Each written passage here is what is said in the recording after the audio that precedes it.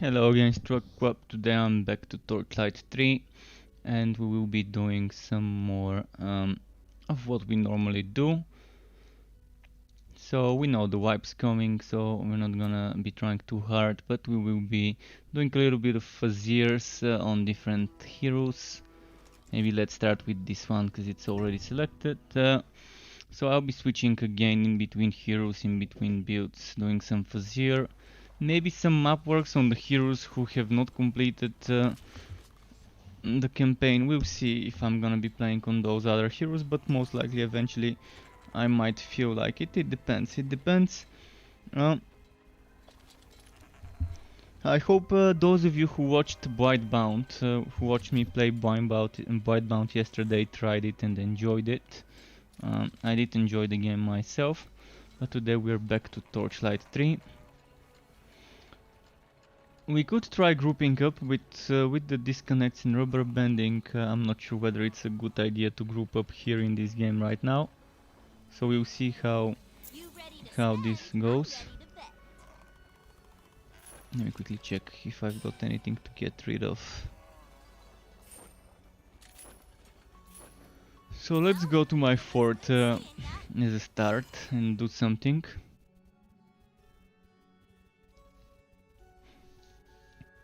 I did almost finish the story, by the way, on my playthrough with the new relic update on the test realm with the Bane.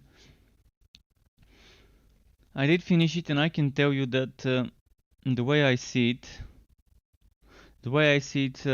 with the new relics, people would not want to have maybe more than 2 active relic skills.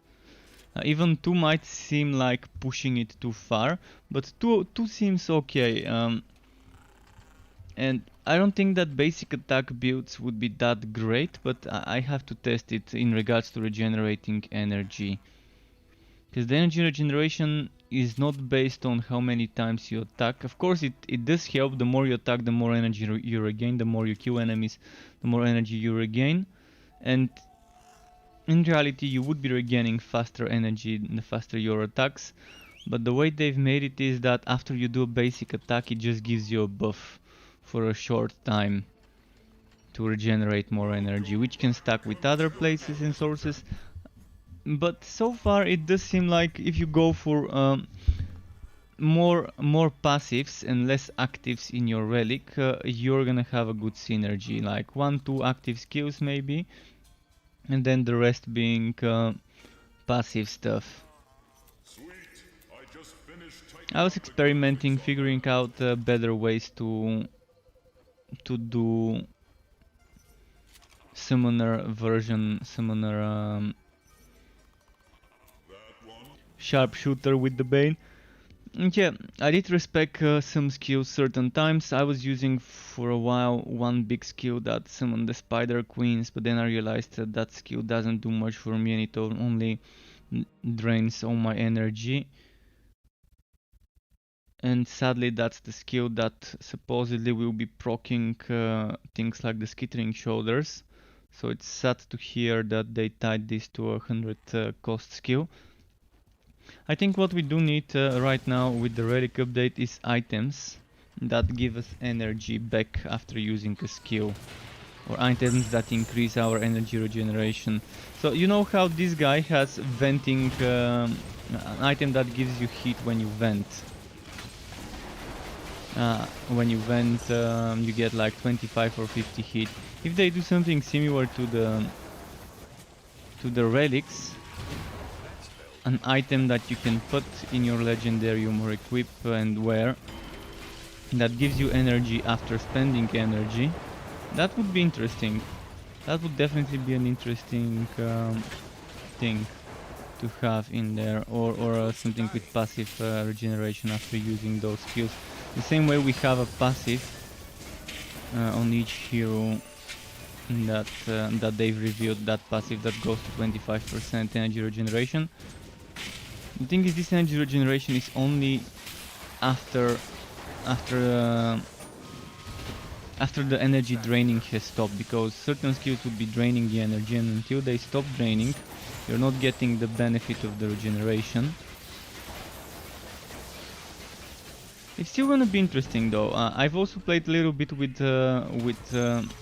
WoW level Train Rail Master with the Electrode just to see what skills they've got. I didn't get it too high, but I think the Electrode Rail Master with the Train and basic attacks would still be okay. Not as strong as before, obviously they nerfed the overpowered stuff. Mainly Lightning Strikes, it got a huge nerf. In any aspect you can think of. Damage, stuns, chance, all of that on Lightning Strike was nerfed. But you're still gonna be able to make a build. In fact, you're gonna be making a more fun build. A more fun build with more interesting ways to get damage from it. Especially the bonuses to basic attacks on the Electrode. The Electrode is the relic that you want to be using with basic attack builds, because there's a lot of attack speed and a lot of casting speed on it from certain places. I'm not sure how casting speed would work. So far the game never had casting speed as a stat. And I'm wondering what casting speed would translate into. Because right now things are getting cast quicker. How would casting speed work on things like Holy Fury on the mage? Are we gonna be proccing the damage from Holy Fury more often with casting speed? Or would it not get affected at all?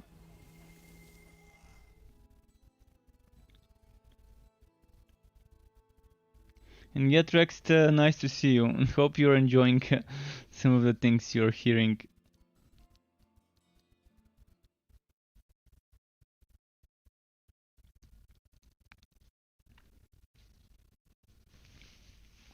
But yeah, the Electrode is still gonna be strong, believe me.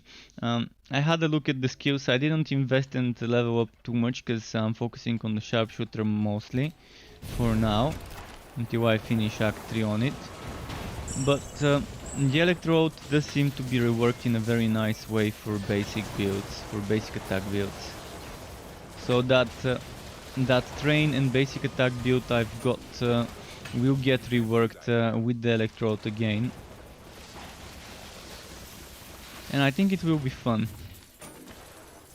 But I really think we do need a new legendary item. Maybe a focus item would fit the bill. A focus item that we can equip or put in the legendarium that either gives us some passive energy regeneration per second, or gives us increased energy regeneration percentage, or decreases the cost of all energy consuming skills, or something that just gives us energy when using energy cost skills. The same way the Forged has a Woku motion that gives him 25 or 50 heat when venting. So something similar, just not overpowered, could be nice. For example, you're using 100 energy, you get 25 back. You use 50 energy, you maybe get 15 back. You use 25 energy, you maybe get 5 or 7 back or something like that. Like a percentage. Let's say you get percentage of the energy spent back. I think the best way to do it balanced is a percentage. I think I need potions, because I'm not gonna be able to do blazing without potions.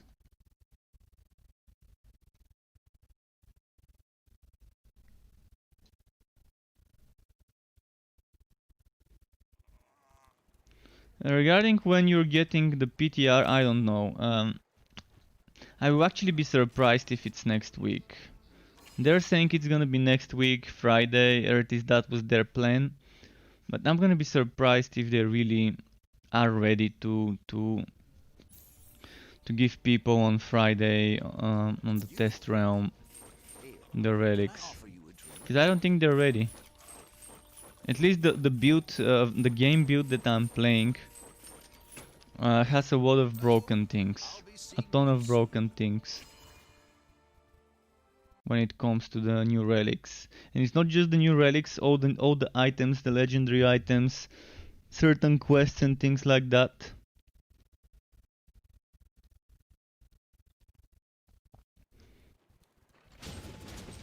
So it's interesting, it's definitely interesting.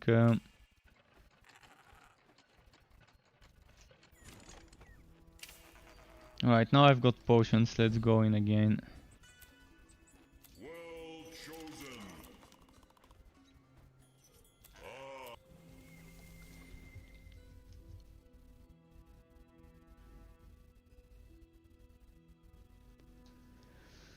I'm still to play with all the relics. I mean, I've only played with 2, and with one of them I've only played like a few levels. I didn't even reach level 5 on the Realm Master before I went back to the Sharpshooter. But again, I don't have much time to play on the Test Realm, especially knowing that it's so boring to do the story in this game. Actually, it's boring to do the story in many games. In almost every single hack and slash isometric RPG, once I've done the story once, it becomes boring. It's been like that for even for my favorite games like Diablo 2 and Sacred 2 and Dungeon Siege 2. It has been boring. Once I do the story once, doing it again just is painful and boring. And having to do it again on the test realm, I mean, yeah, we did find some bugs. I did find some bugs where the progression of a certain mission cannot be continued until I restart a bunch of times. I had to restart like a few times to get a certain quest to be completed. So thankfully we're finding those bugs before they release the relics on the public test realm. So without cheat NPCs it's slow, it takes a while, it's boring, but I understand why we have to do it without cheat NPCs for a few days. But once they add the cheat NPCs I can test every single relic properly, get some respectacles grinded up to some extensive testing. I think the one relic I'm probably the least excited about would be the fire relic. But it does have interesting things in it. It's got some evasion based stuff on it. But the thing is, the way they're handling evasion right now, all those evasion bonuses seem kind of useless in the fire relic. But once they change how evasion works, then I can probably see certain things being good. I'm wondering if they're gonna go the way of having a score like votes and the evasion score on items. If they're gonna go for a similar system or not. Let's see. What's this? No, not this. Well, I'm gonna try and push forward to the boss fight. Hopefully it spawns.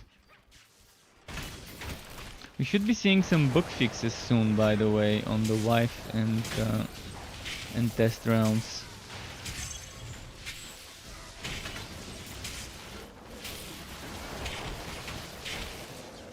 Actually, I'm not gonna fight those.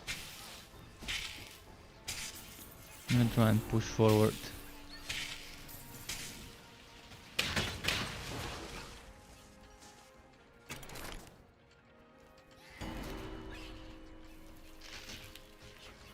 Almost there, almost there. Now let's see if we're gonna get the boss in the first place even.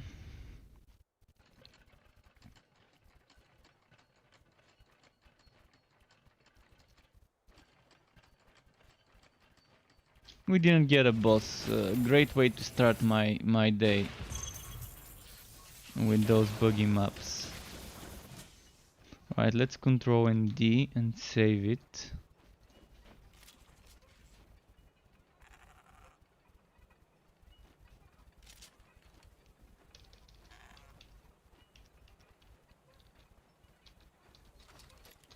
No boss, I'm just saving this.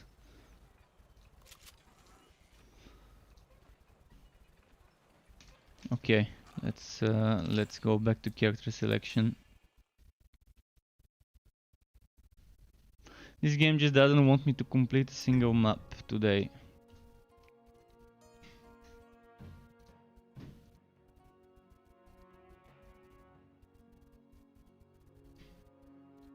Your live game was 5.8 gigabytes today when you downloaded. Interesting. And Darek, by the way, hi. Probably it probably just downloaded the whole game for you instead of just the 800 megabyte patch to differentiate it from the public. Basically, the way they're handling it is when you're switching between test server and live server, it's not downloading the full game, it's downloading a small patch. It's downloading the difference, which difference is 800 megabytes normally. For me, it's still 800 megabytes difference, because probably your test realm might be wiped already and you probably don't have access to it. I don't know how it is on the public test realm. But yeah, you're not downloading the full game, and what might have happened for you is the game, the launcher, the Steam launcher might have forced you to re-download the full game or a major part of it if it was 5.8 gigabytes.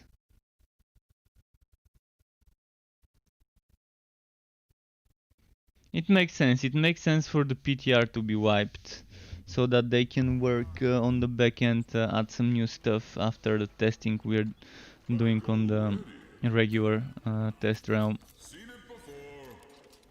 Well, this one was broken and had no boss. So what do we do? Let's try and do this one then. The Fuzier's dungeon right now is such a bad experience.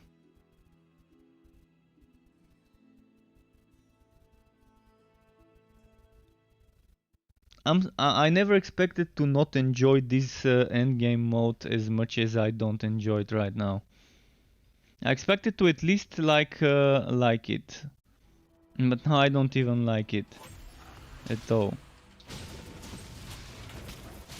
I only like the basic system, the basic skeleton of the Fuzier's dungeon, but the rest of it,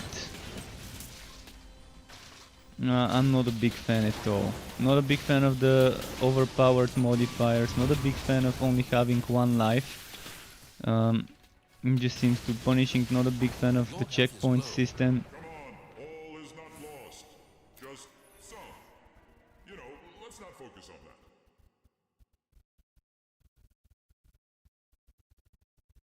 that. They should have extended Whitebound. Whitebound was such a nice game yesterday. I mean, I enjoyed Whitebound a lot. In a time when the Fuzier's dungeon is just plain boring and painful to run. Because you see, you unlock level 60 enemies at Blazing. And if you wanna be doing something that's not Blazing, you have to finish the Blazing. And I just can't even finish a single map due to Blazing being so overpowered.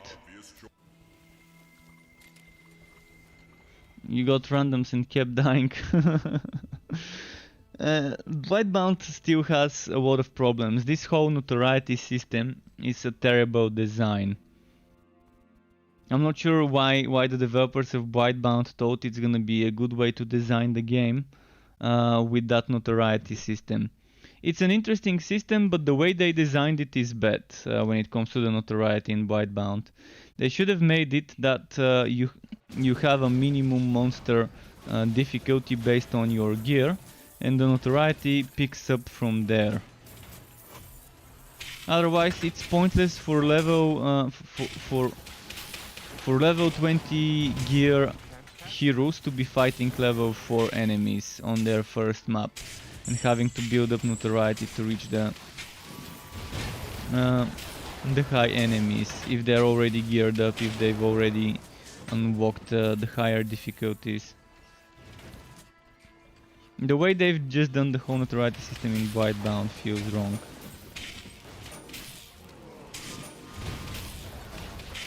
And definitely not friendly for random pickup groups that have just started their first match.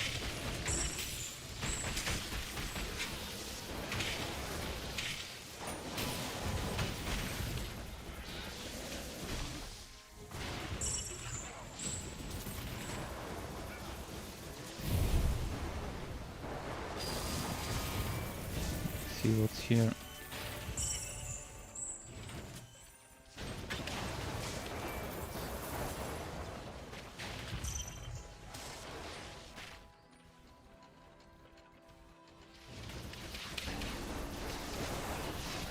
But at least the relic update doesn't seem as disappointing as the Fazier's dungeon update does. This is the one thing I've noticed after playing the Fazier's dungeon and after playing the on the relic update server and checking all the skills of the relics. I'm much more excited about the relic update than I was about this imbalanced dungeon. And it's not that it's just imbalanced, it's that it's very boring the way it's done in general.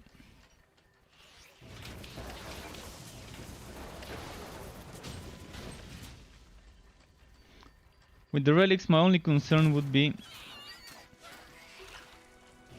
that it's very limiting in regards to how many relic active skills you can use effective in an effective manner, in a nice way where you're really using those active skills often.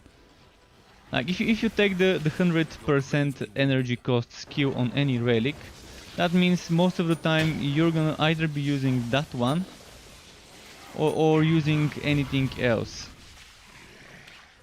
So combining that 100 energy cost relic skill with any other relic skill probably won't be a good idea.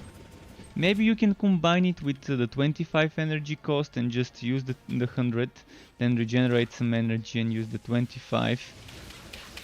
But still, it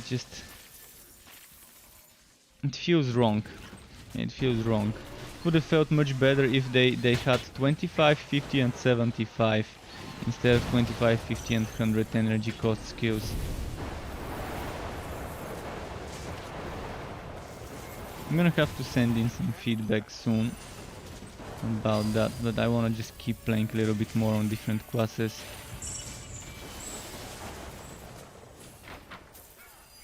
In general, my biggest problem right now is the energy. With the relic update, the energy seems to not be enough. Even if you just use one or two skills, it just seems to not be enough.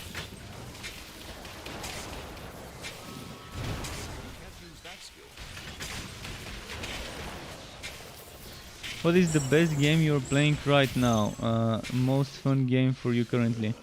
Most fun game for me currently is still this one. If I don't do the content I'm doing right now, this game is fun. If I do map works, I love the game. If I'm doing the Fazier's dungeon, I really don't. This is still my most fun game right now. When everything is working the way it's supposed to be, it's good. Especially in the test realm, when I'm playing with the new relics, I'm enjoying it a lot. I only wish I didn't have to do the story again and just jump into the end build making kind of part of the game with the new relics. But this is still the game I enjoy playing the most out of every other game out there that I own. I'm not including games that I don't own or that I've never tried.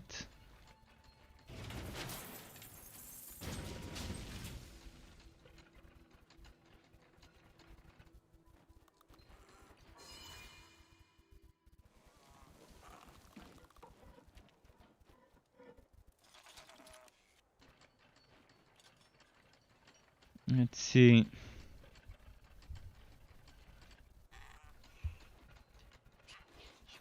And another map without a boss. This game today is just killing me. What's with the no boss maps? I thought this would have been fixed last week. Can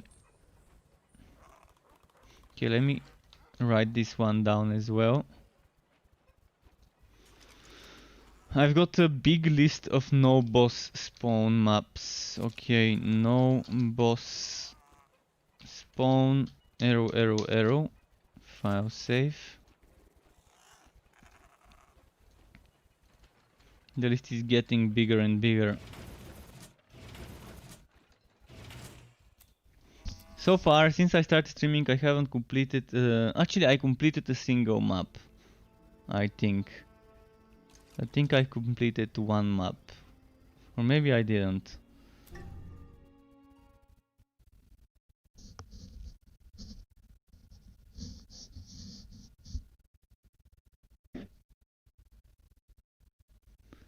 Let's see.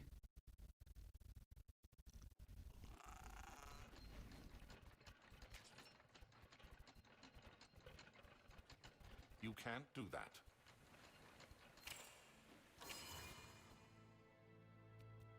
Come on, game, what's it gonna be?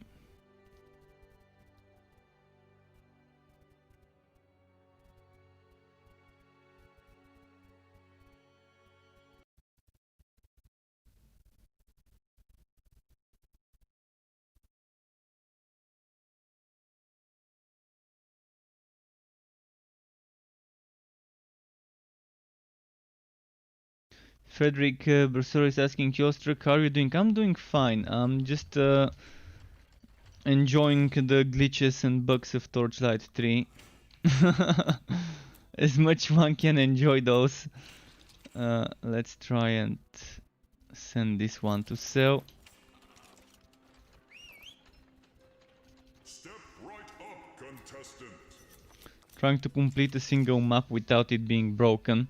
But I guess that's not an option, a map not being broken. Was that the right? Let's try this one.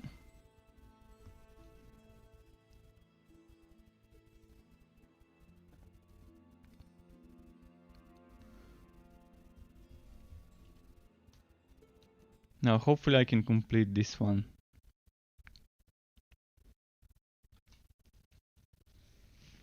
So far it's either gonna be me getting 1, 2, 3 shot very quickly by something, or the map not having a boss at the end.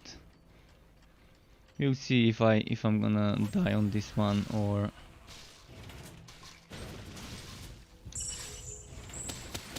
be able to at least reach the boss. Spell can't be cast.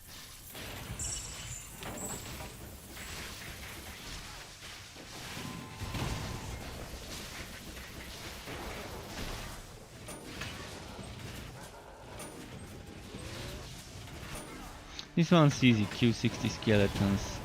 That's a nice mission.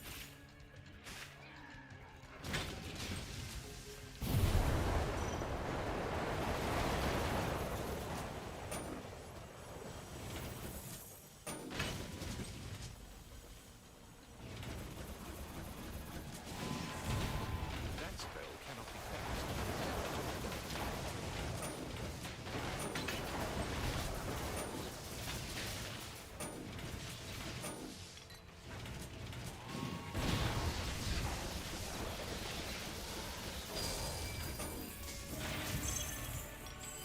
What is this Mountain King's helmet?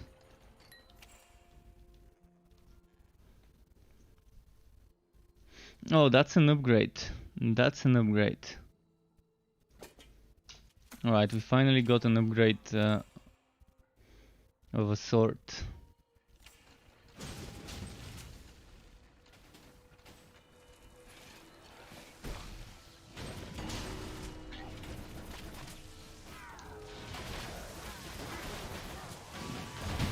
Can't use that skill.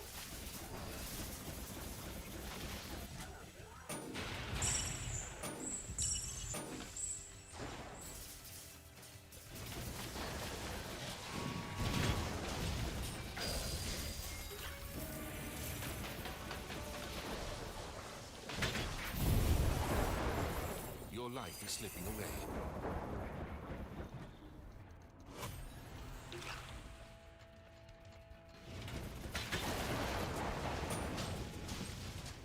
How many more skeletons? 3 more. Alright, let's just move. They're gonna die on the way somewhere. Like here.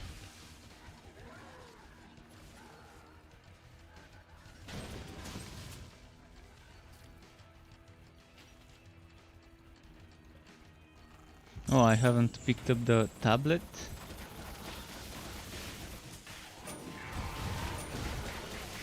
You can't do that here.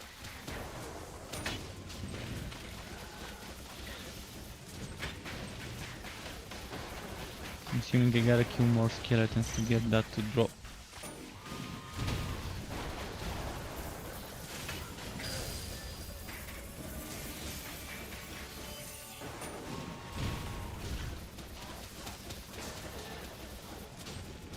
You feel refreshed. Right now I need to find more skeletons.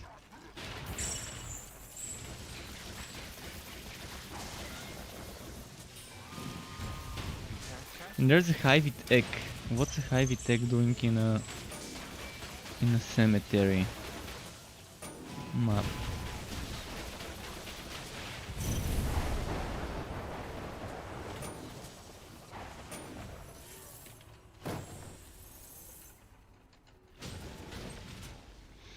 Well, hopefully this time we get a boss spawn.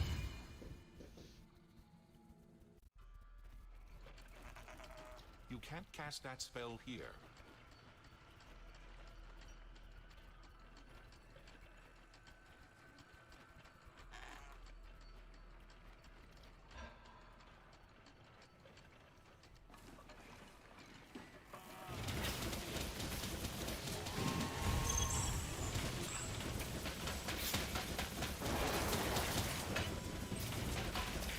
Come on, come on. Your health is low. You can't cast And that. of course I've got 1 potion only and shit tons of skeletons. On a blazing map mod. When did I run out of potions? I bought 20 potions earlier from the town. And I actually have 0 potions. The game is telling me I've got 1, but it's actually Your 0. pet is running away. You died. The good Fucking news, I bullshit can just again. keep bringing you back. Remaining potions 1, it was not using the potions when I was using them. Let me go into the town and see how many potions I've got right now. How does it say remaining potions 1 but not let me use it to heal? No, it's 0, it is 0. It's definitely 0 potions, the game just didn't realize that and kept...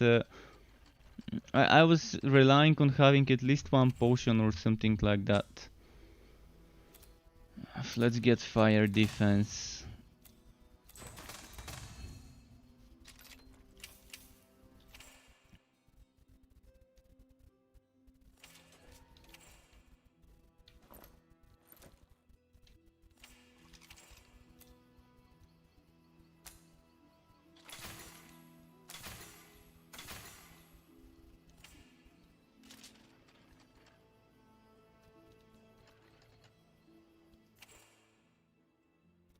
Do I have a fire defense shield? I can try and get rid of the chance to burn and reduce my damage, but maybe get some fire defense shield.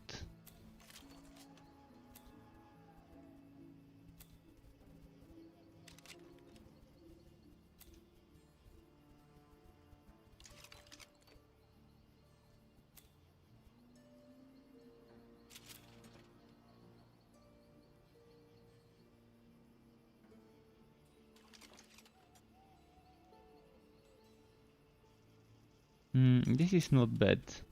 May not be fire defense, but I can add fire defense to it.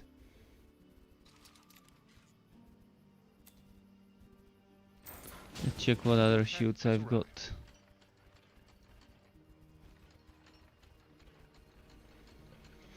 I'm gonna try and add some fire defense so I can at least survive some more. Oh, we can't add fire defense to it. Oh, never mind. There we go. It's here.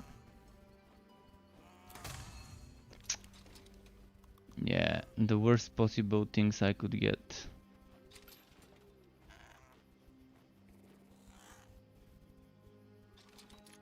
Out of 4 possible things, I got the 2 things I didn't want. Oh man.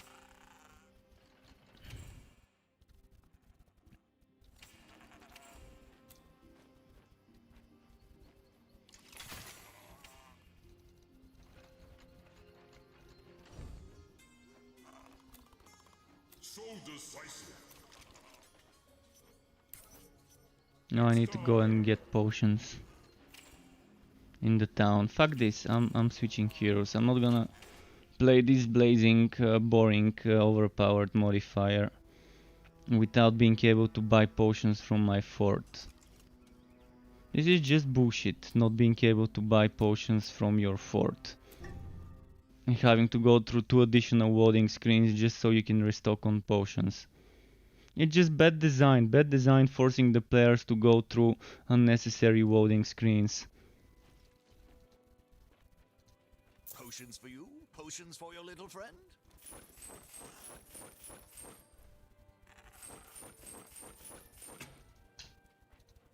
Oh, is that all?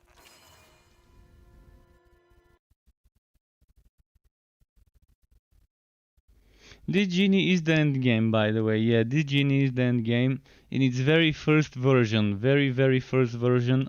So it's gonna get improved, rebalanced, hopefully, and more rewarding. Hopefully it gets more rewarding, because right now it's just it's not fun to do it. Honestly, I don't like it any bit.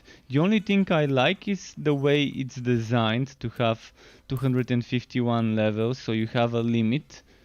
And I do like the system that we're getting modifiers, but I don't like how the modifiers work.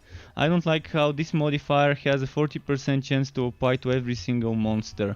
I think it would be much better if this is 100% chance, but only to champions in the map, not to every single monster. And some modifiers really need reworking because they're just overpowered. So decisive.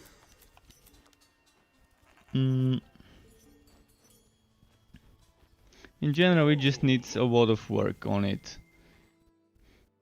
Right now, I'd rather do map works instead of this. Because it's easy to do map works. Let's not say easy, but let's say easier to do map works. It's gonna be just as rewarding, and knowing that you complete them quicker, it's gonna be actually more rewarding overall.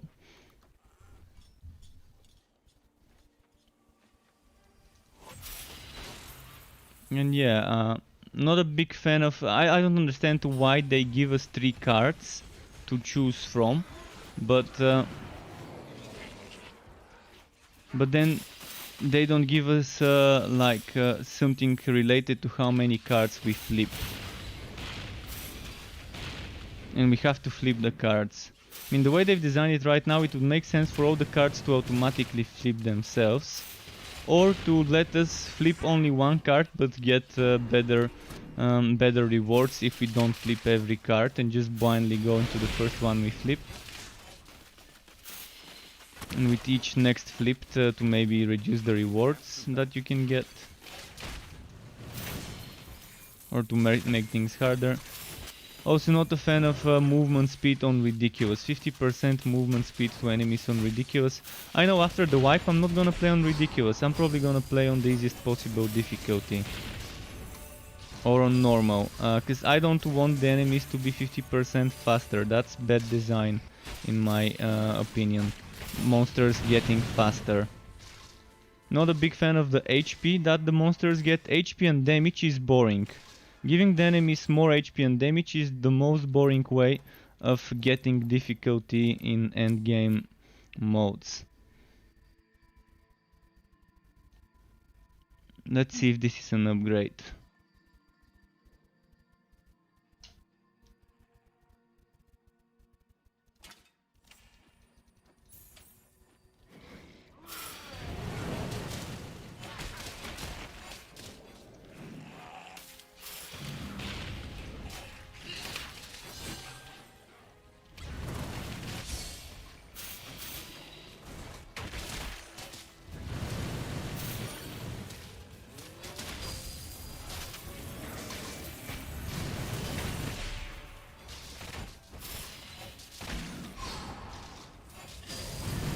At least I can do on this hero this one for farming.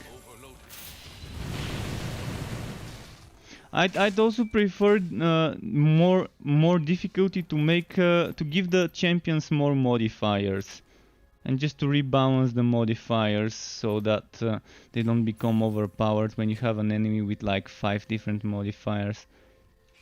And also to increase the chance of finding elite monsters more, which would increase the chance of getting good items more. So you would have a motivation to do the difficulty.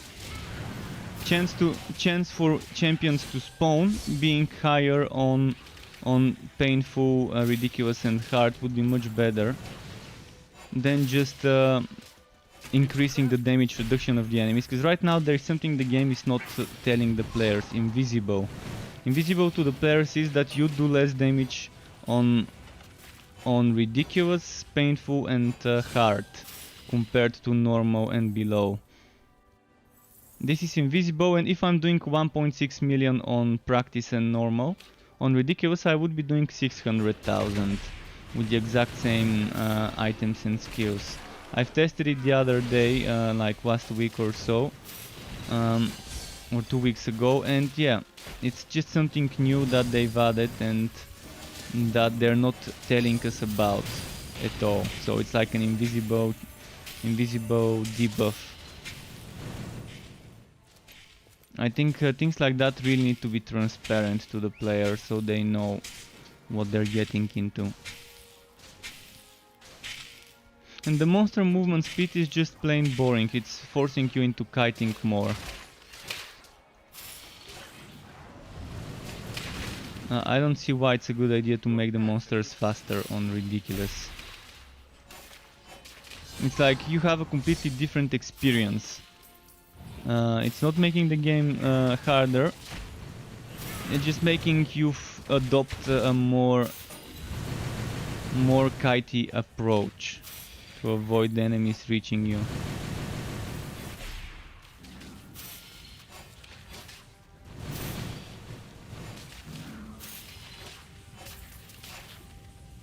And the whole blazing modifier is overpowered. Ever since the first boss fight, Bruce Killis, the players get faced with the blazing modifier, which is overpowered.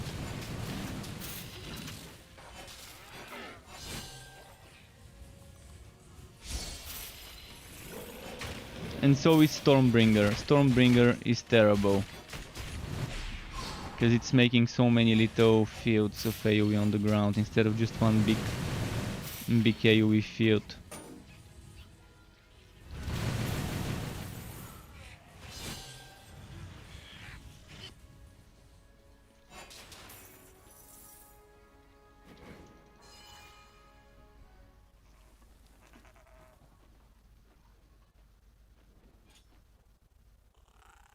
Well, they already have this. They already have this modifier with different damage types. And those different damage types are decided based on what map zone you're doing. See, I'm now doing a zone with mostly physical damage enemies. But if I selected a map with fire, it would be fire. So they already have this, and this is fine. This is good. It's nice. But yeah, when it comes to modifiers on enemies, there's many games that have done it right with the modifiers. Things that are not too boring to fight against, but still provide you some sort of a challenge. They're looking for ideas. They're actually looking for ideas for affixes. So if you guys have some ideas for map affixes, send those to the developers. Because for this dungeon they're actually looking for ideas for positive and negative affixes. So if you think there's a great idea that you've got regarding a map affix, feel free to send that to the developers on the link. I'm gonna give you this link. Or feedback at extra.net. You can email those ideas if you don't want to put them on the public board.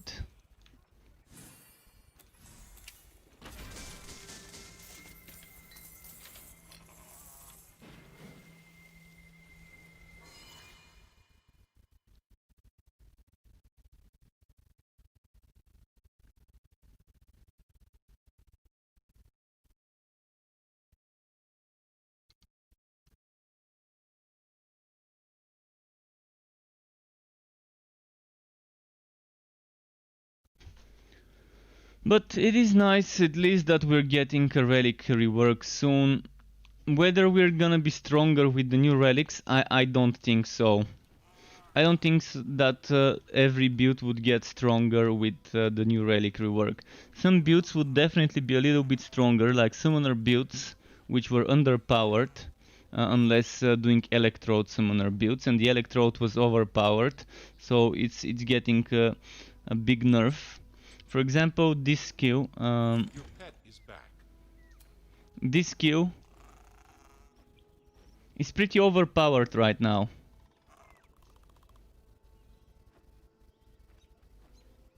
%10 chance, and being able to increase that chance by another 25% is overpowered. So I think the way they've nerfed this and removed the stun from it, because there's not gonna be a stun, they've done it okay with the rework. This one skill, the Lightning Strike. And this was one of the major reasons Electrode being overpowered on summoner builds, because you can proc so many of them. But with the current version of the game, with the Bane, you can get for a few seconds a total of 125% minion damage. 125% minion damage, which is not just for your spiders, but for goblins, netherlings, ancestral spirits and things like that.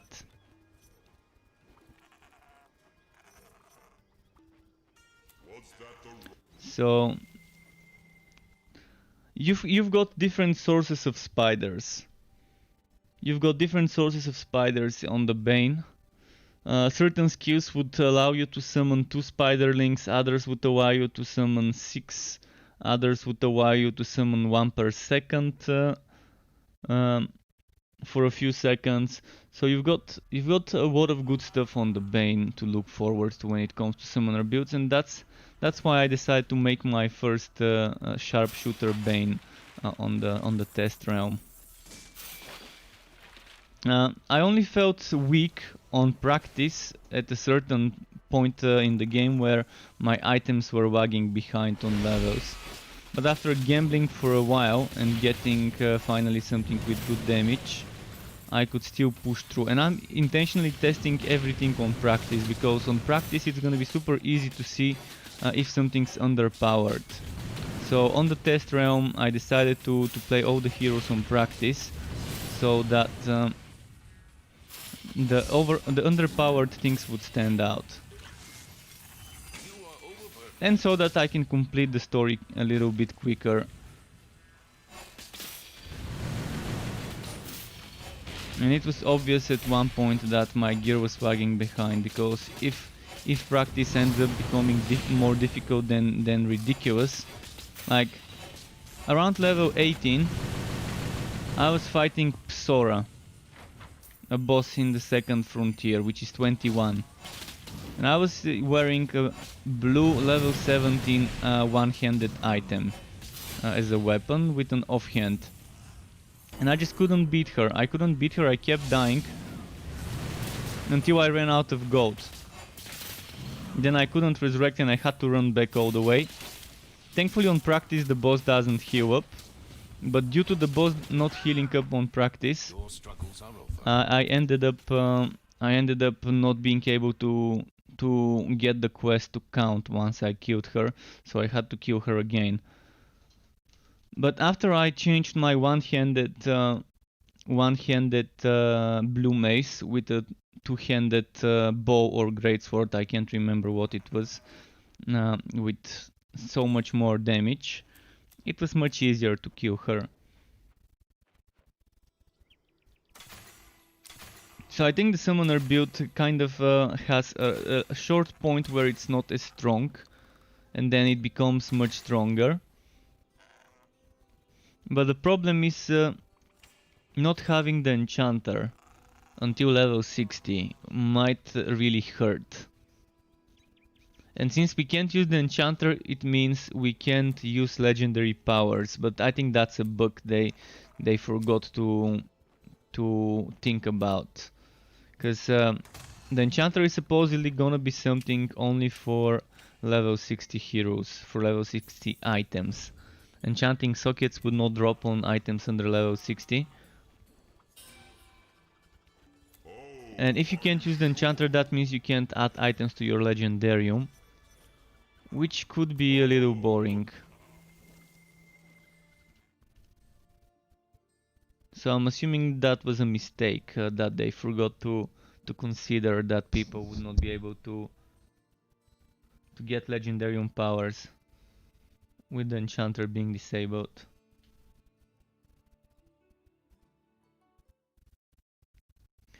Jake, what are you saying about nerf buy? I'm not sure what you're nerfing, what nerf you're talking about, Jake.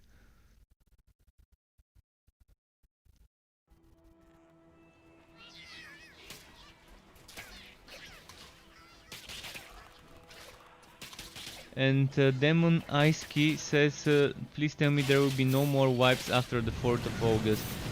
So far, the only other wipe will be once the early access ends, meaning that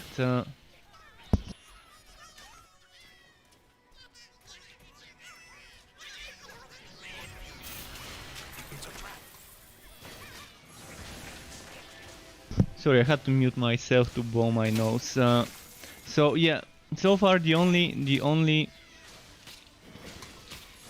other planned wipe is after early access ends.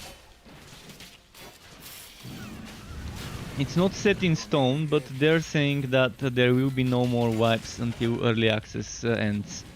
Unless they really feel the need to rework the game systems all over again.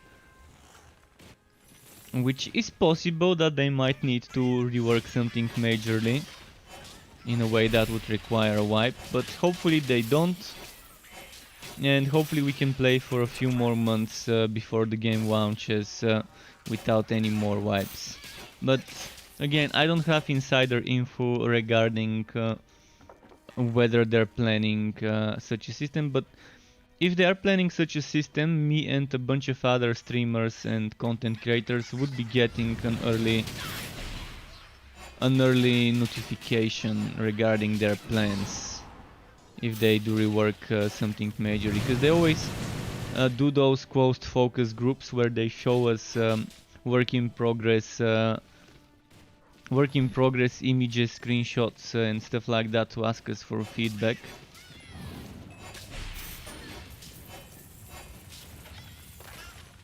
So if they do plan another rework, they would probably ask us for feedback, what we think about it first, about the rework and whatever, but I don't think they're planning. I don't think they're planning another major change like the relic changes.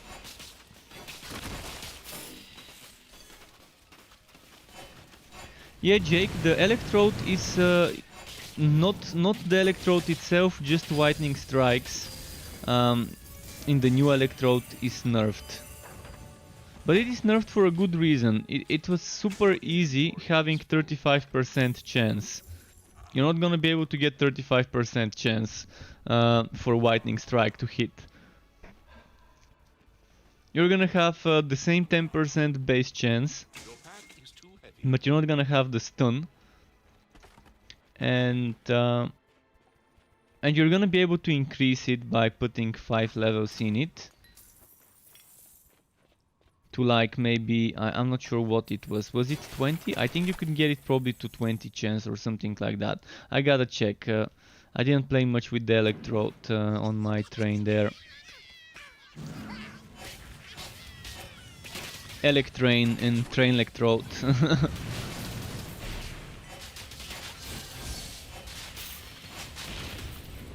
It's not gonna be bad. I mean, the skill right now is overpowered. Honestly, I gotta be frank with you that 35% chance for Lightning Strike, which has a 100% chance to stun with the Fright update, is overpowered. Because this can get procced by every single hit. If it's like 15-20% chance, it's still gonna be proccing often. It's still gonna be happening, so it's not that bad.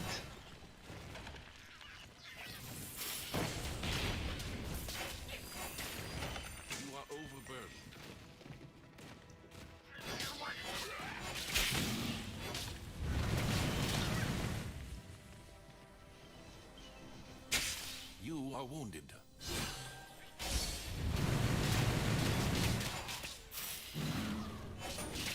I'm looking forward to testing the Ice Relic. I think the Ice Relic would be amazing on melee heroes. On melee builds like Spin to Wins or Slammer builds.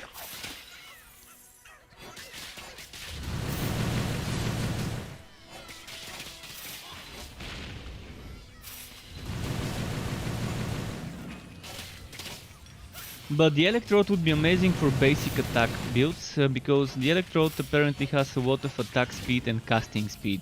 Mind you, casting speed is something we don't have in the game right now. I'm not sure how it works. I'm still to test casting speed Electrode bonuses on the other server. Not sure how that works and how it translates. I'm really excited to figure out how casting speed translates on skills like Holy Fury, like this skill. How would this skill benefit from casting speed?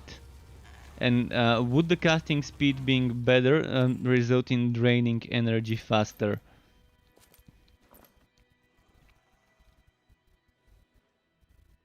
Yeah, with the nerf to Electrode, it's gonna mean that people would be choosing the other things more when they want DPS. And Electrode being too waggy right now with all those procs, I think that's actually gonna solve the whack in a way. Reducing the chance of whitening strikes would reduce the wagging a bit.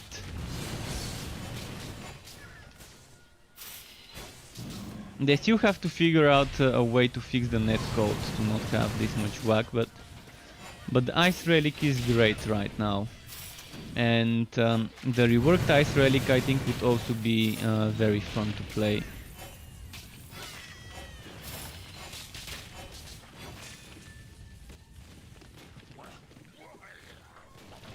Gwent is saying, what about the PTR?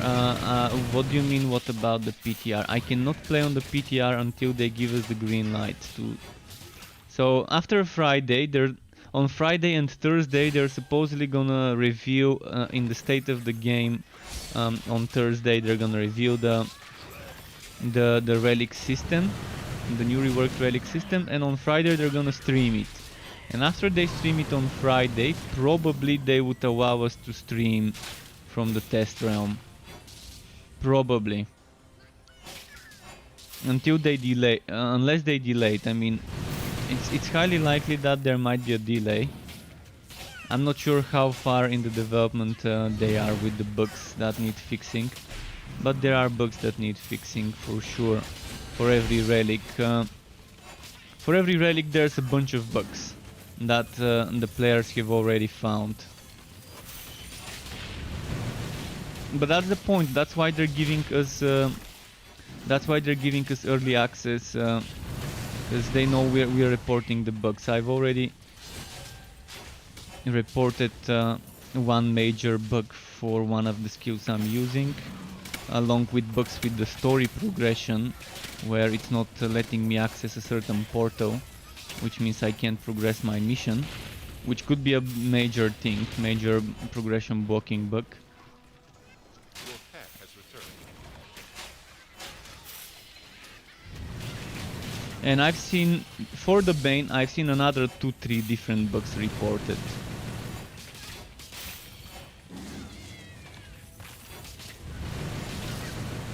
The bug I reported was one of the skills tier 1 bonuses was not doing damage, which was not a major problem, but I would like to see how much that damage would be, and I would like to see it do damage, because it's a pretty nice AoE kind of thing that I really liked as a mechanic. Without being specific,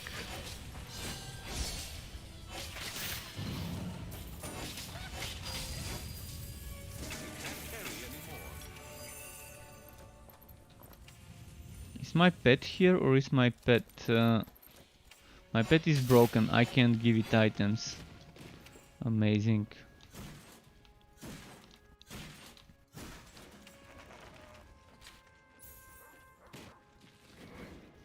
So the pet is here, but not really. I'm getting the pet aura, but I can't give the pet items.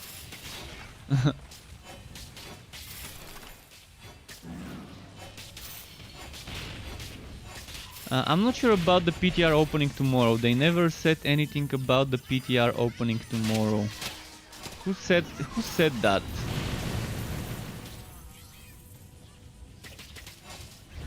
They won't be letting you play with the new relics until they have been revealed. Because the relics making their way on the PTR would mean that that they're already revealed and that they're information that can publicly be shared with the majority of people. You did. Just like last time, the PTR will not be playable with the new update until it has been revealed, until people have seen it on stream, and I expect that to happen this Friday, unless they delayed, which probably would happen. We'll see. It's rigged.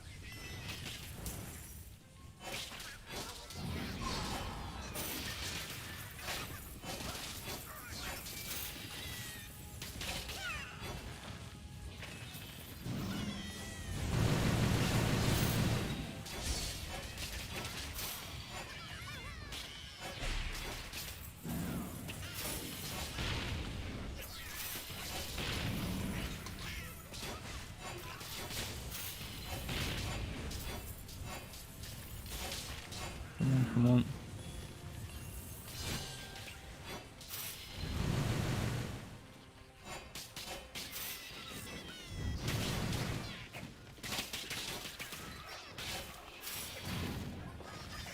So many of them.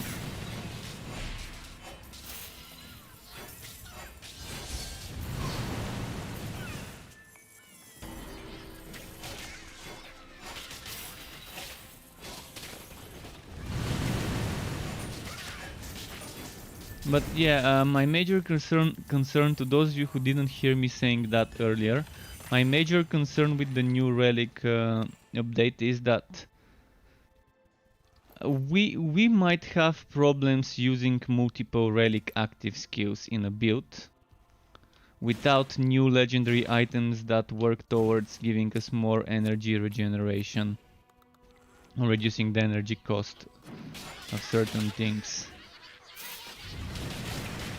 So it would be nice if we get something like that for the relic buff or power or skills, to have some sort of either energy recuperation, like you use the skill you get energy back, or energy cost reduction for those skills, or some sort of a passive or active energy regeneration buff. So either passive all the time or active for a few seconds after doing something to trigger it, so that we don't only use one, maximum two energy cost skills in the build, but have an option to do more. Because right now we do have for each hero ways to get ammo regen, mana regen, endurance regen, heat dissipation. We do have those options, but with the new skill tree, if it's gonna be a new skill tree, and since there's a new resource, we need more ways to regenerate that resource. Otherwise we are getting very limited choices in regards to how many skills that cost that resource we can use. And that's gonna force people into cookie cutter builds that are only using this skill and that skill. There's not gonna be a lot of experimentation. Because the way I see it, the energy regeneration is not enough. Even with 25% energy regeneration from a passive skill, and maybe another 10% from using a basic attack, still not gonna give you enough energy regeneration to quickly recharge.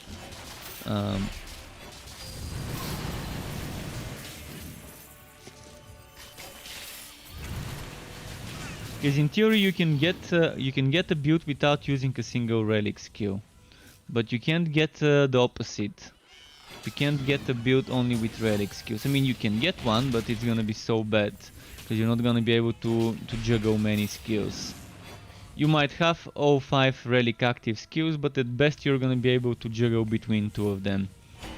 The others might be situational and you can only maybe use them in certain cases.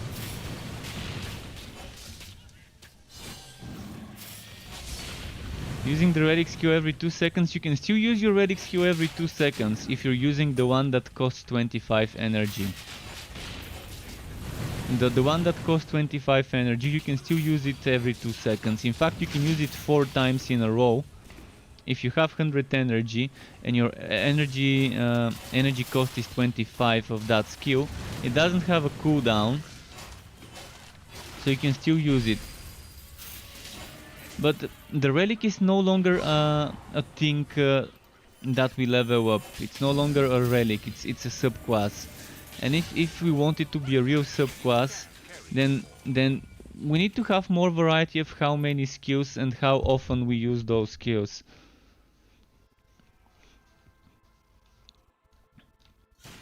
It feels kind of limited right now. You can't see it because I'm not playing on that build, but if I was playing on the other one, you probably would see what I'm talking about. For example, I can't use my 100 relic skill, or let's say I can't use my 50 energy cost relic skill that makes my minions do 100% damage, and at the same time use 2 times the skill that summons 6 spiderlings and a big spider. And if I want 2 big spiders and 12 spiderlings, I can use my 100 relic energy, but then I can't get the 100% minion damage buff for 2-3 seconds or whatever until my energy is drained. And that's why I think we could use some sort of item that gives us energy back after using energy. The same way the Forge has items that give him heat back when they vent. Vesku is asking if I'm buying Blind Bound on the 29th. It depends on the price. Did they reveal the price of Blind Bound? Let's see. Let me check if they revealed the price. Someone's telling me to hydrate. I might do it right now.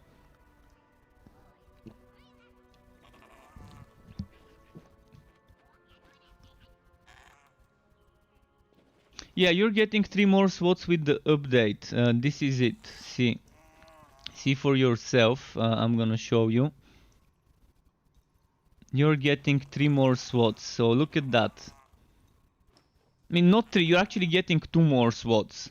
You're getting 2 more slots because the relic activation is one of those 2 slots. One of those 3 slots. So you're getting the relic activation on E, being your number 5, and then your number 6 and 7 are the new ones. And you don't even need that many slots. I'm telling you, even right now when the game would have 9 skill slots, most people would probably use 6 or 7 at best. Some people probably would use 8 slots, but you really don't need that many slots. Because you can't use certain skills at the same time. You can still have them as an option if you don't feel like using this skill as a main attack to use another skill. But yeah. Just a moment, let me check the Blind Bound.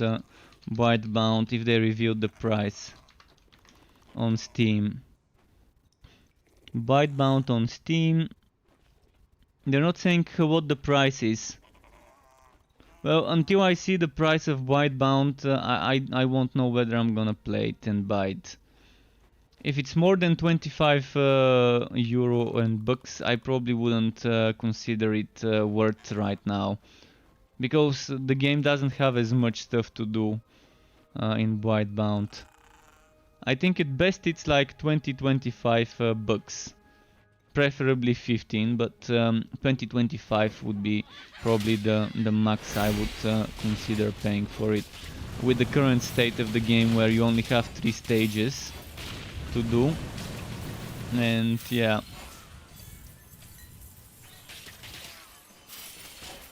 I wouldn't mind buying it if it's cheaper.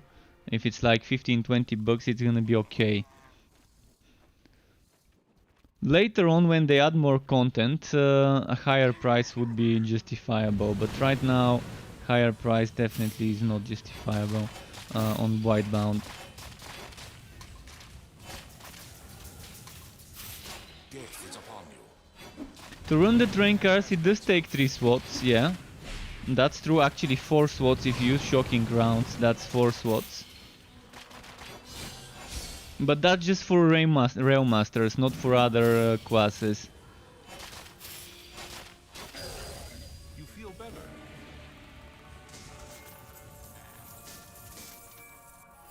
That's only for Rail Master. That's probably the only case where I would see people maybe using all the SWATs. Train Rail Masters, that is actually, not even the non-train builds. You can have a hybrid build where you're just using shield car and then a slammer.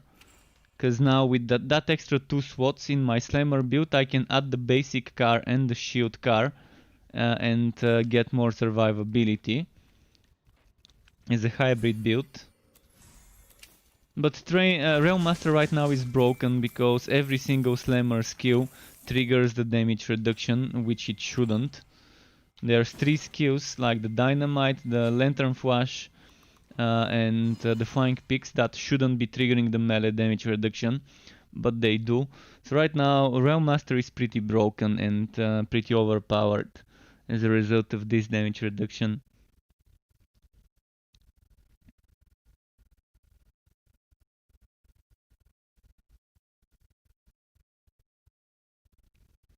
But right now you have 7 SWATs. You're gonna have 9, but right now with 7 SWATs you have you can get 4 train cars. And thank you for the follow, Gourmet Geek Grub 89. Thank you very much. Welcome to the Struck Club. Right now you have 4 train cars and 3 more SWATs. 1 for the relic activation and 2 more for certain things like maybe blasting charge. I'm gonna go and show you what I'm running.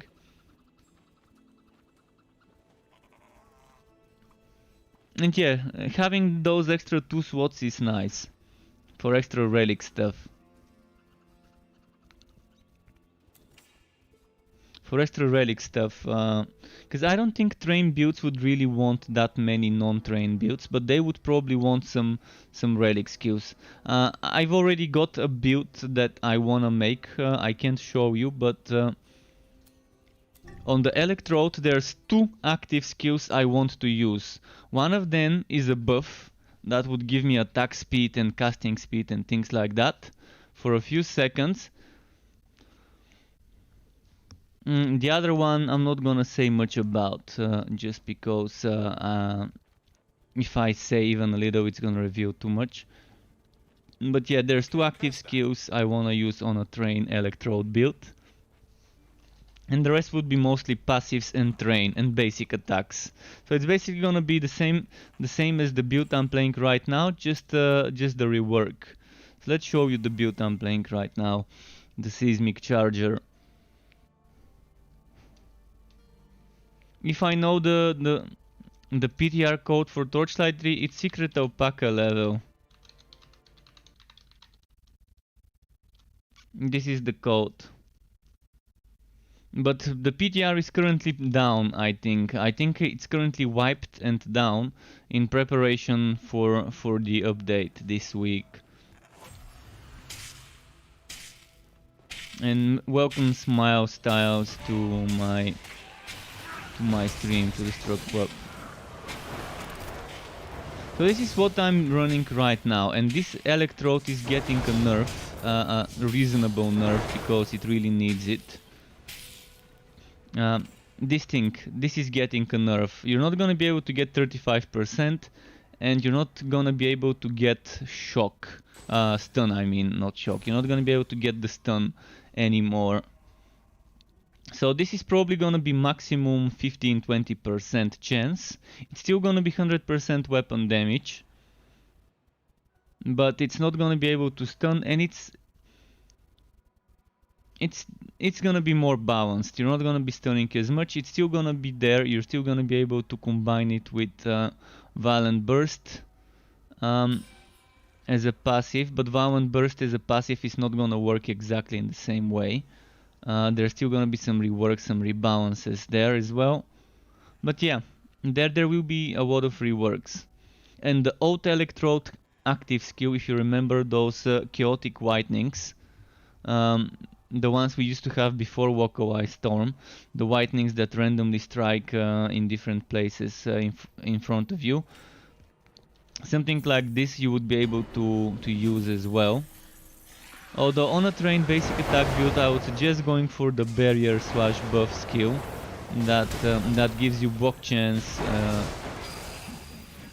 That gives you a certain amount of block chance and a certain amount of attack speed for a build like the one I'm playing right now, which is centric around the basic attacks and about proccing stuff. Believe me, it's still gonna be strong, but it's gonna be less swaggy maybe, because it's gonna be proccing less often.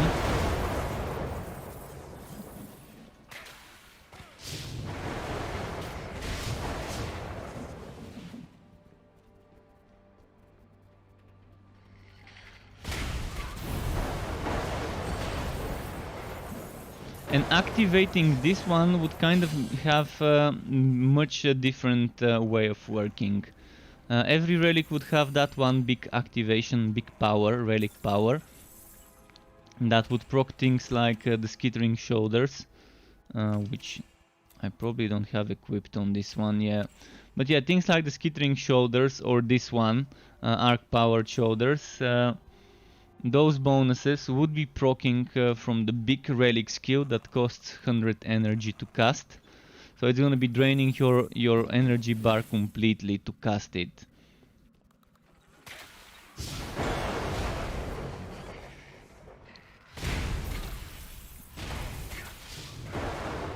So you're using Pound, Basic Attack, Walkaway Storm, Shield Car and Mortar Car.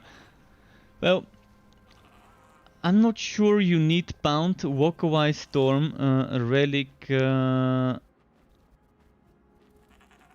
Basic Attack. I mean, are you using items? Are you using the legendary item for Pound to be? Why are you using Pound? That's what I don't understand in that build. Are you using Pound to stun in your build? I'm just trying to figure out what your idea is behind it.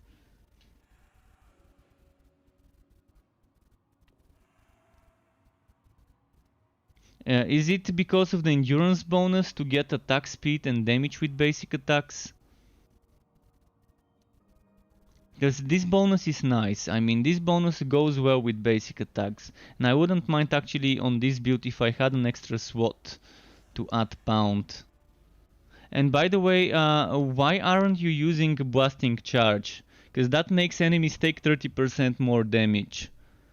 Just keep that in mind. This is probably one of the best Realm Master skills, those two skills. This one you don't have to use it, you can just put tier 2 bonus. But this one makes the enemies take 30% more damage for 6 seconds. From anything. This damage, you can be doing basic attacks, you can be doing relic damage procs, you can be doing train damage. Any damage that the enemy takes would be increased. So keep that in mind, it's a great skill. But yeah, this one, if I had an extra slot, I wouldn't mind putting Pound, just to get extra damage and attack speed for basic attacks. And I'm gonna experiment with something like it. But again, we're gonna have only 60 points. And you know, the relic would not have its own 50 points. The relic would be using your 60 points for the character skills. So those 4 points I probably would remove. Those 4 points I would probably remove. I'm not sure how relic active skill cooldowns would work.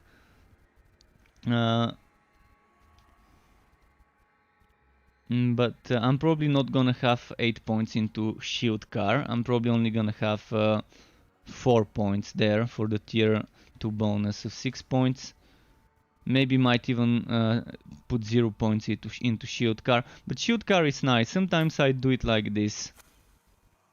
But I think shocking rounds is great because it procs a lot. It has a lot of proc per second potential for things like the lightning strike. But yeah, I would consider on your end, I would consider removing the pound and replacing it with blasting charge. Because this one gives you the extra damage and attack speed for 6 seconds. But this one can also make the enemies take 30% more damage, also do some damage, and then you can just focus more on the basic attacks. And the basic attacks seem to be limited. I think after a certain point you don't get any more attack speed. I think there's a cap on attack speed. I'm not sure, but I think with the Frenzy's Blade, like this, with the Frenzy's Blade, and what else was that? And this one with the basic attack damage, you do get a decent amount of basic attack centric stuff. And if you get those gauntlets and boots, like this one, the seismic charges, although the seismic charges could maybe do some. I think those are a little bit underpowered, a little bit. They're still strong. They can still do a lot of damage, but I think they need to be a little bigger and wider. Like a wider thing. I'm gonna try and show you, but it's kinda hard to show it. Did you see it? It's like spike drive, but a very small spike drive projectile. I think this seismic charge needs to be. I think this seismic charge needs to be slightly wider. Let's say 150% the radius or the width, or maybe 200% the width of the current one. Because it's just a single. It would have been nice if it actually cast the spike drive with multiple seismic waves, but it's just one seismic projectile, so it feels a little bit underwhelming. It still does nice damage if you're doing single target. It's still nice damage. But right now the electrode itself is overpowered and it's getting a nerf, a reasonable nerf to it, so it's mostly the lightning strike that's getting nerfed though. Which is the main problem, the main overpowered source of damage was lightning strike.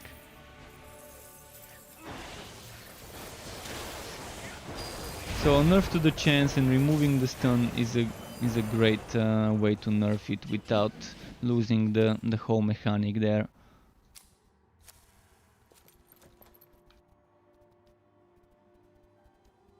And yeah, you can get things like this, attack speed for basic attack, and you can get damage for basic attacks on top of it.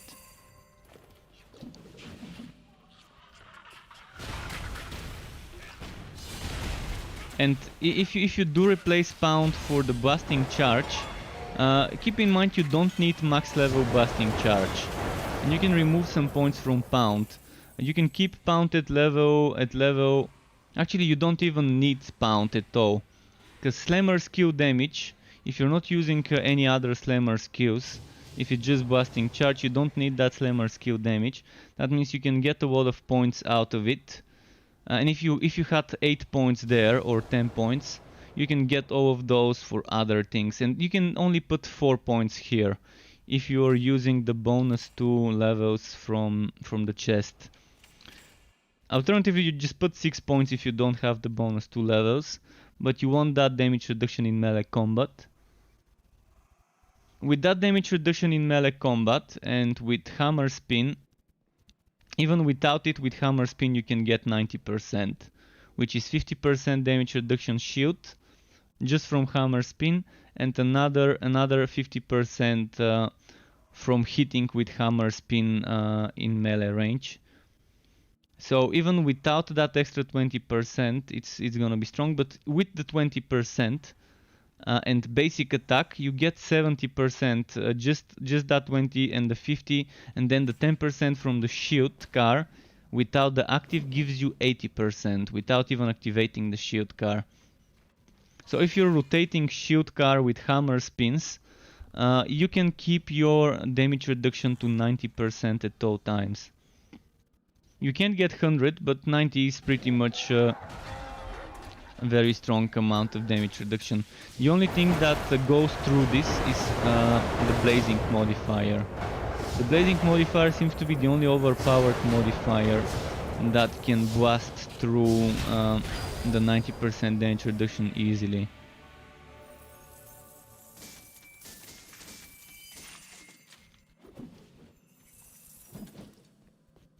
But yeah, I can't wait to rework that with the new relic and show you the result of the reworked and the way I've set certain things. I'm gonna go switch characters now again. Maybe play the sharpshooter a little. Maybe play the sharpshooter, yeah. The sharpshooter that I'm leveling up right now on the test realm. It's weird. It's hard to tell how much DPS potential it's got. Because when you've got too many summons, they're not hitting the enemy. Some of them would stay on the side not doing anything. And that's why I think they need to rework the summons, the spiderlings, to include some ranged spiders. Ranged spiderlings. We do have ranged spiders from one of the skill, but only up to 2 and only for a short duration. And they're only the big ones. I think the small spiders also need to be ranged on the Bane. But yeah, I'm gonna play a little bit more, level up my sharpshooter with Bane, and then give them some more feedback about what I think is strong, what is weak. I did test almost every skill. Out of the 5 active skills on the Bane, I've tested 3 with some respecking. The other one I've not tested because I know what it's gonna do. And the final one I'm gonna be testing later when I've tested the summon based stuff. So I'm focusing on testing anything that has summons. For example, Venomous Maw is supposed to have summons, but some other people are reporting that the summons from Venomous Maw don't work. That's why I'm not leveling it up. I know what Venomous Maw does. I've seen it before they removed it. I've seen what it does, so that's why I'm not testing it. I'm testing all the new skills. And it's gonna be super tricky to combine. As I said earlier, one of the buffs can give you a lot of minion damage, but it costs 50 energy. And then another skill can give you a lot of summons, but also costs 50 energy. So it's very hard to make it so that you get shitloads of summons and extra damage to summons.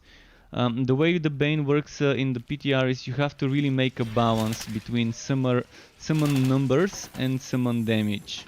Do you want more summons but without the bonus damage, or do you want less summon numbers but to have for a few seconds a nice damage buff for each of those summons? I think probably the balance would be using the buff ones and the active skill ones, so you can get kind of like a middle ground.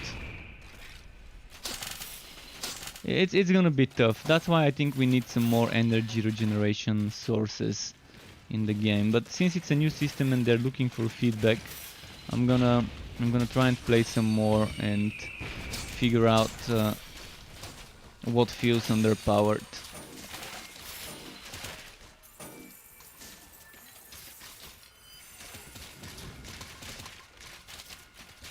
It's nice that with the Bane now you can get some summons, some spiderlings at level 1. Whereas with the current Bane you need, I think, level 15 to get the summons, the spiderlings to even exist. And this is great. And not only can you with the new Bane get spiderlings, you can get a big spider like the one you're seeing right now as well. Very early in the leveling up part of the game, and that lets you be a summoner from early in the game. If you combine that with goblins, you've got a ton of creatures. A ton of creatures. You don't have to be level 20 to get to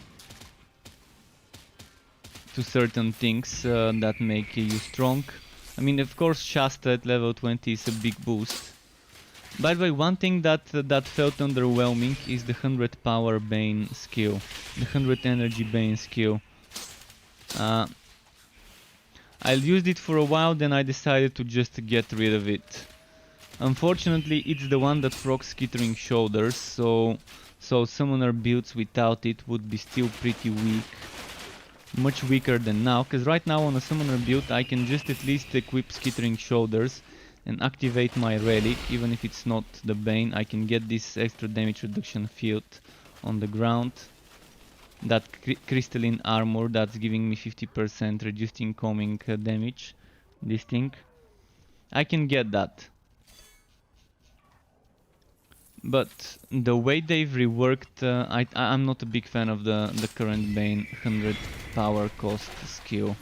In fact, I'm not a fan of the 100 power being the cost. I think it should have been 75 energy, not 100 energy cost for the big skills.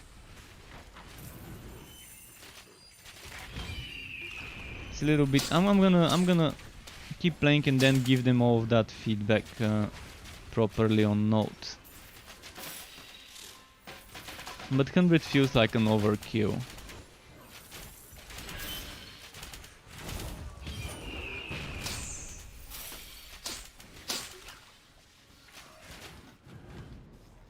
Maybe adding unique items, legendary items with cost reduction for specific skills in the energy department would be nice. For example, a legendary item that gives you 30 or 35% energy cost reduction. This would be nice, because this percentage would work on every single energy skill, or it could be 25% as well. The 25% would make the 100 to 75, so that's not bad. It will make the 50 to what, 38, I think, or 37.5 or whatever it is. And it will make the 25 to what's 25 minus 25%. Make the maths. What will it be, like 19 or something? You are overloaded. I think that would be a great addition for an item, like an offhand or a main hand item that has this legendary power. And that could solve a lot of builds problems and give you some more variety when it comes to relic stuff with the energy system.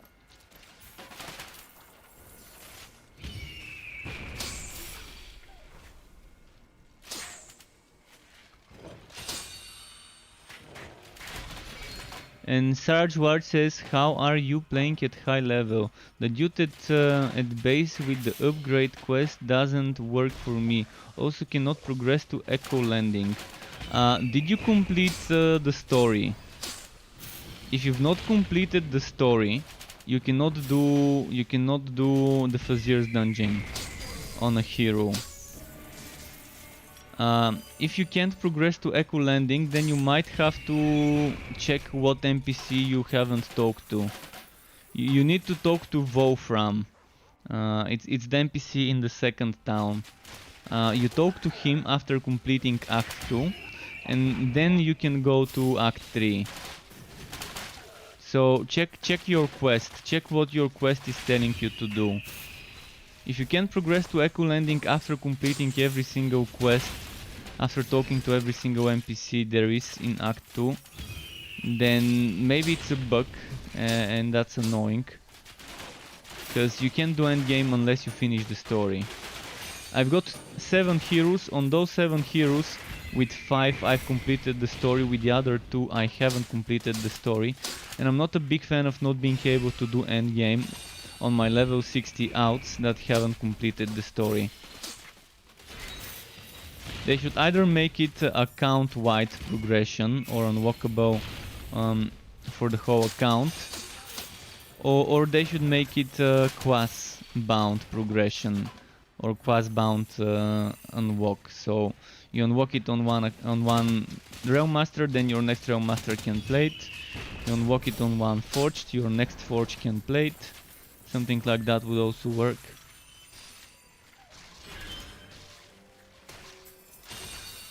But I think the best way to handle the Fazir would be an account-wide progression, not a hero-wide progression.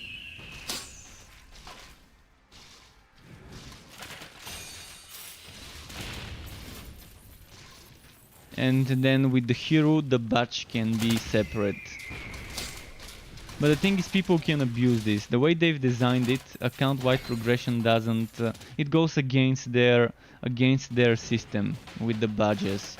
Because they have a system where on the badge you would see the highest level reached of the Fazir's dungeon and the badge that shows the lowest difficulty you've played. So the highest level reached in the dungeon with the lowest difficulty played, that's why it's tied to a character, not to a count. But they can just make it to unlock for the whole account and to just have separate progression for the characters still. Right now making outs in the game is boring. Making outs and powering through the whole story again and again and again and again, it just becomes boring, especially knowing that there's wipes and stuff. That's why most people prefer to play on the test realm, because there's cheat NPCs that let you skip the whole story. I think they need to allow an option to create an endgame only hero. That's basically a cheat NPC hero. That's only for the endgame, and that has some sort of cheater mark on it or something like that, so people know it's an endgame only hero. That maybe opts out of the whole batch system.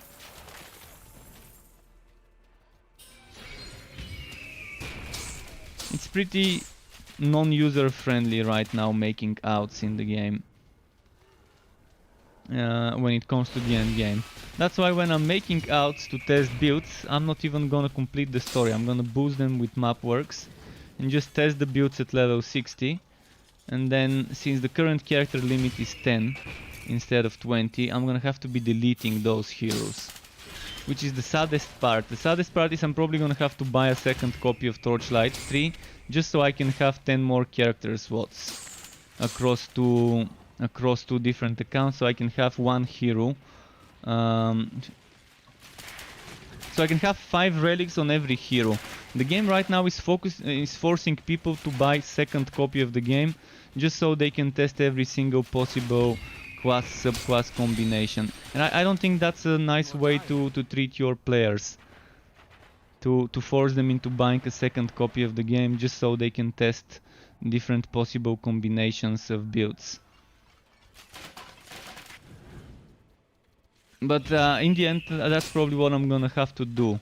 Buy another copy of the game so I can have a second account, so I can test builds without deleting heroes.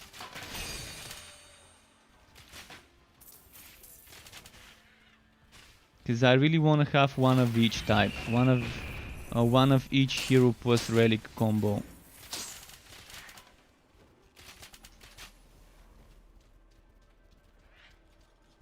And someone said 25 minus 25% is 18.75. Alright, that's not bad at all. That is definitely not bad at all as a cost to a spammy skill. I think 25 is definitely a good amount of cost reduction if they decide to make something like energy cost reduction things.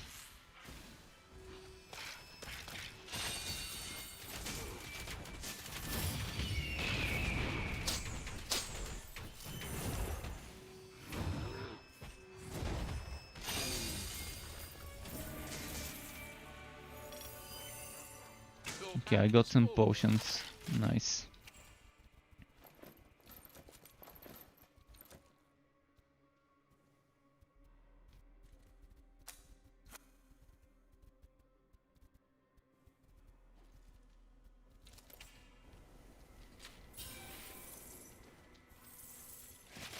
But yeah, I'm pretty sure I'm not the only one who wants to try every single possible combination. All 20 combinations of relic plus hero. Feel refreshed. Excluding the variety of respecing differently, spending the points differently. Excluding that variety, I really would like to have one character slot for each possible combination.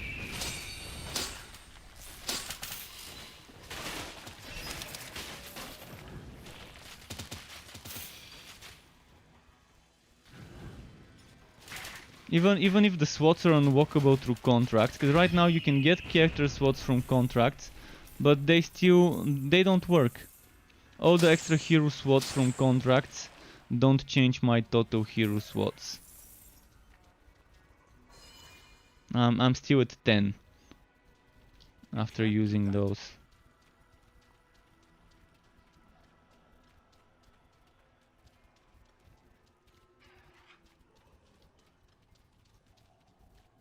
Let's see that boss.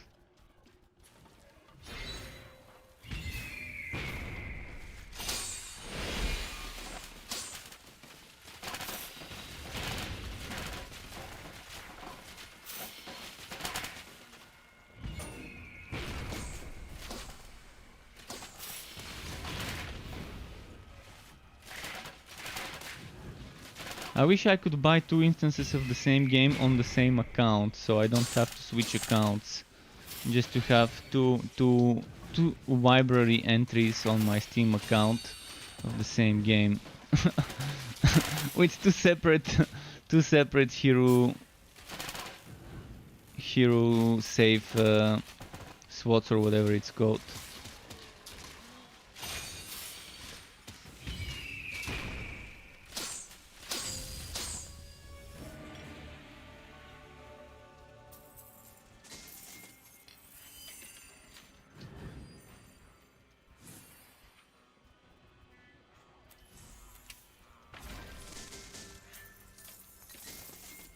You can't carry anymore.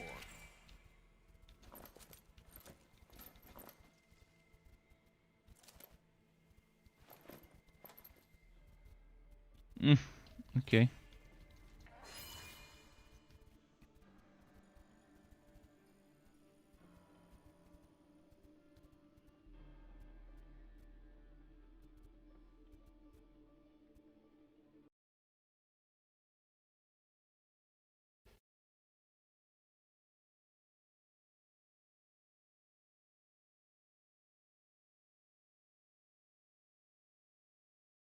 Come on, vote.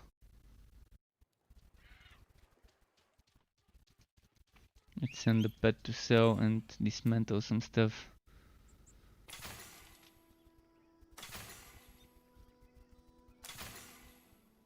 Your pet has returned.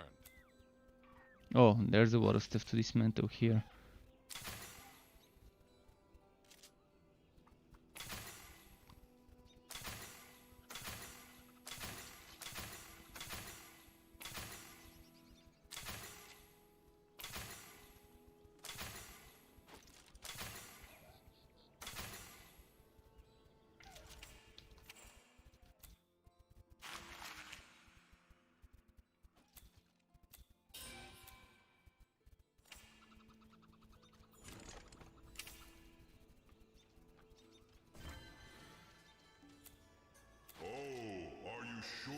Oh, 21 on this one. Okay, let's try and maybe do some more.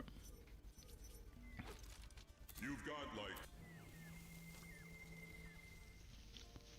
I wonder if that's gonna be Act 3. So far, Angered Ancestors, I think have been mostly Act 3 maps. A lot of the time, that one Act 3 map that doesn't have a boss at the end. Right, this one should have a boss at the end.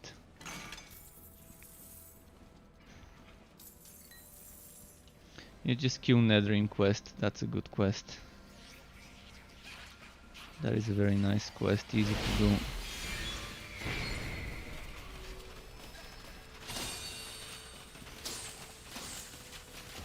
are gravely wounded.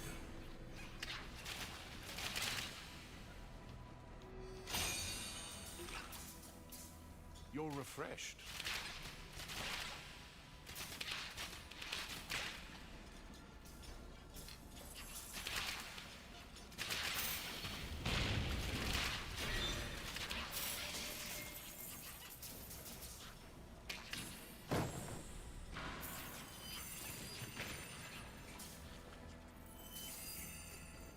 Alright, let's go to the end now.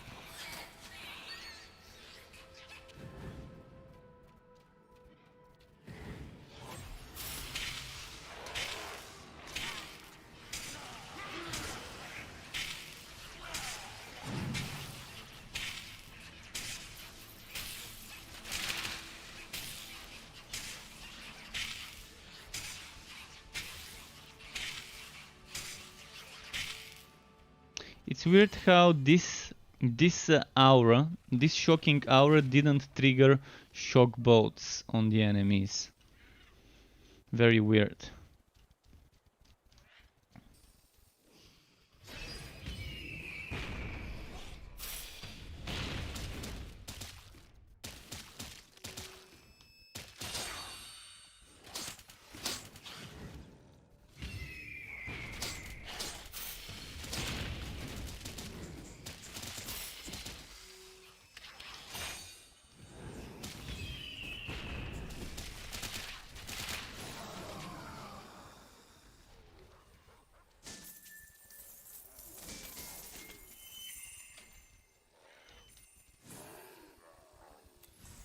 Okay. Still haven't gotten the new pet on this one. On the test realm I had it twice. This one it just doesn't want to drop. I wonder if I can push to the next stage on this one. I've already done 2 out of 4. So just one more and then the boss should be the easier part.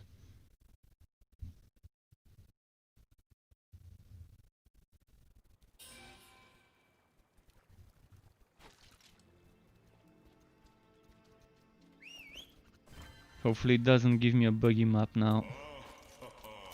You say that now. This has a high chance of being a buggy map.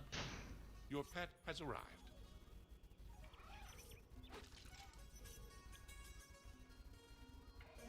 This might not be buggy, even though it's Act 3, it's goblins.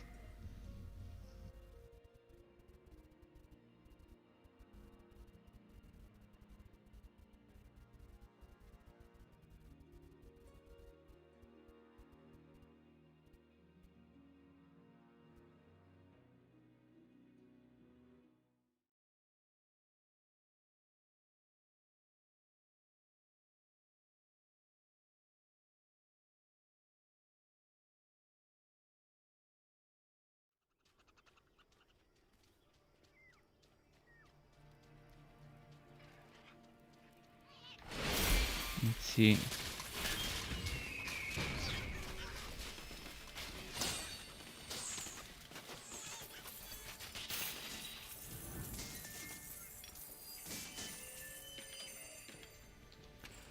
And nothing fun here.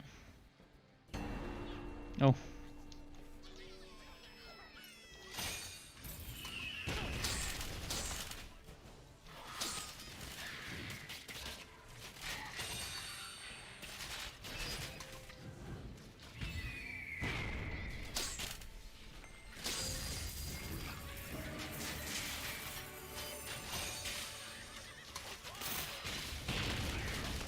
Come on, die. There we go. Those shamans, the whitening goblin shamans are very one-shotty. It's raining goblins from the sky. How?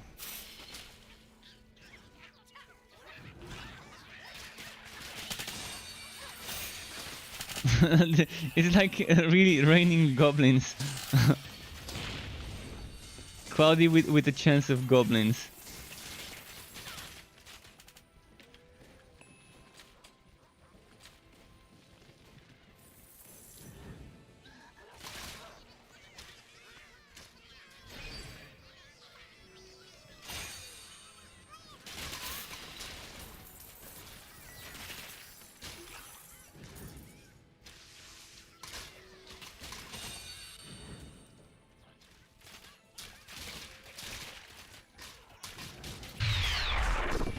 And Shibi ISR, thank you for the follow on Twitch. Welcome to the Struck Club to you. How are you today? Are you playing Torchlight 3 or are you interested in playing it and wondering to know more about it maybe? Wondering whether it's your type of game? Oh, you're playing it, okay. Nice.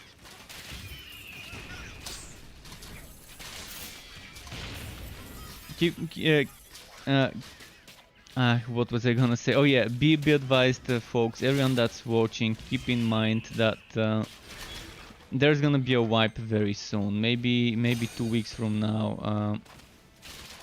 The 4th of August is when they're saying that eventually will be the wipe. Unless the update gets delayed and it's not the 4th of August, it's expected that the relic update comes in on the 4th of August, so there's gonna be a wipe. So keep that in mind. Keep that in mind.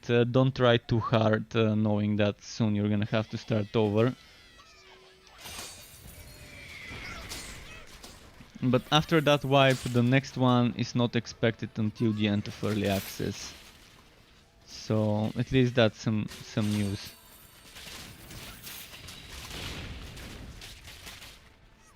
But yeah, with the new update, a lot of you would enjoy some interesting options in regards to how to build your heroes.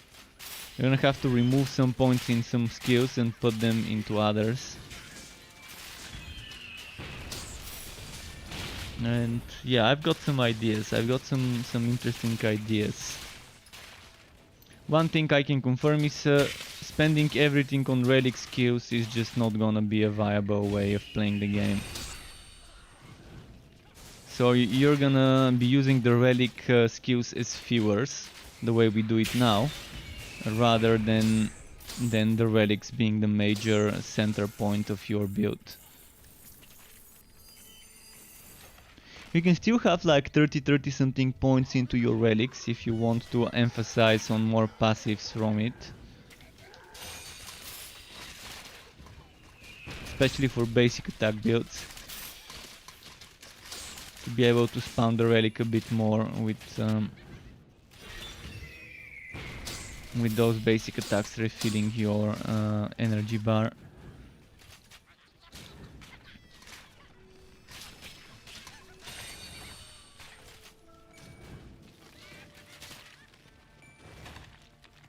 Right, I need one more quest item. Just one more. Oh, and I need potions. Come on, goblins, drop some potions. Come on, goblins. We need potions. Just one potion would be fine. Hopefully, for the boss fight.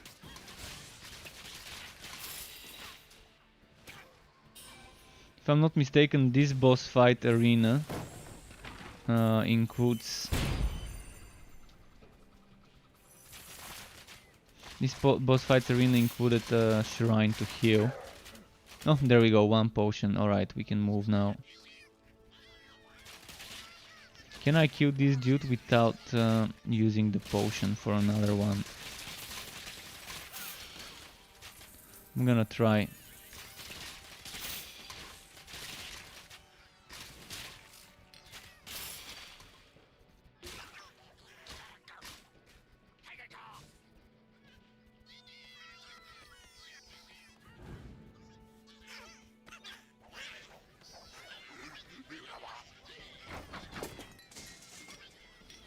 Okay, 2 pots. That's all we needed.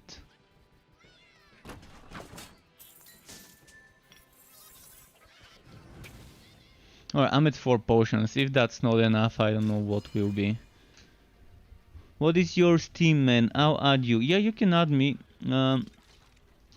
Here, Steam. Just a second. Steam. Adi UK says I can't wait for Torchlight 3 to get out of early access. Oh yeah. Hopefully by that time, by the time the game is ready to get out of early access, it's gonna be properly polished, fixed, no bugs, no more reworks and stuff like that. I can't wait myself as well.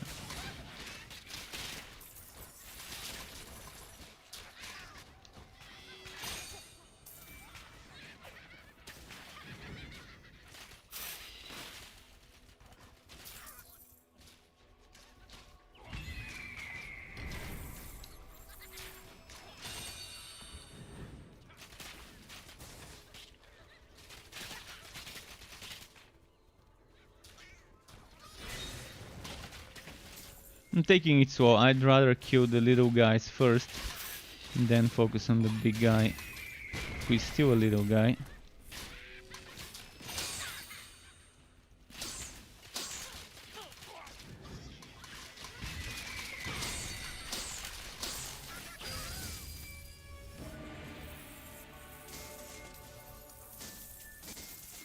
Yeah, Torchlight 1 and 2 have been a fun experience when I played them. I probably could do some Torchlight 1 and 2 streaming, maybe just Torchlight 2 streaming soon. See how it goes. Remember what it was like. But my Torchlight 2 right now is modded, and I don't know how to disable mods. There should be a way to disable the mods without deleting them. I gotta figure that out later. We'll see.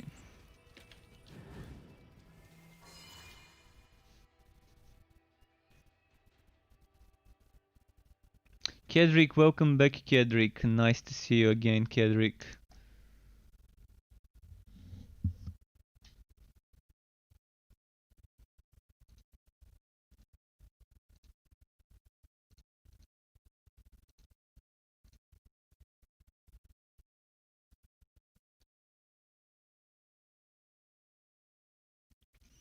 Alright, let's see what we've got here.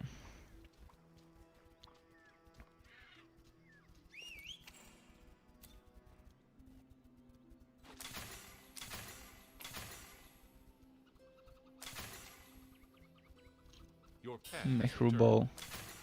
Okay, we've got a boss fight ahead of us. 7 potions should be enough for a boss fight. Well chosen. Oh, yeah, I'm gonna take Psora. I'm just gonna take Psora. She seems like the one and only choice in this fight.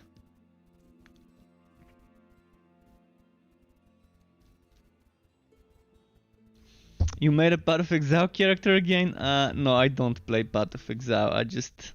There's too many things in the game I don't enjoy. One of them being having to start over so often and not being able to use my old heroes on the new content.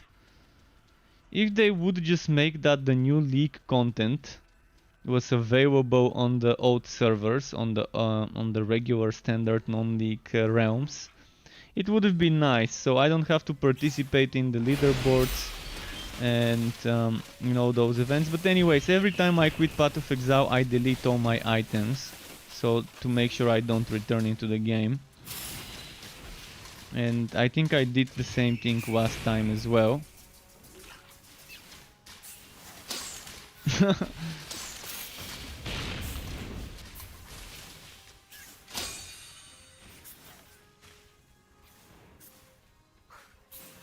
I can play Standard League, but the Standard League would not include the new mechanics, right?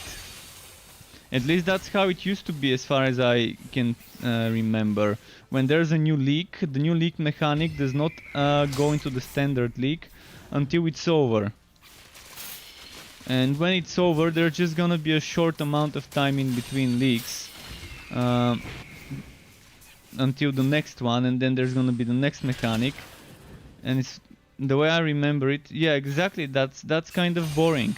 I want to be able to play the new mechanics on my old heroes as soon as they're out, without having to participate in the leaderboards or anything like it with my old heroes. But anyways, it just there's too many other things I don't like. The list is long, and I'm gonna need a whole day to tell you all the things I don't like about Path of Exile.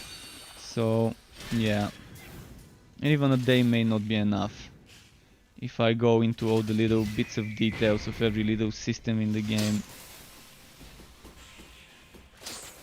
of every little mechanic that they've added with each league. I mean, there's a lot of good stuff. I'm not saying that it's all bad stuff. It's Path of Exile probably has the most good things about the game, and at the same time the most bad things for my personal taste about the game in the genre. It's just the bad things are too many for me to enjoy it right now.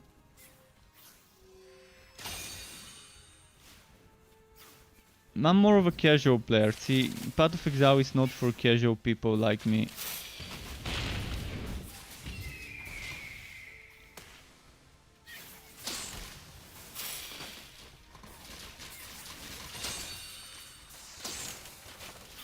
And I hate being punished when I die severely and losing my progress, hours worth of progress, a day's worth of grinding XP.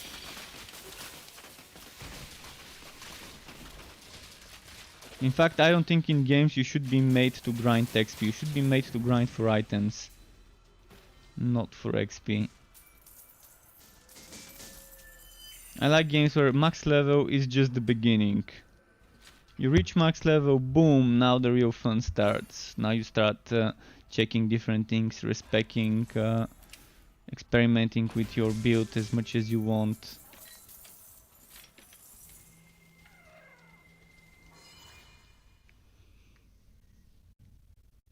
I mean, if I could take some of the good things from all the games I like some of the good things from Diablo, some of the good things from Path of Exile, some of the good things from WoW, and some of the good things from this game, some of the good things from Chaos Bane, if I could take those things and to make a Frankenstein of a game, it would have been nice. It would have been nice. I wonder if someone would want to make a challenge and make a game that only uses systems that are from other games, only copying other games as systems, but the good ones, the ones that actually are fun and work well, and adapting them to a game that's copy-pasted all over. I'm not a fan of copy-pasted games, in fact I'm not a big fan of it at all, but certain things I really like in specific games, like the Diablo 3 rerolling system. I believe that the Diablo 3 rerolling system needs to be in every type of ARPG with similar wood system. With wood system that has different affixes and just rerolling those to get until you get the one you want. It even fits into shooter games like Borderlands 3. If Borderlands 3 had Diablo 3 style rerolling of affixes, it would have been so much better. So much better to min-max a build, any build, regardless whether it's the gear or the mods or anything else. It could be weapons, it could be mods, it could be anything until you just get that one modifier. Oh yes, And then start min-maxing for the stats you want. Okay, we're gonna be doing blazing again. I'm probably not gonna be able to complete a single blazing map on this hero, because it's overpowered. Not the hero, the map. But I'm gonna do a few more tries until I run out of potions. Last Epoch is nice, but it has serious problems with the FPS. Even after the last fix they made, it was still lagging a lot FPS wise.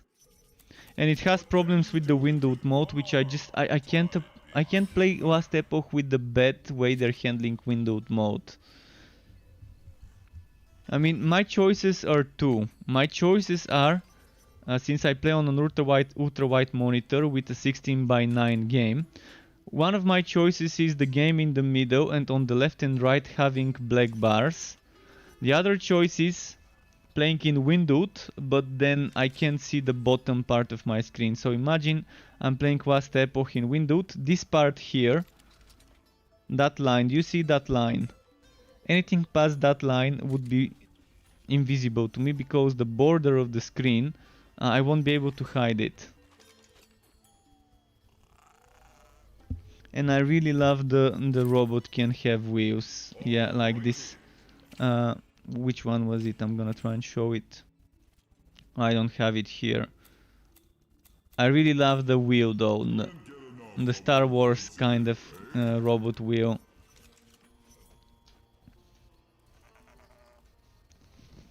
Like that new robot in the new Star Wars. I forgot its name. Let's try and do this one, by the way. Shifting shackles. But Vast Epoch has such a nice crafting system and such a nice skill system, both for the active and passives.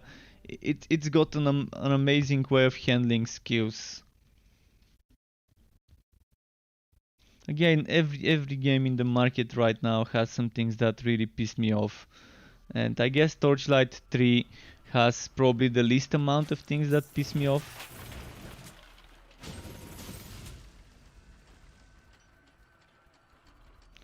I don't think they're ever gonna make it because fixing the walls and the gateway of your fort would mean it's not gonna fit in the system that they're using. Right now they're using templates for a lot of things in the game, if you've noticed.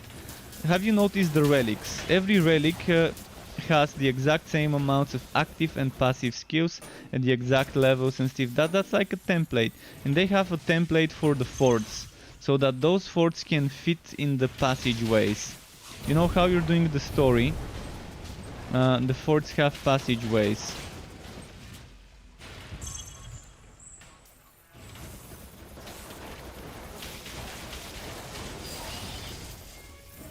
When I make my build videos, most of the time I create a template. I create one template and then every next video fits into that same template. So I'm kind of used to seeing patterns like that. And this game does have that pattern. You can see how every relic has one skill like that as a burst. That is just replacing elemental types with different things and replacing numbers. But it's basically the same thing, just with different element. And then it has the active skill, which is very similar, a cooldown skill. Then you have a passive skill that's proc of a something, and another passive skill that's proc of another thing, and then the bonus upgrade for this one. And now the new relic system is also similar. It's still kind of using a sort of a template to make sure everything is balanced. And this is pretty good because it's much easier to balance something when it's made based off of a template, where you're kind of trying to just change numbers, just change elements, just change animations, but retain the base of it.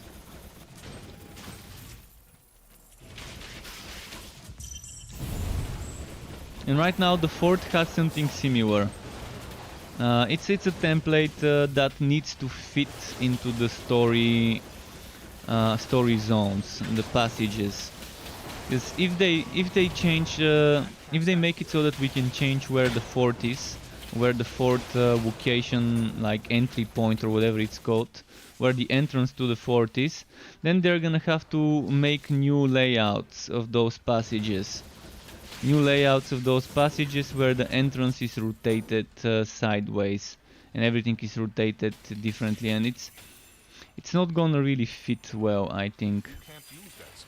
So for now I think they're keeping it fixed because of that, because it's gonna require a lot of work for, I guess, not much gain.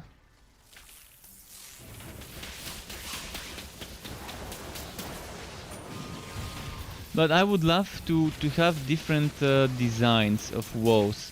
Instead of a stone fort, to maybe have a wooden fort, or maybe have a different type of stone, like a black stone instead of the white stones, or dark blue stones, or something like that. Some sort of different types of shading of the stone.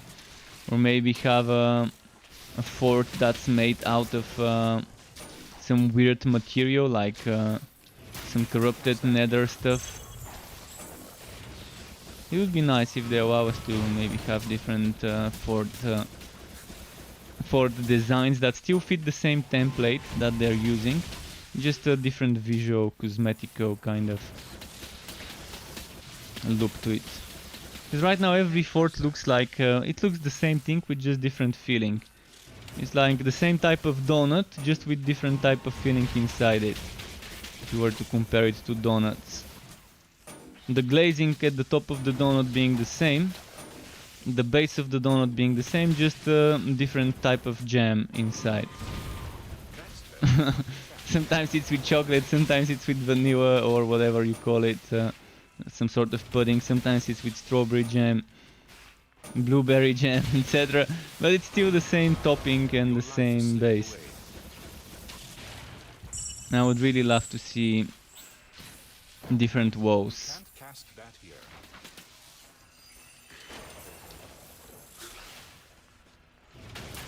And we do have, if you've noticed in Act 3, when you're in the passageways in Act 3, it looks a little bit different on the outside. At least the part that's leading up to the entrance. After the entrance it's still the same thing. But until then it's kind of different. That spell I'm not sure if you've noticed this.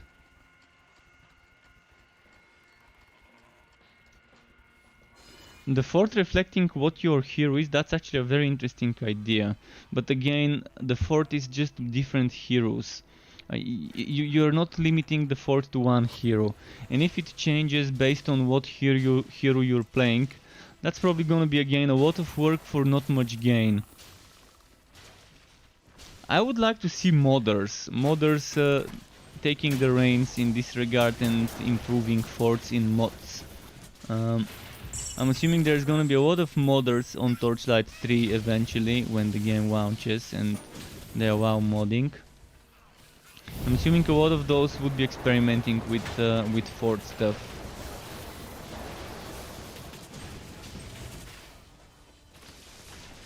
Because fort stuff is perfect to experiment with. Many people love all that fort stuff.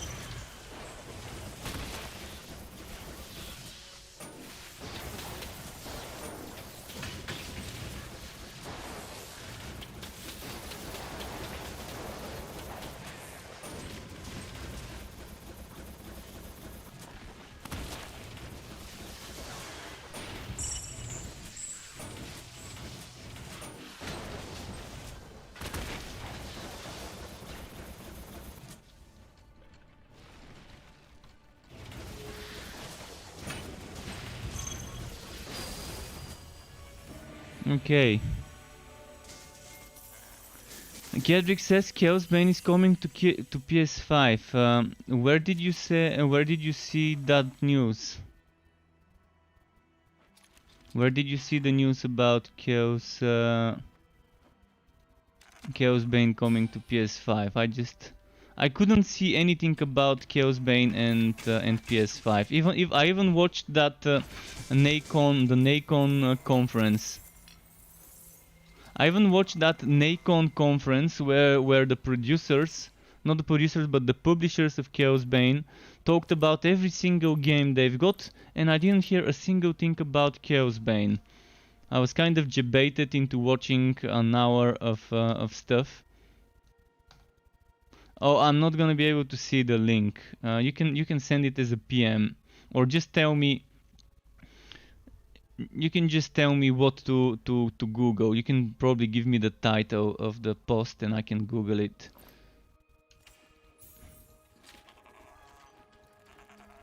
Let me try it. Chaos Bane PS5.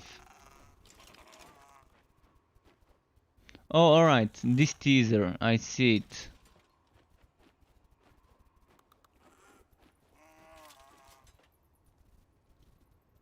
Nacon have announced, okay.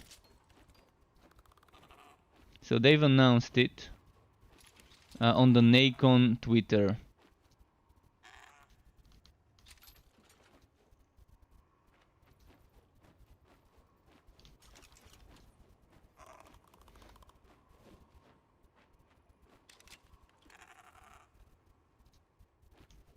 Let me try and share this in the...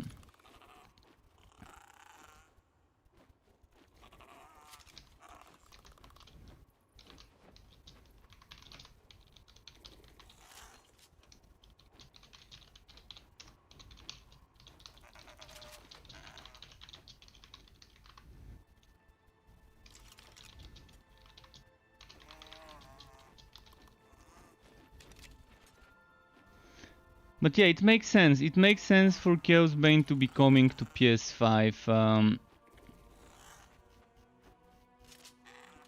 and to Xbox Series X.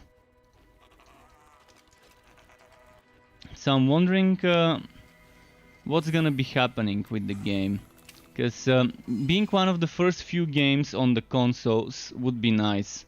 It would definitely be nice to be one of the first games on the console, so that people can play them. But hopefully they don't end up ignoring PC gamers and favoring PS5 and Xbox Series X gamers. We'll see.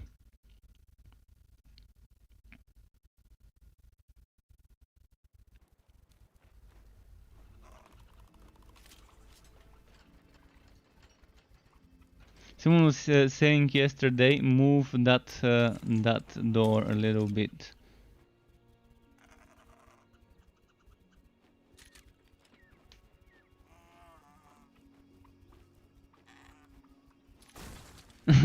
Now I have to move the stones.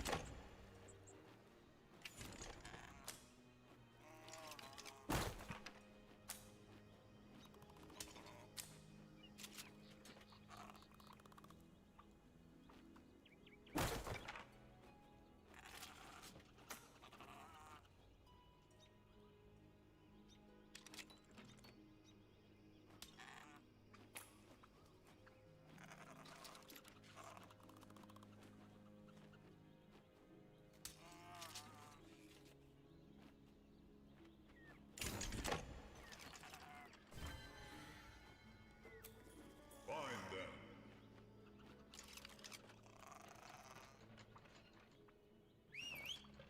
Hey, if it isn't all what's their name?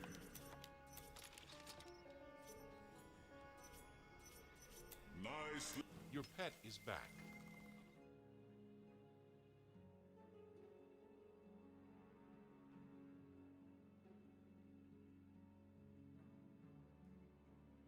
Oh, sorry. Yeah, I just realized my microphone ended up muting. I pulled it upwards and then I pulled it down, but I didn't pull it down all the way. Okay, thank you. I've been talking and you probably missed me talking for the last few minutes. But yeah, I was saying I'm gonna do another map. Hopefully I don't die, because I've only got 9 potions. And it's a blazing map. And thanks for the heads up. I didn't even realize it that my microphone was not pulled down all the way.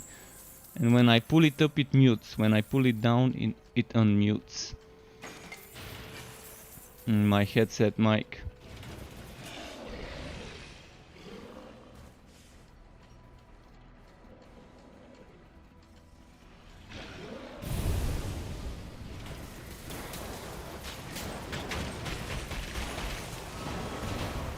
Cast that spell.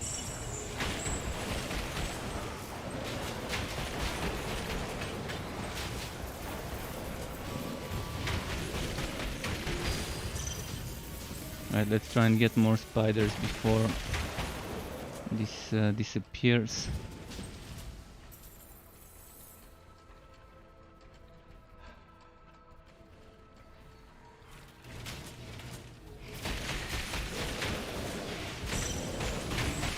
So many Netherim uniques.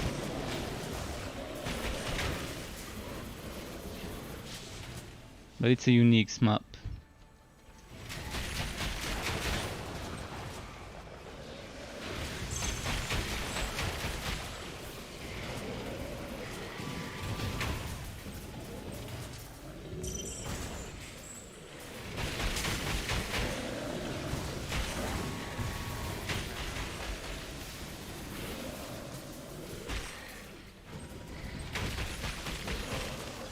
Oh, uniques are those Netherrim, what's it, Swaggers? Netherrim Swaggers.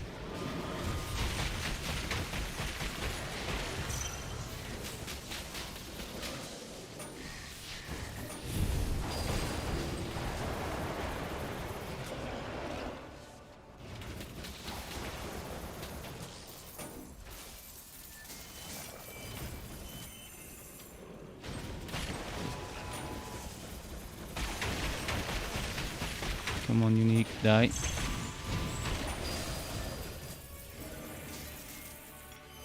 A lot of fame on this map, a lot of fame. 602 fame already from a bunch of uniques.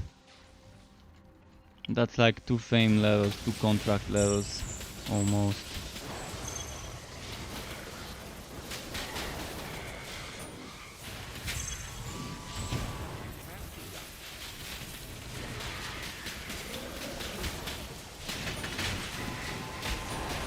And I've got so many uncollected contract rewards right now.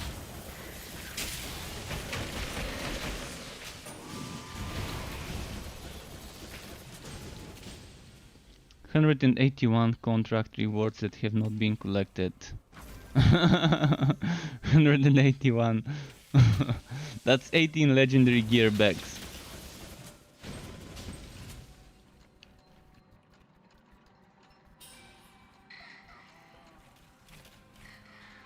I'm gonna try and summon them all. And I'll do this.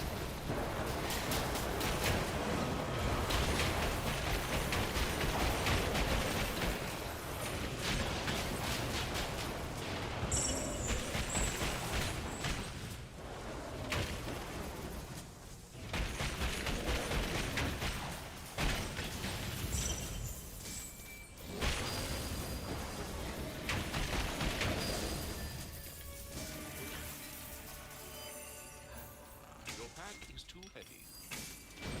Okay. But what I did notice for the relics, the way they're reworked right now, you don't have this super strong OP activation, because the activation seems to have been split into 2 separate SKUs, into the power and into the buff, maybe, if one could call it like that. So in every relic, what you would notice is you're not gonna have something as strong as the current shocking burst plus lingering charge, for example, on this one. You're gonna have two separate skills that are kind of giving you a short burst of power for a few seconds that you could activate, but you're gonna be able to activate them much more often than you can right now. So they may not be as strong, but you would be able to use them more often.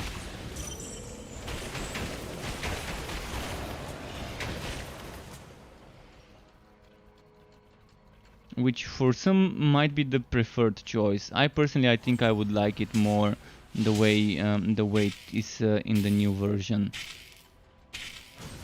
I wouldn't have minded if one of them really didn't cost energy and was just a big cooldown skill. That doesn't cost energy, but this has a cooldown. And the other one being the energy cost one. Oh, silky webbing. Alright, let's find more spiders.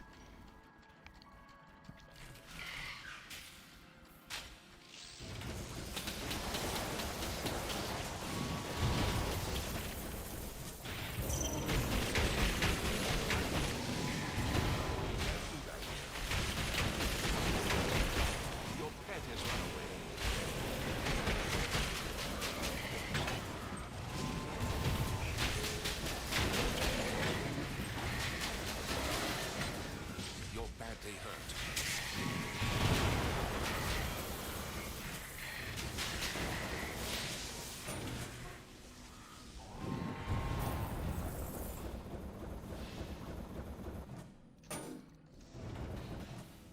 Come on, drop that stupid silky webbing.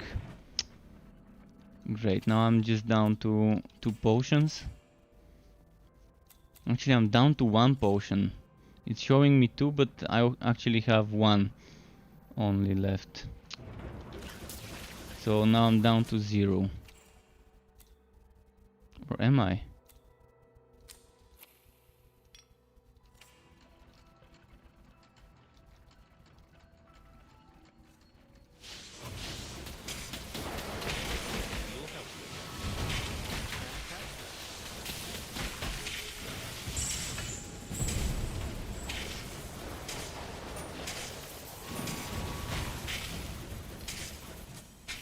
Okay, I got a potion. That's the good stuff.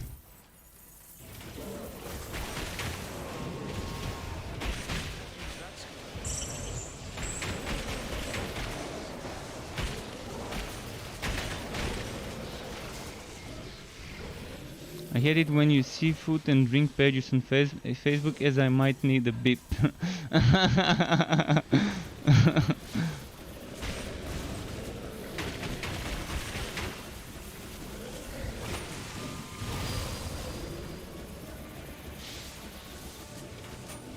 Food and drink pages on Facebook. I've actually stopped using my personal Facebook for anything other than chats. Just the messenger app. It's just too distracting. There's just so much stuff. At one point, when you've got a lot of people on your personal Facebook, there's so much spam, so much useless stuff to sift through. So all the good news you might wanna get notified about end up being just lost somewhere on the feed. But yeah, there's a lot of annoying stuff there. Now the only reason I use Facebook is just to let people know on my non-personal, on my Facebook page, to let people know when I'm streaming and when I upload builds. And my personal account I just use for chatting, because everyone uses Messenger to chat nowadays.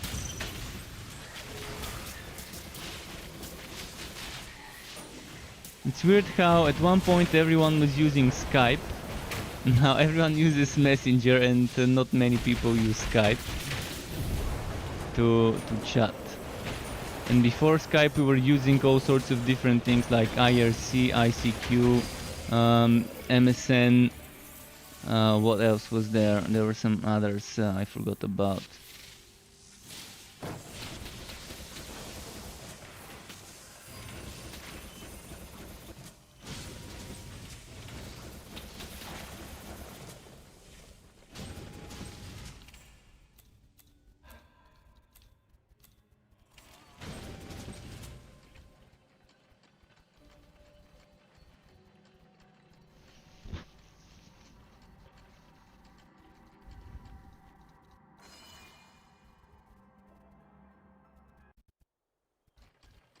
You can't do that here.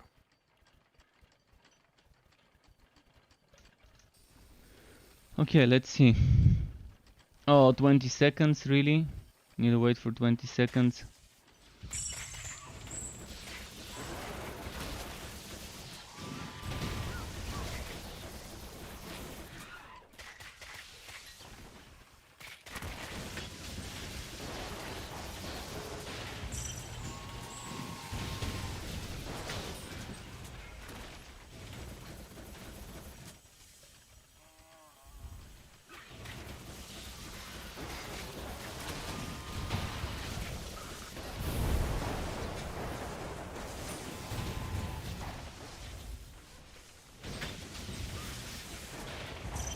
No, I think we've got him. There we go.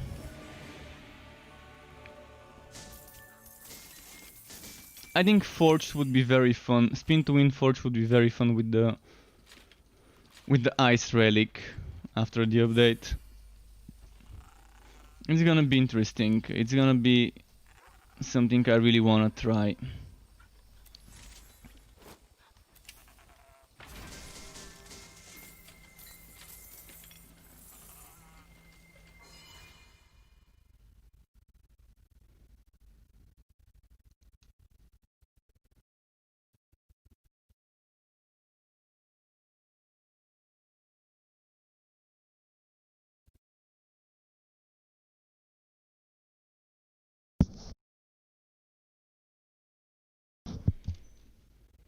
Come on, Blinky boy.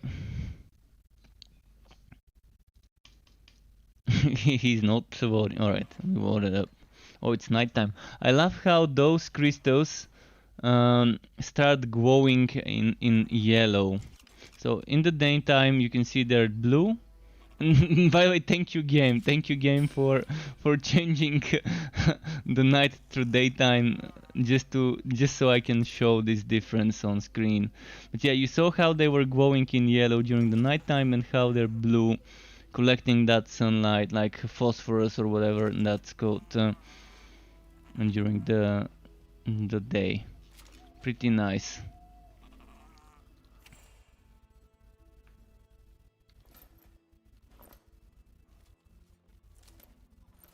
But if that wasn't perfect timing, I don't know what is. That was the most perfect timing ever. Alright, let's change heroes. I'm gonna be pushing on this one later. Let's go back on the mage maybe.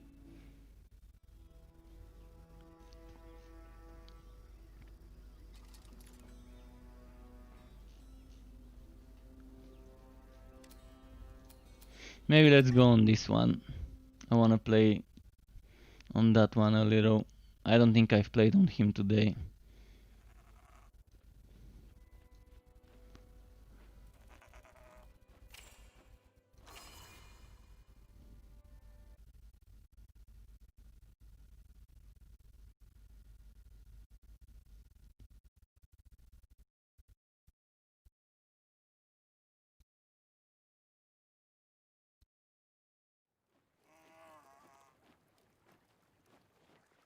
Okay.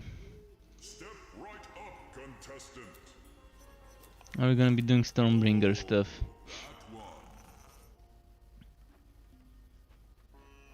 Respawning Stormbringer.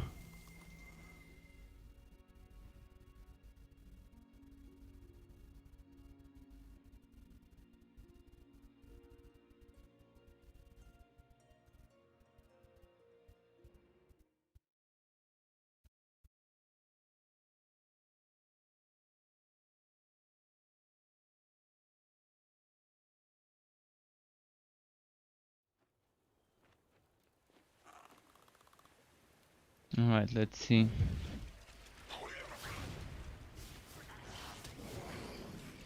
Wow, was that 4 of them?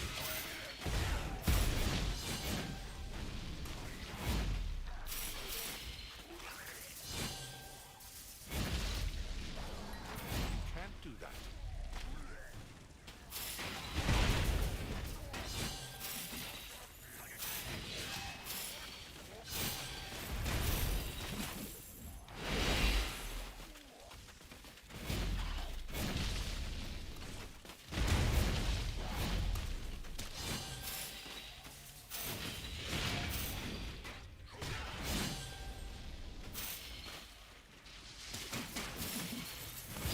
You can't cast that.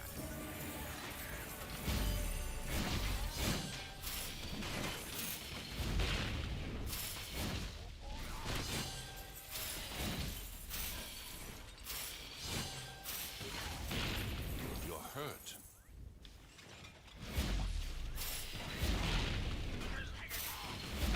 Need to check how many potions I've got, because it might not be 4, as the game is showing me.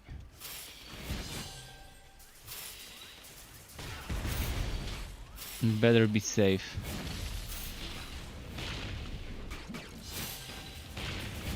That spell can't be cast. You feel much healthier.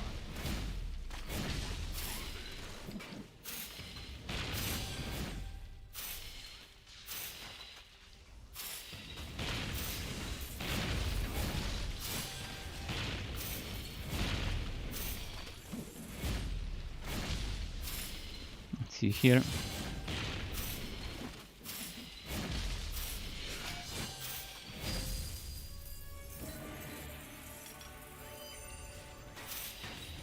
So how am I doing with the potions? I've got 1. And the game is telling me I've got 5. Why? Why are you telling me I've got 5 potions, game? I've only got 1. Okay, now it shows me 5. What? This is so wrong. So it was showing me I've got 1 potion there, then I close it, I open it again and it shows me 5. Why?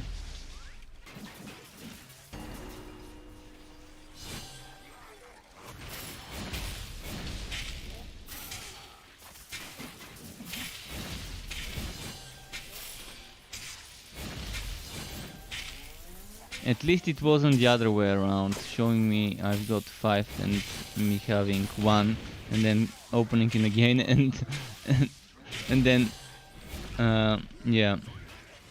Actually the other way around, I mean showing me I've got 1, then I've got 5, then opening and I've got 1.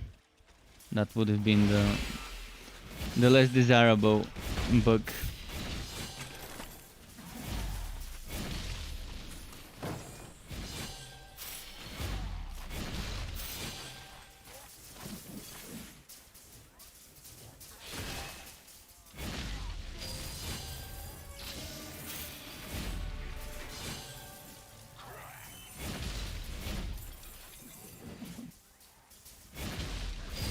You can't cast that spell here.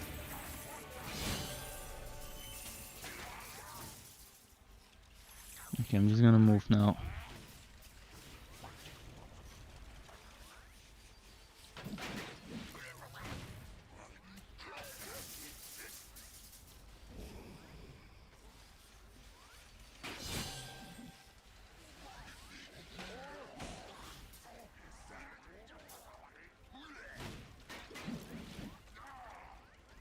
Okay, we're almost there.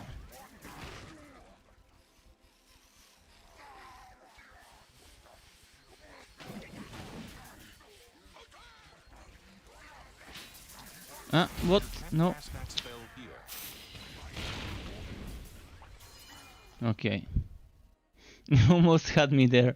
They almost had me there with this weird rotation of the entrance.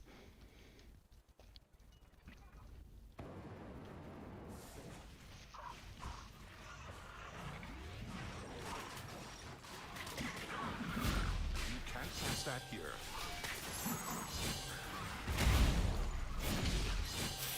Ah, fuck, blazing. Shit, from all the modifiers I could get, I'm gonna get the worst possible on the boss.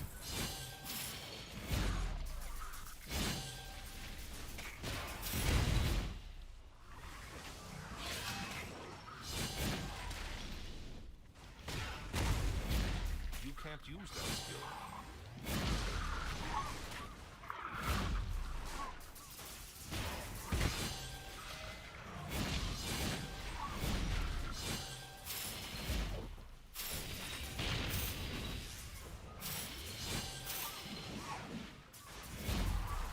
You can't cast that.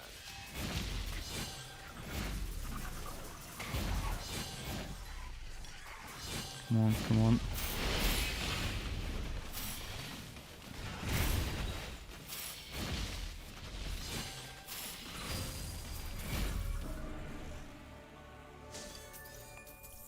Anything good?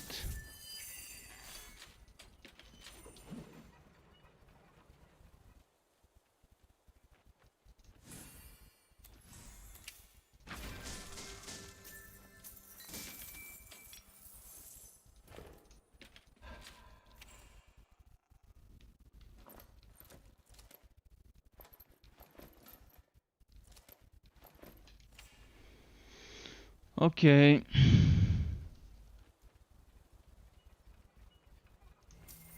Let's try the next one.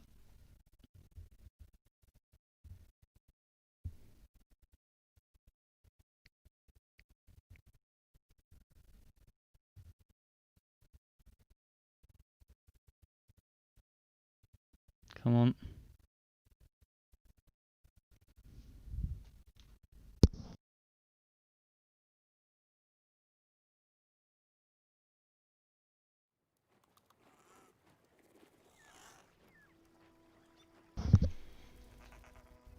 Alright, let's just send the pet to the town and go in. What will it be? Your pet. And what will it be? I'm gonna say this one seems like the best one. Yeah, they're gonna do a lot of damage. so I'm gonna have to be extra careful. But I like that extra crit versus shield enemies.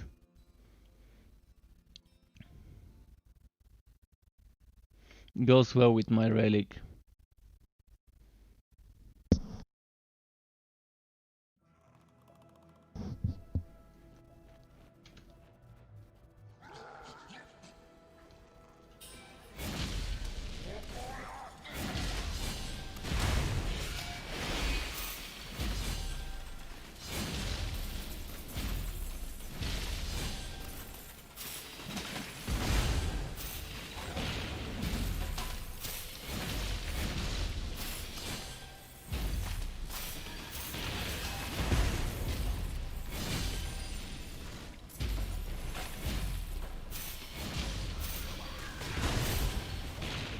Alright. What's my quest? Kill skeletons, get bones. So far, 19 skeletons, 0 bones. I can already tell you this map is not gonna work. If I've already killed 25 skeletons and it hasn't dropped a single bone, I don't think it's gonna drop all the bones by the end by the end of the map.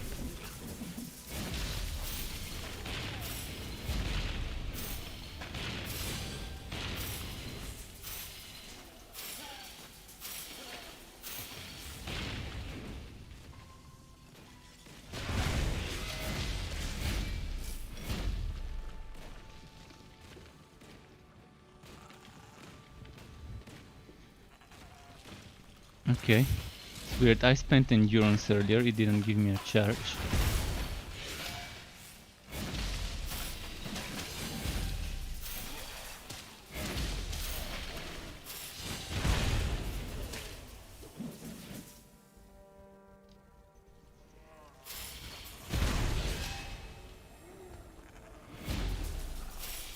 Can't cast that here.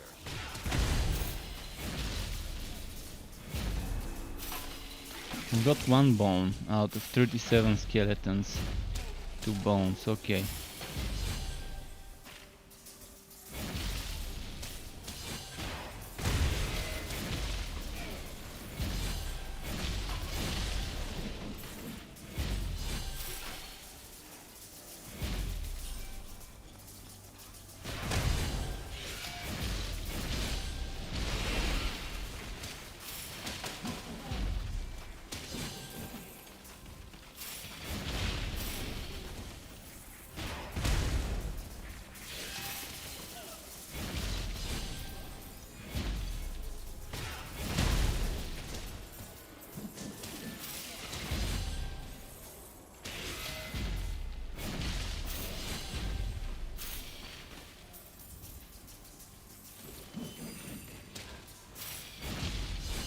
So there's supposedly another glitched enemy somewhere that's bugging those fields.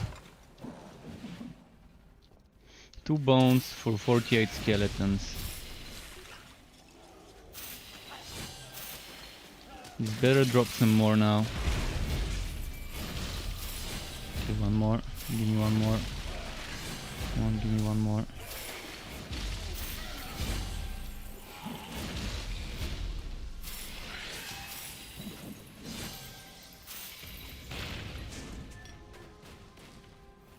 Hi Davey Antonio, welcome back. Nice seeing you again. How are you, Davey? Wow, wow, wow, wow, wow, look at all the storm. Come on game, drop another bone. Give a dog a bone. Come on game. Look at how many skeletons and not a single one is dropping a bone. Okay, we've got 1 bone here. But there's still a ton of skeletons left. Okay, 5. Maybe we can do it, maybe we can do it. As long as it keeps giving me big groups of enemies with mostly skeletons, maybe we can do it and get 3 more bones.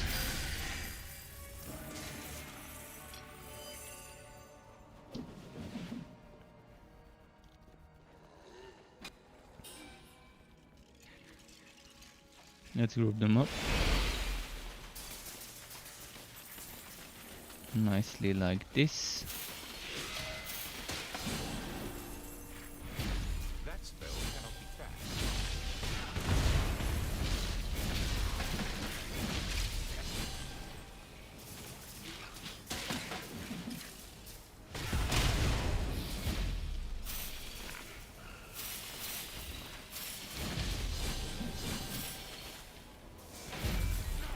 Two more bones and we're good. I'm not sure what just happened. I'm assuming it might have been a YouTube sub. Nova Gaming. Nova Gaming, thank you for the sub on YouTube. Nova Gaming, welcome to the Struck Club. If you're watching, that is as well.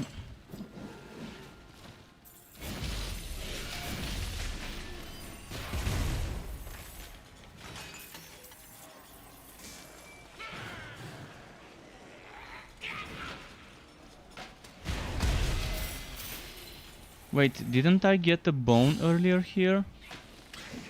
Like my 7th bone, I saw it somewhere here on the ground and then it was gone. Would have had 8. Well, one more. I think this group here should drop me that final one.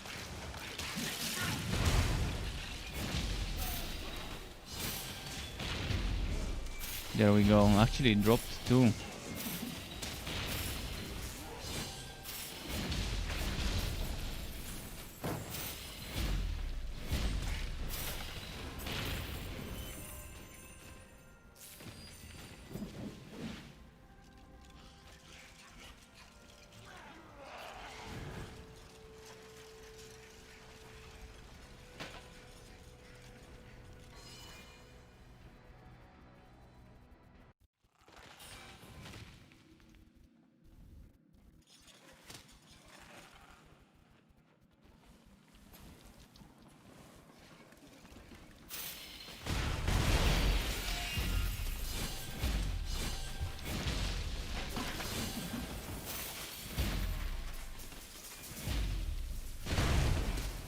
He can't use that skill.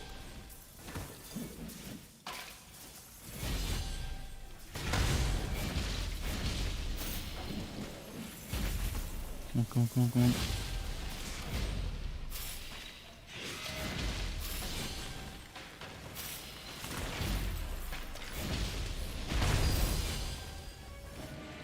Alright.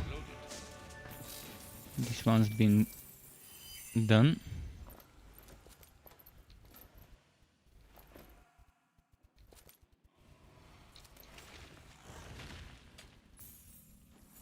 Let's see if I can do another couple so I can get the next checkpoint. My potions are okay, now it's 4 here. 4 here and 1 here. It's telling me 7 down here. It's not 7.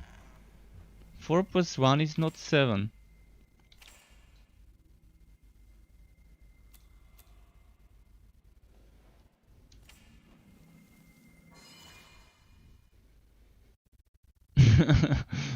This game and sometimes with those potions showing me the wrong numbers.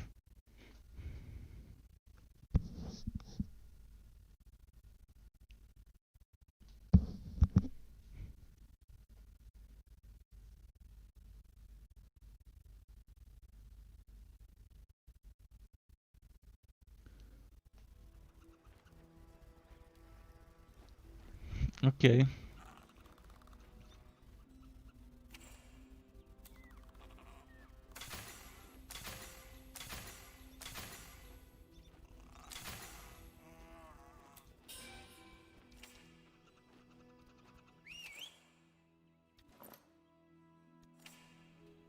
Have I got a book 3 here? Your pet has returned.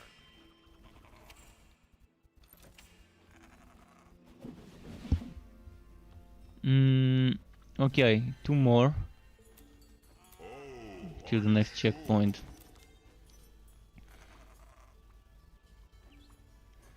Wondering which one would be the better one to do. Wouldn't have been my Maybe this one. Maybe this one would be fine.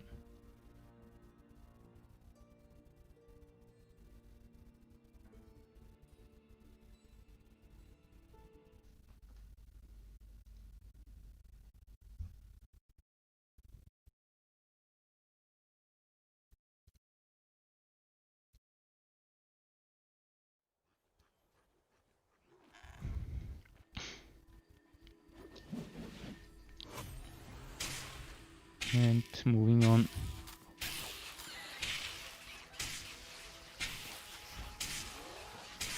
I think it's time to stop here. You can't cast that here. Come on, come on.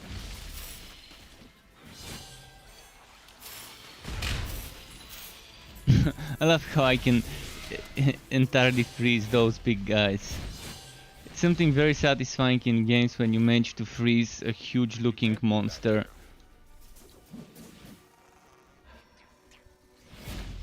And the way they're handling freezing in this game is amazing. They really become like frozen, like icicles. The same enemy, but with some icicles dripping down from their beard, for example, from their jaw, and from their hands and stuff like that.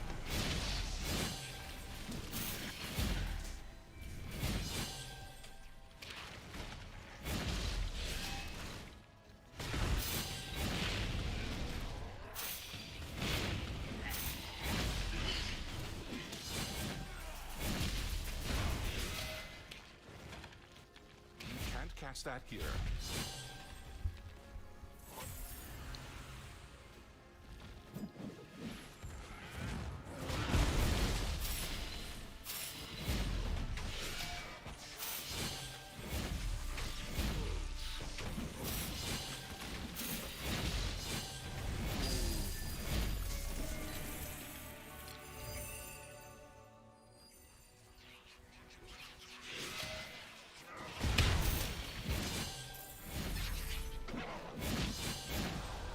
Come on, die. Maybe time to group them up again.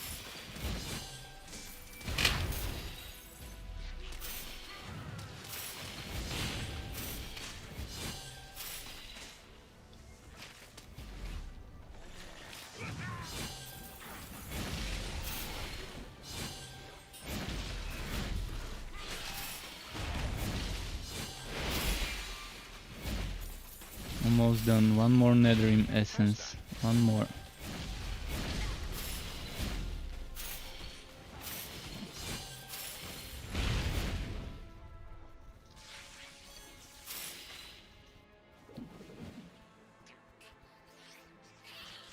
Come on, spawn, spawn. Come here. Oh, look at the storms.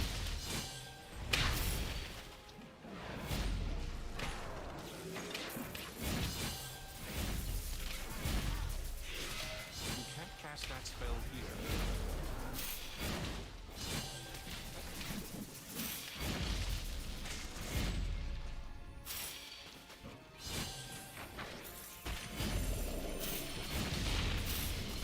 I love freezing those brutes as well. Anything that's big in the game looks so fun when you freeze it.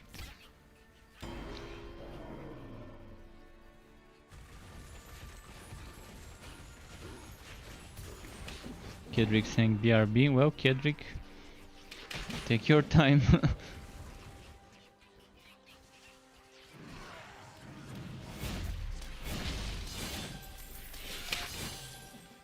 I probably would need a BRB after this map as well, just for a quick jump to the toilet and to the kitchen.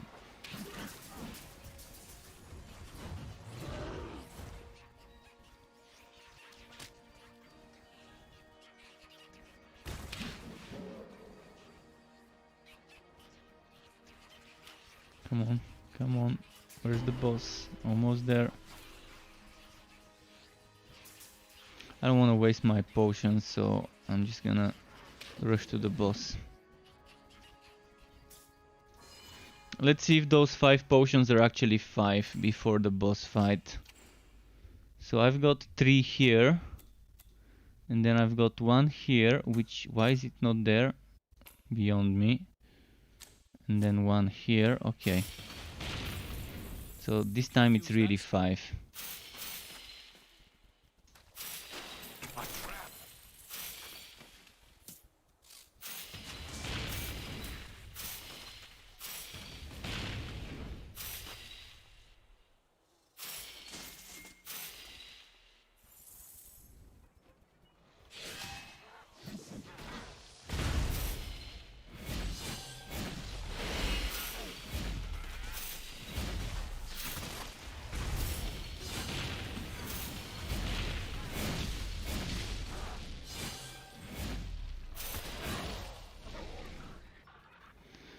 All right.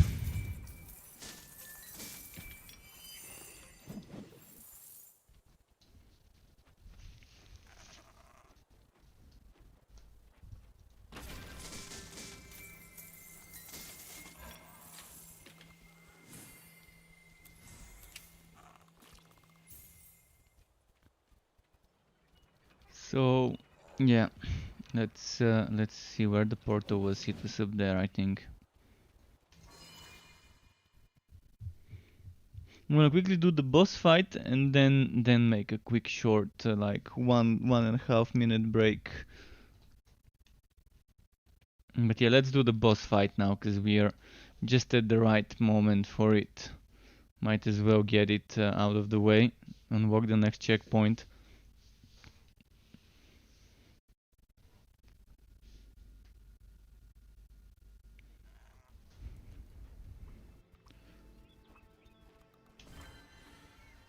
Stage 26. How's my inventory? It needs a little bit of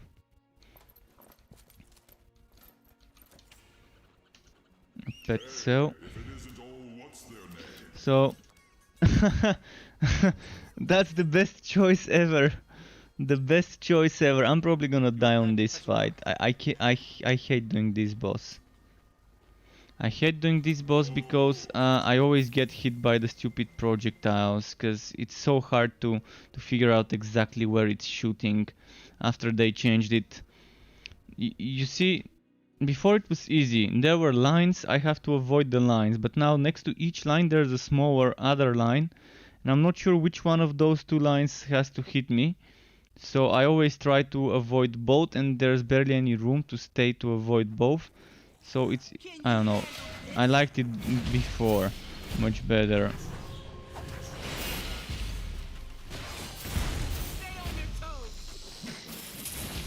See how there was that yellow line, and next to the yellow line there was another, and above those there's another second.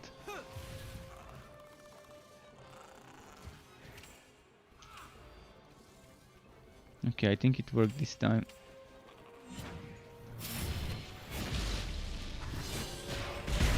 So next to the lines there's small ones like a laser pointer on a weapon, and I think those don't hit me, but those only confuse me.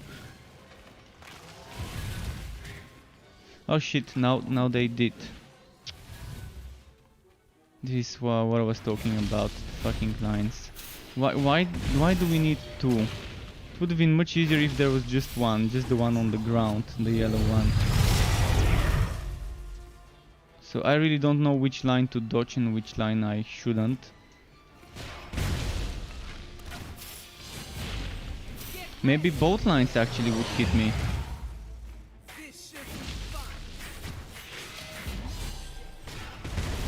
Both the small and the big ones.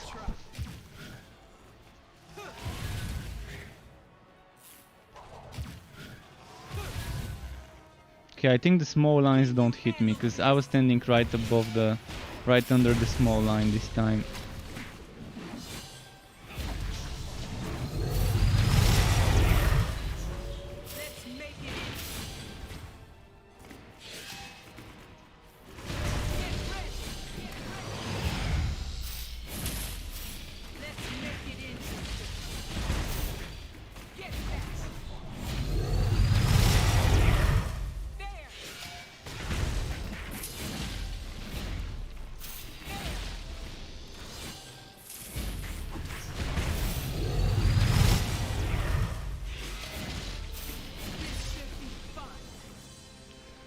Well, that went much better than I expected. I guess damage reduction, evasion really does help. How's my evasion? Because I evaded...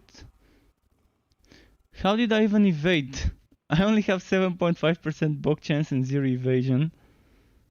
So was it just me blocking instead of evading? Or was it my pet blocking and not me? I got hit multiple times. I think 3 or 4 times. And out of those I took damage only 2 times. And if I don't have a single piece of evasion on my items, that's interesting.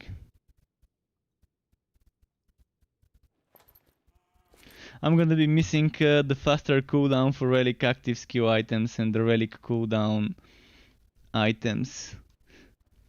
Fun fact, on the test realm right now we still have relic cooldown items, but they're useless because you don't have cooldowns on the relic. So they just haven't removed the affixes from the pool, I guess, yet. Which reminds me, there should be maybe some news today about updates on that test realm. I'm wondering if they did anything to it. Maybe they did. I'm gonna check later. Okay, as I said, I'm gonna take a quick BRB in 1.5 minutes just to go take a leak and maybe grab a bite from the kitchen. So I'm gonna do BRB, and if you're watching on Twitch, I can start an ad break so you don't watch just the BRB screen. But yeah, give me a minute and a half, and I'm coming back.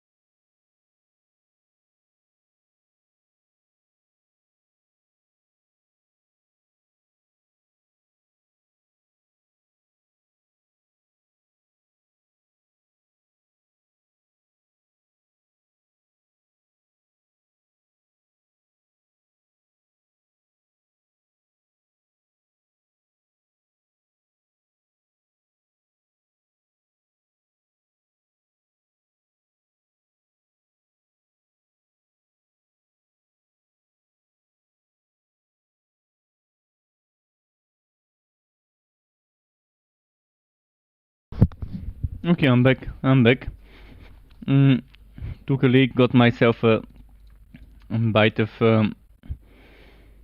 food from the kitchen, and let's remove this.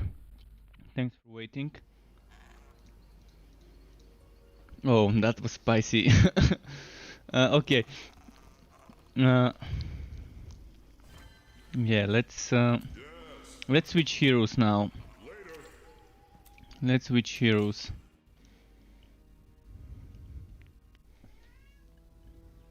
Oh, and my pet wants food. While it's loading, I can give him some.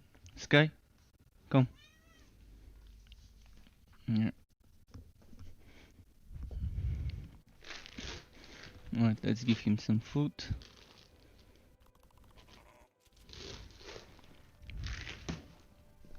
Okay, so now a little bit on the mage. A little bit on the mage.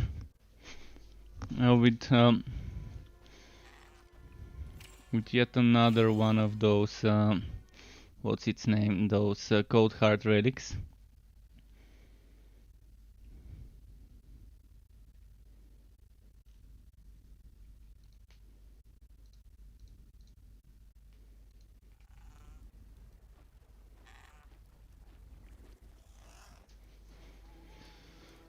Let's see now. Welcome back, contender. Back to trying Netherwell, or should I go and do something easier? Let's do a little bit of Netherwell. Let's give it a try. Maybe I'm not gonna die that easy.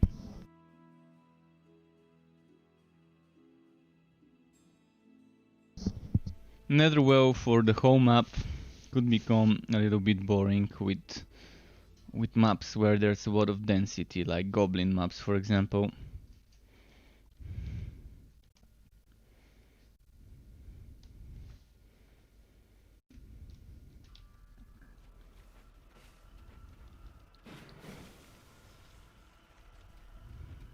I'm kind of disappointed how every single Hivit map looks the same. There used to be a lot more variety before when it was just Mapworks in the alpha version. There were different layouts in the Hivit maps. Now it's just the same old looking one, which is the cave straight line dungeon with T-junction or X-junction, like cross junction or T-junction, and that's it. It's just kind of boring where every single Hivit map is the same, with slightly different turns and twists, but overall the same map.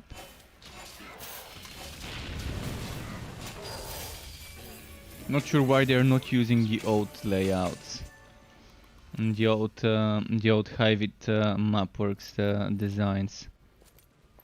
Were they badly balanced and maybe not working well for the new version, or were they taking too long to complete? Because I know one of the maps involved shitloads of backtracking and really did take longer to complete. Actually, that's a pretty good one. Mana regen, another mana regen, crit damage, and 2 sockets. But yeah, I shouldn't be keeping too much stuff. It's getting wiped soon, so let's worry about keeping stuff after the wipe.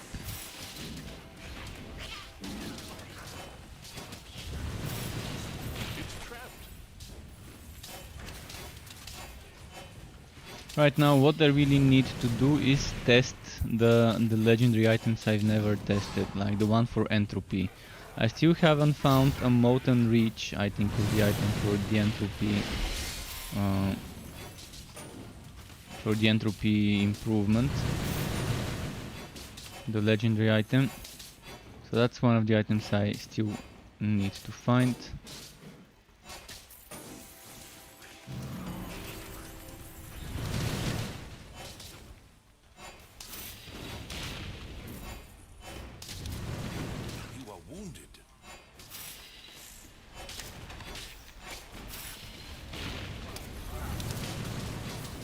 Oh no, I'm gonna bail out of here and move a little bit back.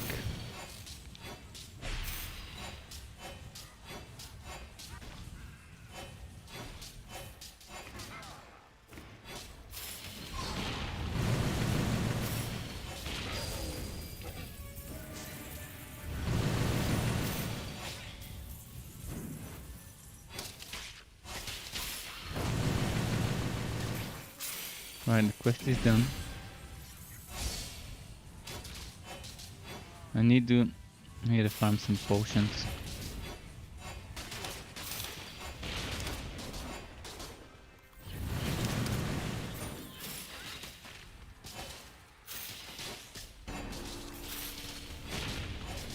Come on. Oh no, not chargers, not fucking charger. Just when I was about to do a fucking luminous run in the charger. Let's get you cleaned up and ready to fight again. They're just too quick to react before you've even seen them. They're already charging at you.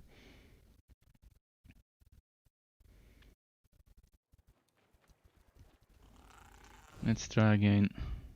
Just when I was done with the quest, should have just started running forward instead of fighting.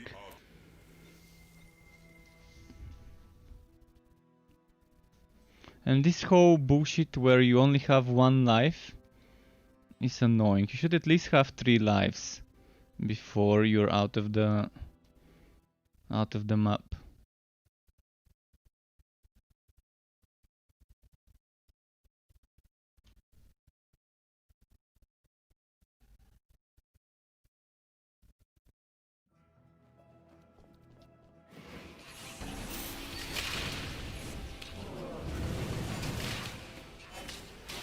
Come on.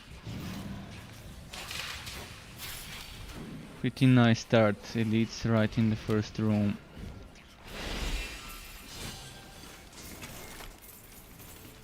What's with the... Tell me this isn't overpowered. So many nether wells. You move an inch, another nether well. You move an inch, another nether well.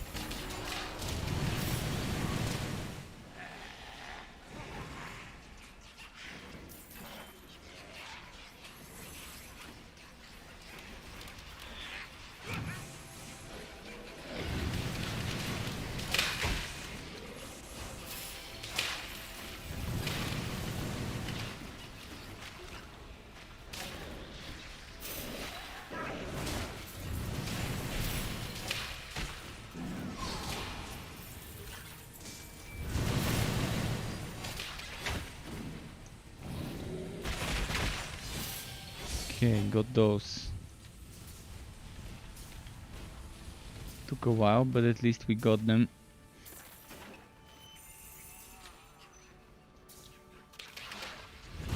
How many more essences? 3. 2 more, okay, 2 more essence.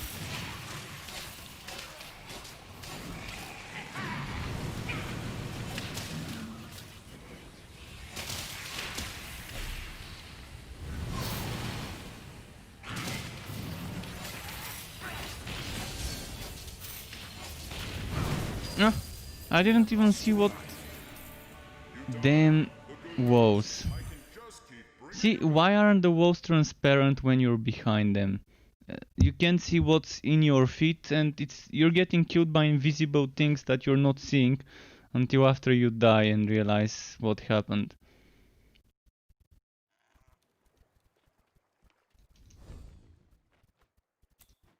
Well chosen. And it's weird because this game makes some walls transparent and other walls it doesn't. So what's the logic behind making only certain walls transparent while other walls completely hide your character and the AoE fields on the ground next to your character?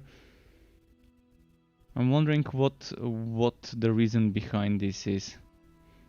Is it because certain walls cannot be made transparent in the game due to technical reasons?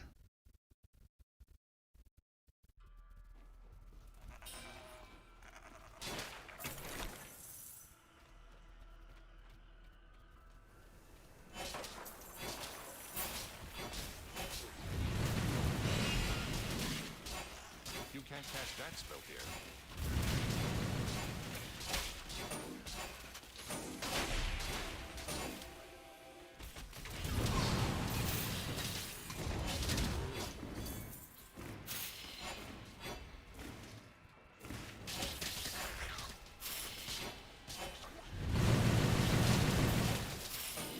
Okay.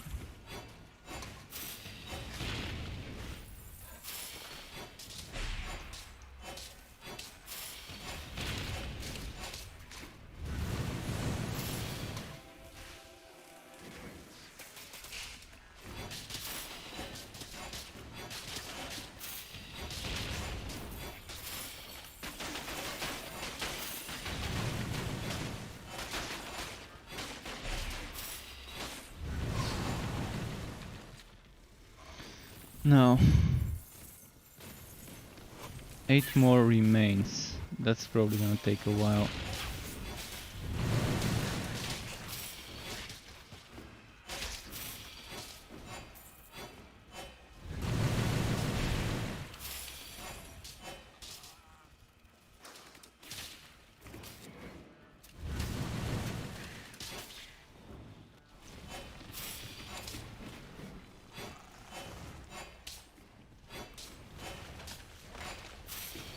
Come on.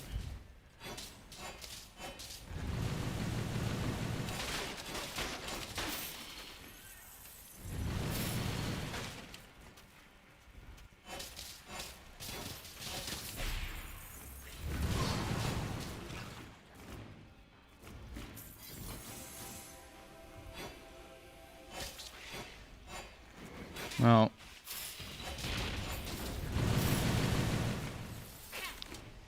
such tight spaces with the netherwell. There's not much you can do when everything's covered in your way with the netherwell.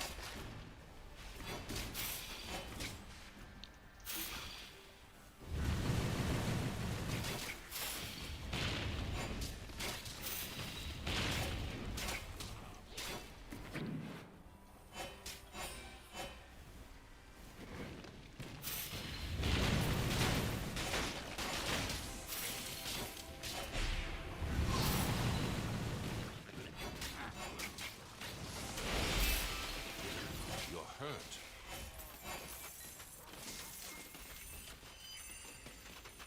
Okay. You feel much healthier. Finally an upgrade, I guess, of a sort. Been a while since I've been trying to get an upgrade.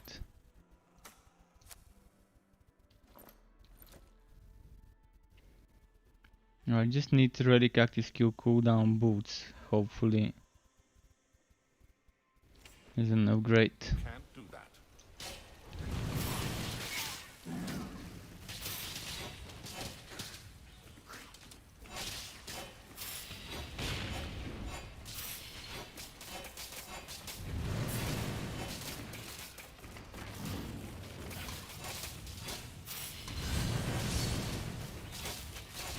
You can't do that.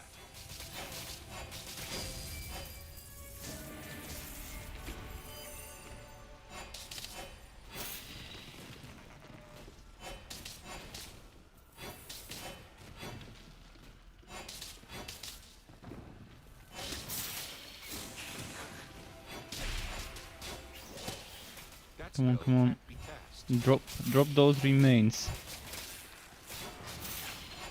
It's been pretty bad in this map so far. Only 3 out of 12 remains, and that's probably 1/3 of the map completed, or 1/4 of the map completed.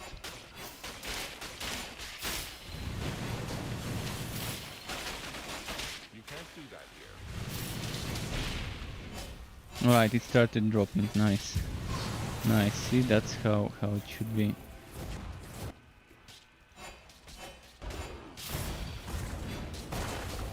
Once I get all the remains, I can try and rush to the boss, like get all my charge skills up. That spell cannot be cast. What am I wearing? Okay.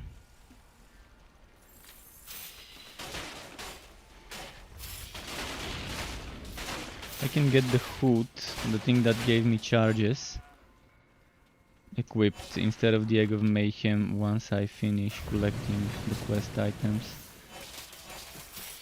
3 charges on each movement skill should be enough. You can't do that.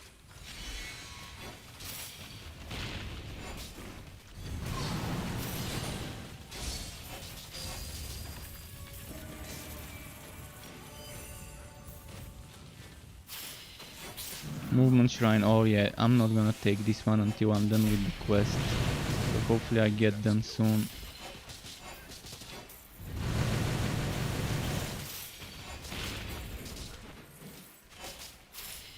It's rigged.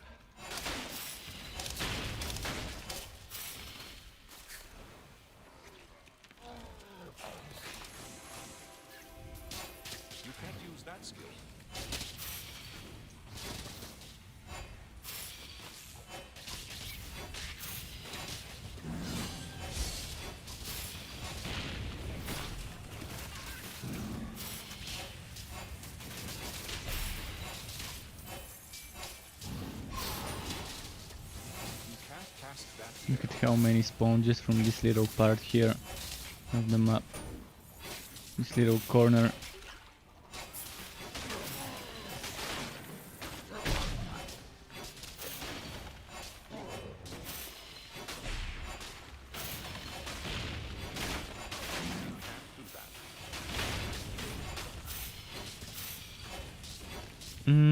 Okay, now still 6 out of 12. That's weird. Killed so many, they're not a single quest item. And the worst thing is they mentioned in patch note or in a social media post or whatever it was, on an announcement of a sort, that they've changed every collectible quest requirement to 1, but that's not true. I've only seen spider related, I think, quests being changed to 1. So there are so many more quests that are still not changed to just 1.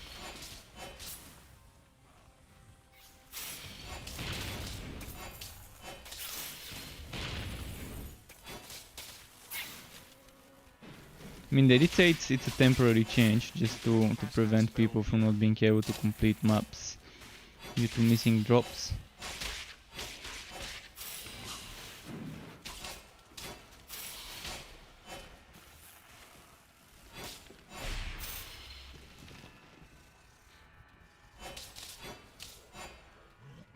You can't cast that here.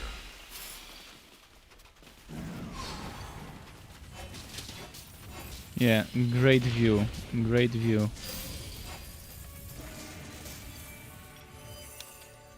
Your pack is too heavy. Death is upon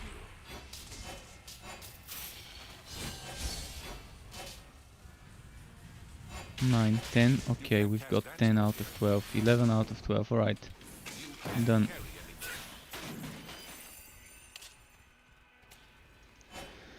I just gotta quickly change my items.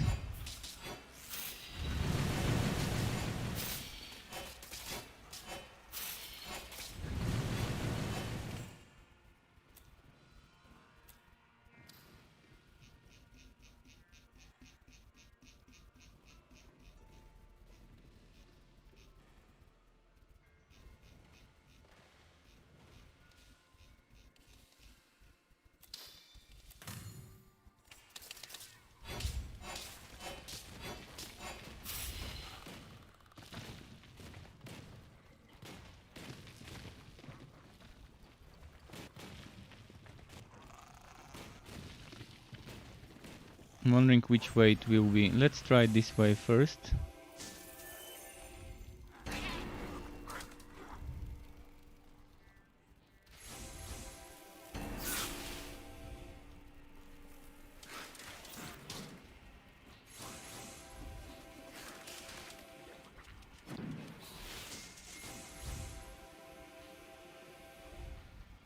Okay, it wasn't that way. Unlucky.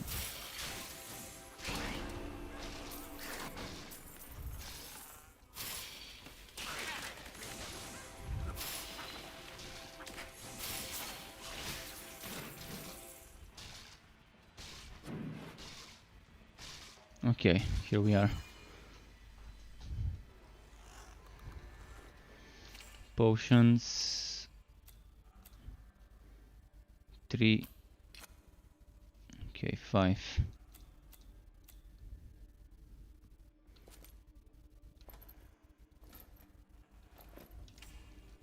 You can't do that.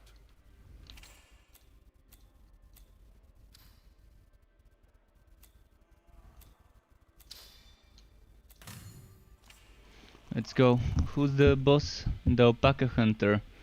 Alright, this one's not that difficult, I think.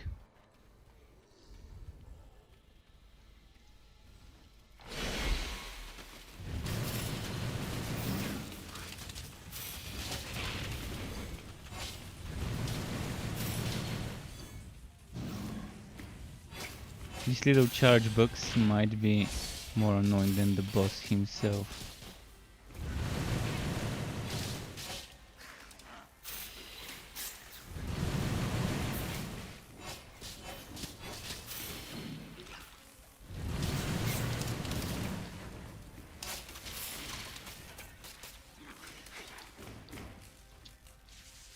It's not letting me use Shadow Step. And it was more than 2 seconds.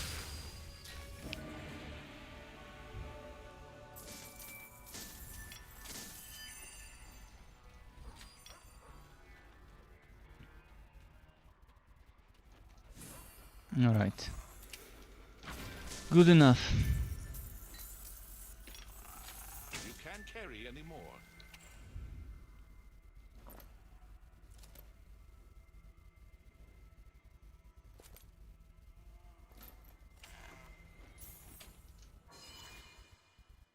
It's been a while since I finished without anything happening. But that doesn't mean we can down the next map and reset back to the same checkpoint.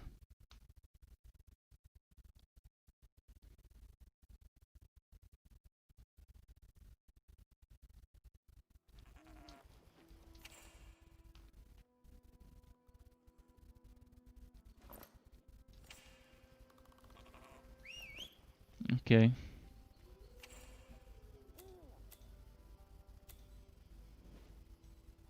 Look at how many recipes. Your pet is back.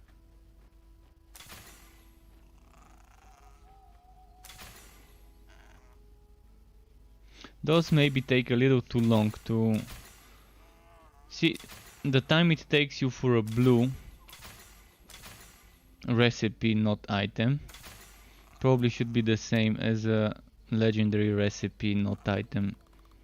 I like how legendary items take long, but do legendary recipes need that long of a time to get that? I don't know, I don't think so.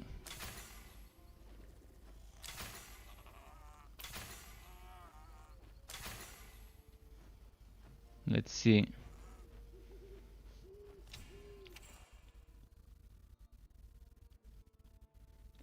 Probably gonna get rid of this. I don't need it. Soon there's gonna be a wipe, so might as well get rid of stuff I'm not using. Like this one. Like this one. This one. This one.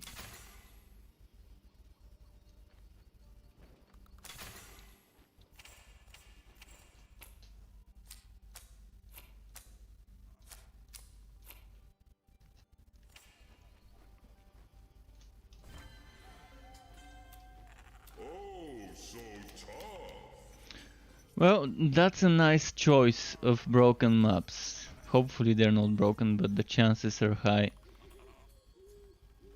Let's get this one, that's a fun one. Uniques and relic cooldown, I like that combo. So my only fear for this map is that there's not gonna be a boss at the end. That's my only fear for this map.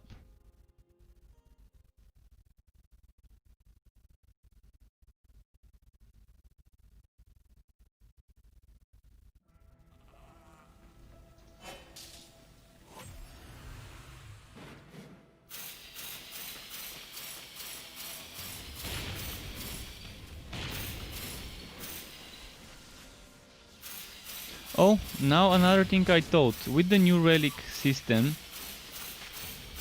I think they need to do relic energy regeneration speed increase when you take this shrine, the cooldown shrine. So it should give you cooldown, but it should also give you relic energy recharge speed. I have to remember to send this as feedback on the private note.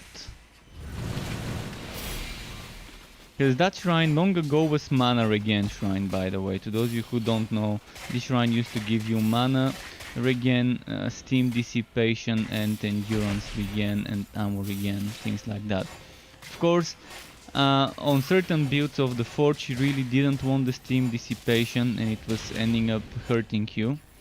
So it wasn't that great, and they just changed it to a cooldown reduction shrine.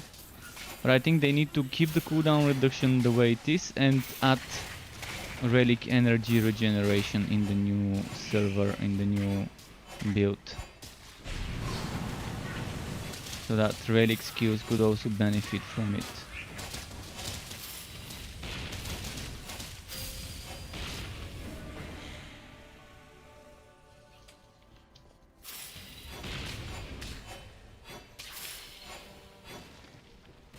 And the Reliquarian with relic cooldown maps should be changed to relic energy regen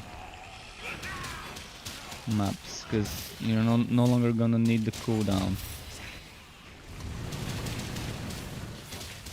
Because there's no cooldown.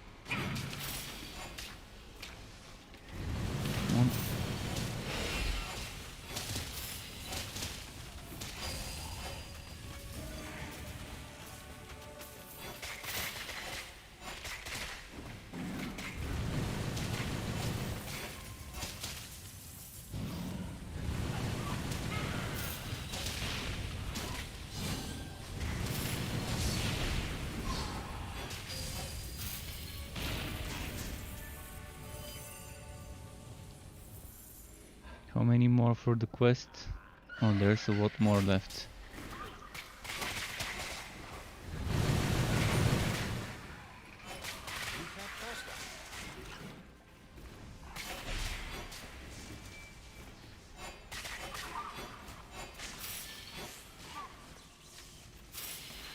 Okay, we got the fuses almost done. Oh no, actually I just got one fuse, so the firing pins are almost done.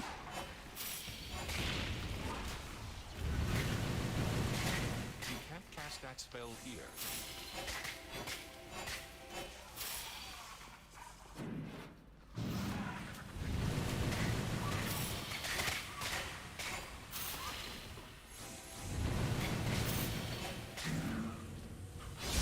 What's happening now?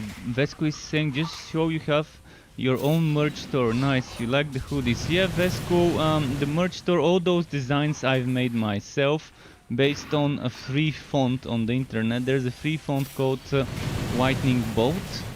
And I was using the different letters of that free font, adding some shadows and stuff like that. The weird thing is, it's probably very expensive to deliver my merch things. And if you like a certain design on my merch store and want it on a different piece of clothing, for example, you might like a design of a hoodie, but you might want it on a t-shirt, I can do that. I can add a product with that design. But probably the delivery ratios are probably expensive. I wouldn't mind ordering myself some of my own merch when I get the camera, so people can see me wearing my own designs, my own clothing. But yeah, feel free to let me know which ones you like. Basically, I've got all those designs over here. I'm gonna try and show it. Struck. Merch logos. No, that's not it. Wrong folder.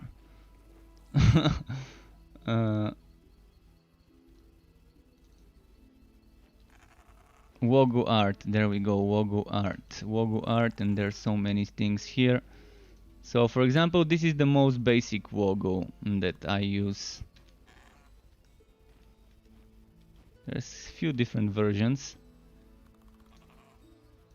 And then there's things like logo with the text. This is transparent.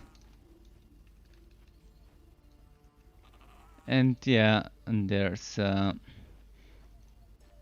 logo, the red logo with the text as well. Where did it go?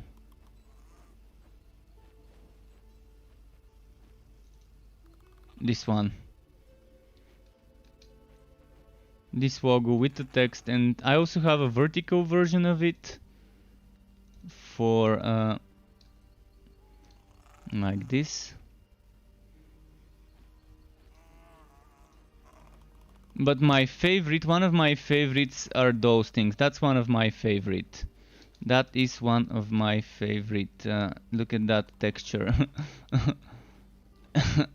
I intentionally made those gaps here to exist. So this is one of my favorite, and my other favorite is this one, the mirror triangle boat. So those two are probably my personal favorite layout. They're very minimalistic, and I love them. I love them. But yeah, there's a lot of stuff. I need to start making more logos, but for now no one's been using those, and it probably is understandable, because first of all the delivery is probably very expensive, and if you just get something, the money I get from the merch is not a big amount. It's small, because I try to keep the extra bonus that's for me to the minimum. So for example, if something costs 20 bucks, I'm probably gonna get 2 or 3 bucks out of it or something like that. So I just have it there as an option. I have it there as an option. It's not something I'm actually relying on. But it's the first time I'm hearing someone noticing my merch store and saying that they love something. And Kalitku says the missing piece to your channel from my point of view is the missing camera.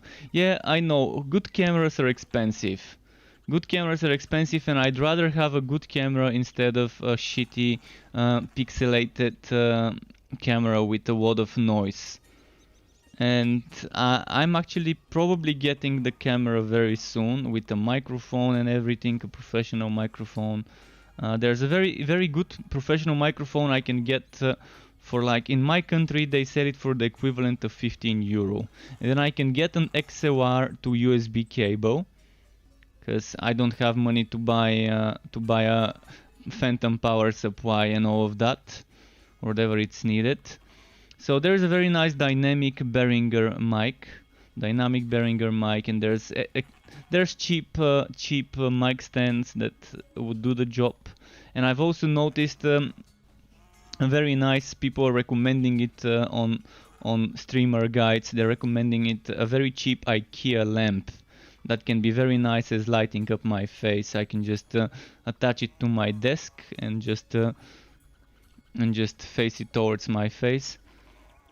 But yeah, it's good to hear feedback like that. It's good to hear such feedback. Just don't be scared. Don't be scared whenever I do get a camera. You shouldn't be scared when you see me. Because yeah, right now I can just show you something. I like showing that image whenever I'm telling people what I probably look like. It's not me, but it's pretty close. Let me actually.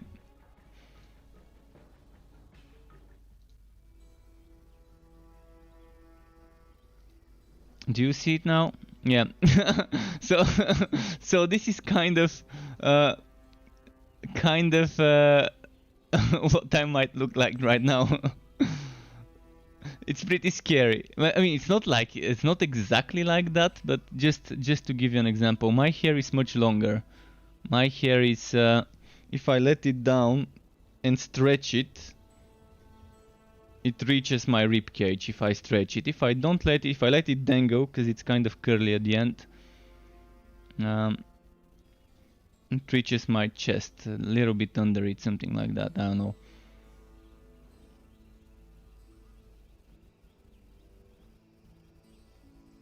But yeah, that's kind of That's kind of what you might expect whenever I add my camera. It's weird. It's definitely weird stuff. Alright, this is how I run ads, by the way, if you're wondering. This is my moderator, stream manager, or I can monitor. Alright, let's switch this.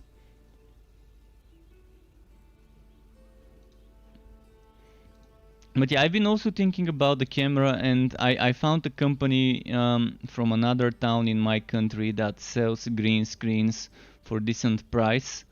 Green screens for photo studios, and I can just get that piece of quote, like the green quote, and I can just attach it to my wall with some stuff. Alright, let's play a little bit on this one maybe again.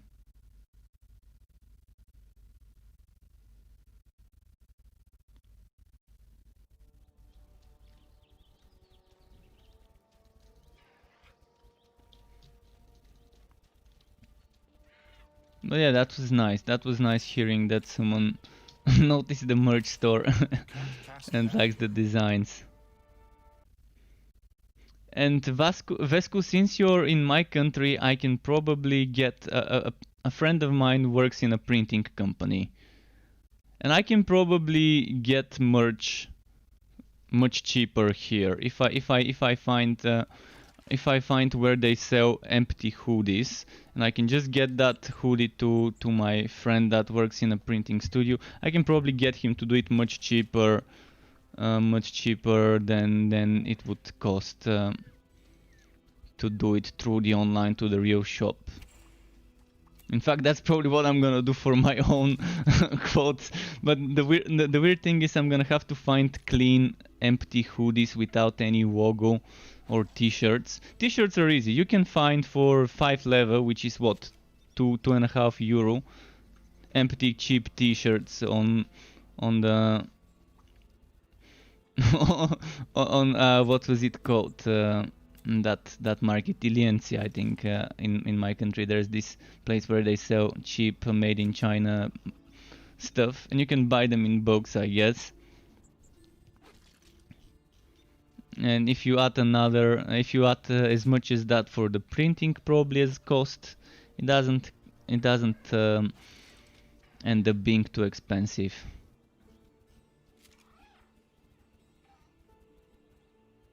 But alright, let's do something here. This one managed to unlock Stormbringer and hasn't done Stormbringer yet. That's an interesting choice. Siege is gonna be boring. Siege and Stormbringer would be a hell of a lot of dodging. Megapax is probably the best, because at least they don't respawn. Megapax and Stormbringer might be annoying, because there's gonna be hell on the ground as well.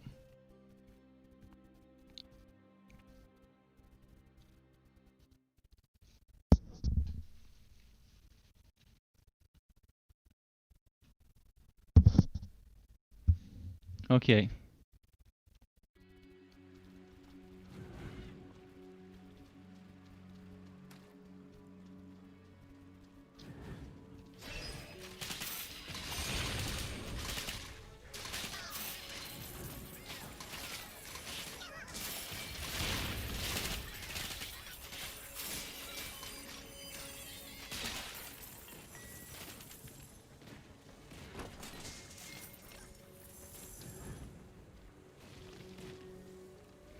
That Coron hit hard. When I have spare dime, we'll definitely buy something. It hit hard everyone. But again, since you're in the same country, if you decide to do something like that, just to give me a heads up, I might ask my mate how much it costs to do custom printing in the company where he works, and whether I can do small orders of just a single piece, or whether it's just for big pieces, for big batches. Because, as I said, I have a friend that I've known for like 20 years that works in a printing company. And maybe it won't be that expensive to just find a regular hoodie, a nice hoodie without logos, and just add my custom logo to it compared to the shop. It might end up being cheaper to do it that way. So yeah, if you do end up deciding to get something, let me know. Maybe it's gonna be much better to do it outside of that website.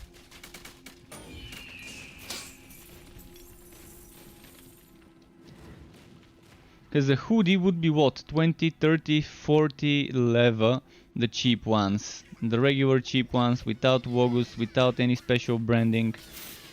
And if I pay another maybe 10 or 5 for the print, for the print stamp, that's definitely gonna be much cheaper than on the websites.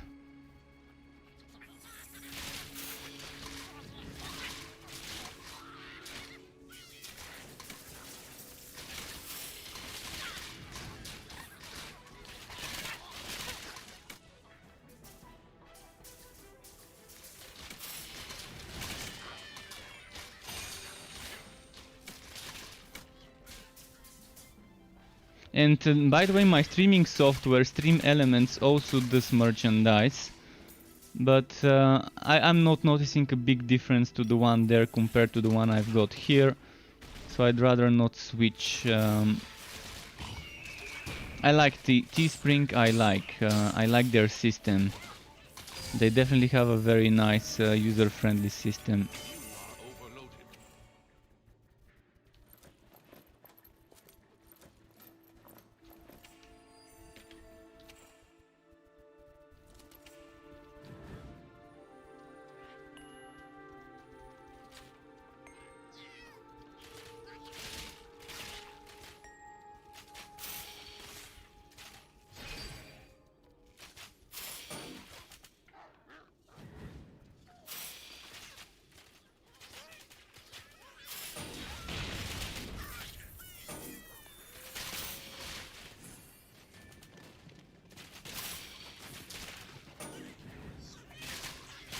Wait, what's my quest? 6 more for guns.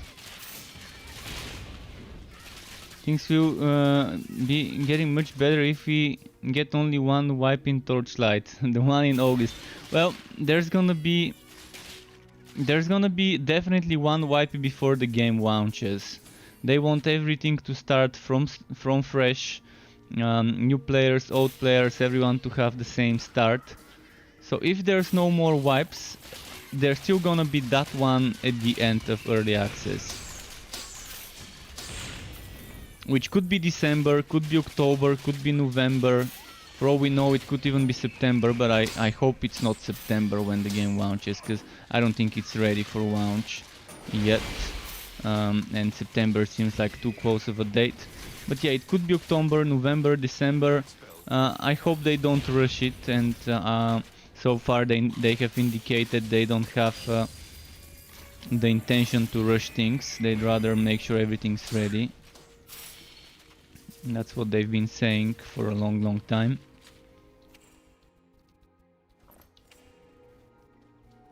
They're known to be good at making games, not good at estimating release dates. That's kind of true for most developers. Even the veteran developers are not always good at estimating dates.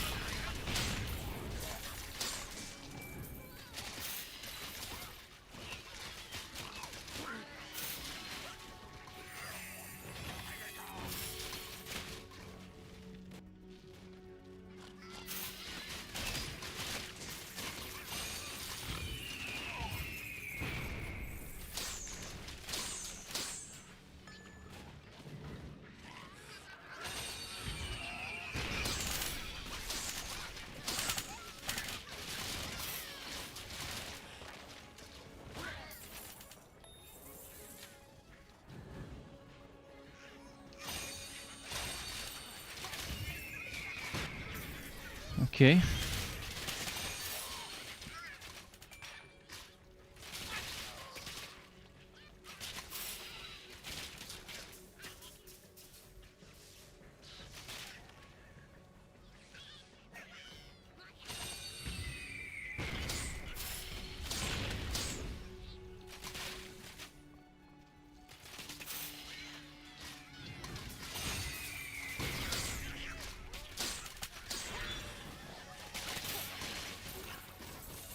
Oh, no, Life is slipping away. Fuck. Fucking blazing modifier out of nowhere. Gotta hate the blazing.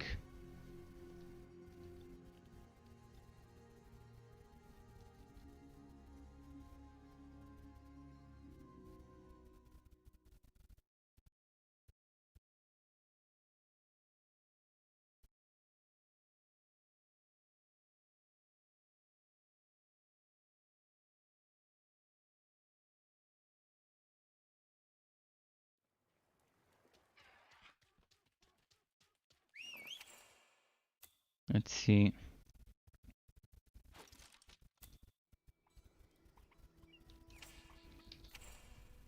Your pet has Can this returned. become better? Probably I can't make it better because damage to scatter shot. Oh, I got an achievement. I just unlocked the Steam achievement. Which one?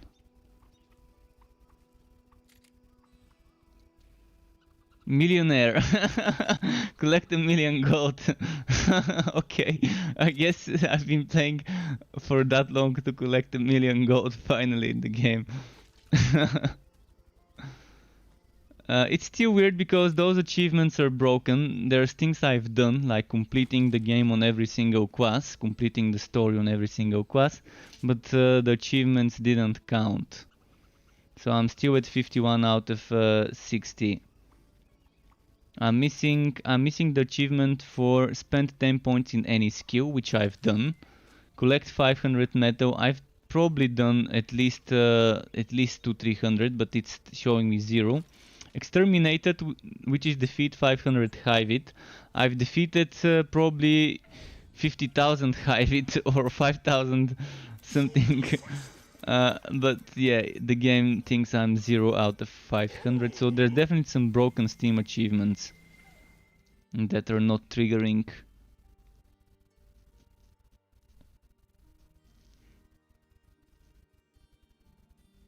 Defeat Ordrak in the Clockwork Core. I've definitely defeated him. Defeat Brow. I've definitely defeated Brow and Sadista.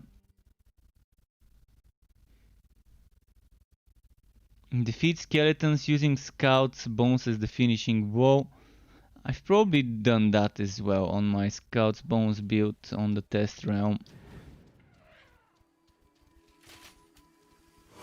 So yeah, there seems to be some broken achievements still on Steam. For those of you who care about those, I know there's a lot of people who actually do achievement hunting on PlayStation and on Steam when they start a new game. You can't cast that here. I don't know what the benefits about this are, so I don't really care about the achievements. In regards to, I don't care if I'm gonna do all of them or just whatever gets completed by itself.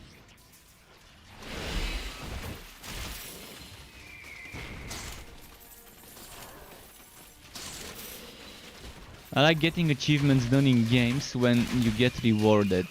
For example, in some MMOs there are some nice achievements that reward you some items for completing them. Those types of achievements I like, where I'm actually motivated by rewards.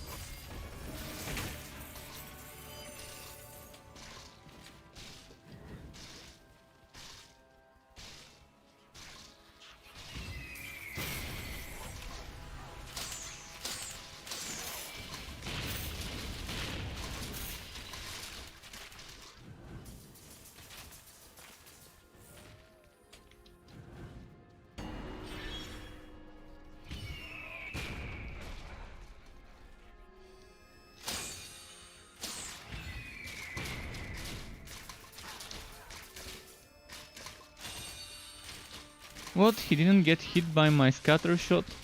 That was such BS. Such BS. Why? Why did it not get hit by my scatter shot? You are near death.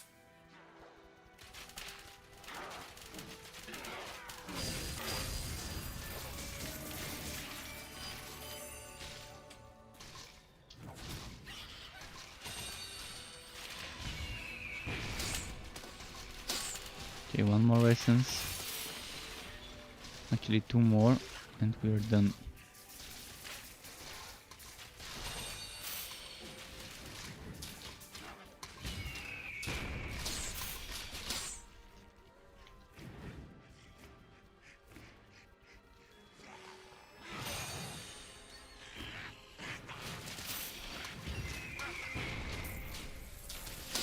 By the way, Vesku, if you're still there, how did you even find out about my merch store? Did you open the description on a YouTube video? Or did you find it on my Twitch channel? Or did you scroll in the description of the current live stream? I'm just wondering how people find out about it. Because I've put that at the very bottom of the description to try and not be too intrusive. Like I put the important information of the videos at the top of the description. I put links to the game's official discords and things like that in the middle. And then at the bottom I put my other things like the links to my merch store and tipping and all of that at the very bottom of my descriptions. Not sure if that's the smart way to do it, but I think that's the non-intrusive way to do it, and the way I would have preferred to do it if I was watching content myself.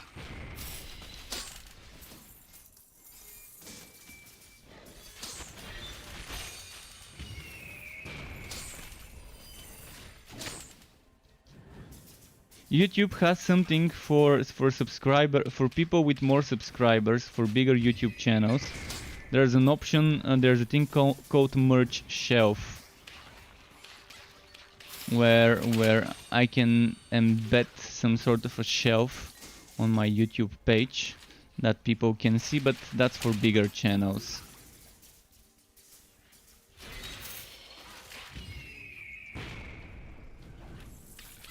But the store I'm using is supported by YouTube, which is nice.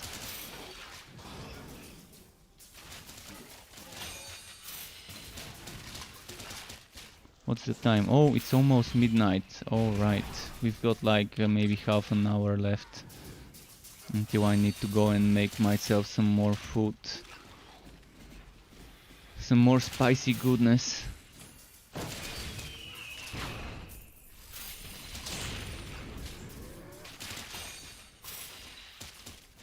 Does anyone have a stroke up? Do you want to see me play a specific hero, specific build? From all my 7 heroes, there's this one. There's the Train Realm Master with Electrode, the regular Realm Master with the Slammer melee skills with the Cold Heart. Then there's the Summoner Mage. Then there's the Piercing Light Mage with the Holy Bolt Swash Absorber legendary item, and with the one I was playing earlier. Then there's my Forged Spin to Win, and then there's the Forge with Shotgun Blast. So any of those I can play. If it can't do endgame, I can just do map works if you select. So let me know what you want to see for the last half an hour, and I can just switch to that hero for the last few maps. If you haven't seen either of those builds.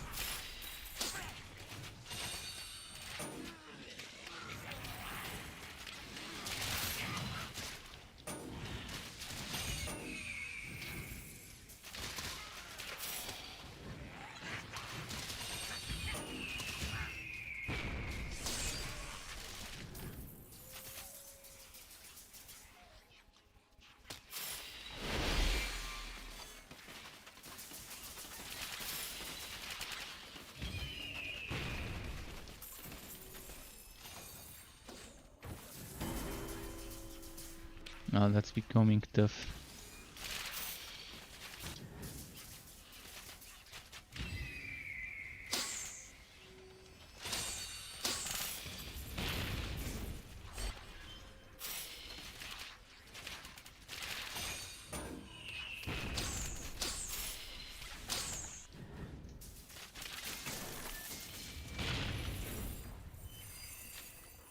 A lot of enemies.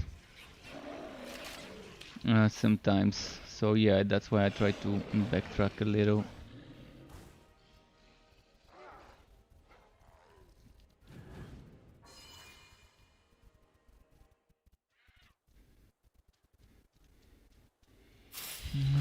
Okay. You can't use that skill.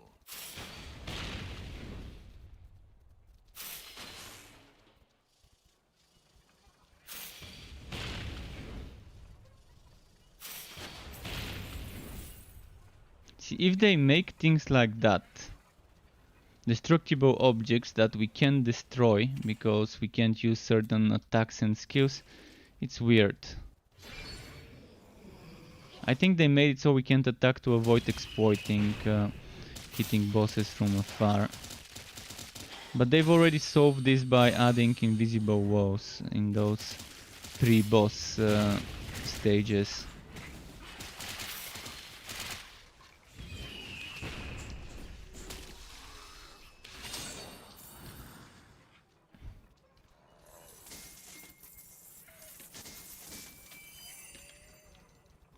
You listened to the Monday Mayhem Discord discussion? No, I didn't. As I said, I normally am streaming when those are happening, so I have no idea what they were talking about there. Feel free to share. Feel free to share what is said. It would be a bit confusing if I let it play out in the background and listen it while streaming. Even though I can mute it so you can't hear it, it's gonna be weird if I'm there. Very, very weird. And I can't join those because my Discord is not set to push to talk.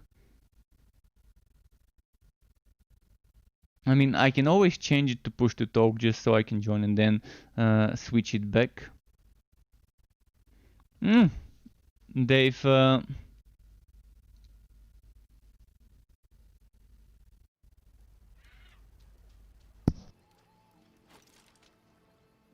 So there's an image that was shared. Alright, let me save it and show it to everyone. I'm gonna save this image for everyone to see. Let's save it. Struck screens, Torchlight early access, relics, save as Bane.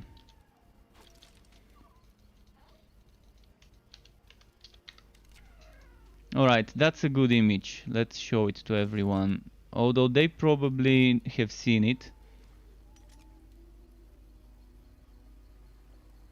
It's not 7 active skill options, it's 5 active skill options. If you're referring to the active skills in the Bane. Everyone can click on it, but not my viewers on YouTube, so I'm just gonna open it for them to see. And thanks for this. So yeah, that's the Bane skills. Those are the Bane skills. You can see this is passive, passive, passive, passive, passive. So we've got 5 passives as you can see, and 1, 2, 3, 4, 5 actives. Those with yellow around it are active skills. And the ones without the yellow around it are passive. You can see this is 8-legged allies. That's the poison boats. That's the extra minion damage, and that's the staff basic attacks. This one is, I'm not gonna say which one, but those two require a high amount of energy, and in every relic at the end you're gonna see the skill that requires 100 energy, the most expensive energy skill would be there. So in every relic you would have something like that. 4 active skills that don't require full energy, and this one that requires full energy and drains the bar gradually.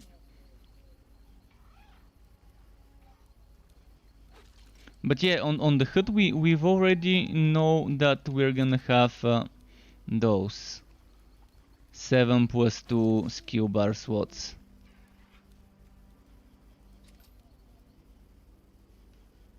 We do know about this. I've even made a video to tell people about this. I've actually played it. I've actually played with the Bane. I've tested from those skills here. There's two I have not tested. I haven't tested this one and I haven't tested this one. But this one is Venomous Maw, the old Venomous Maw, where you shoot a spider. So I know what it is.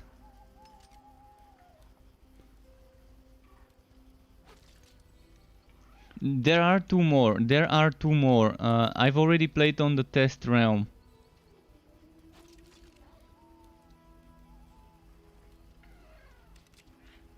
So we've got right now, you can see the difference between what I'm playing. 1, 2, 3, 4, 5, mouse 1, mouse 2, 1, 2, 3, 4, 5, 6, 7, mouse 1, mouse 2. So that's why they're saying two active skill slot options. Because right now on the live server you don't have those, the number 6 and number 7.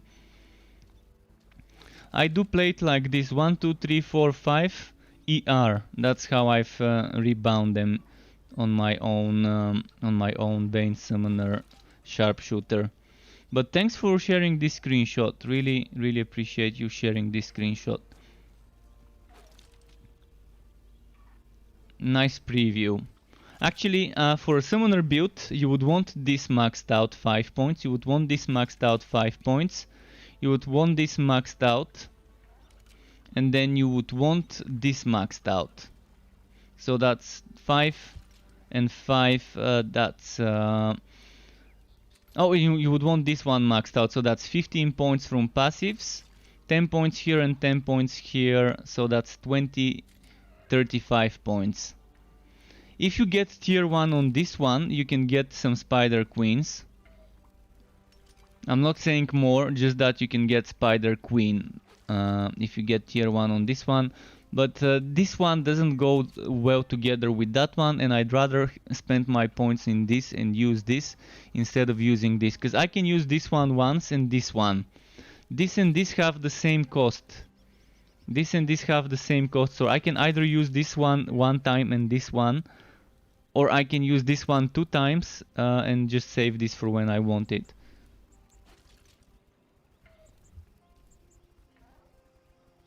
But Bane is definitely your summon.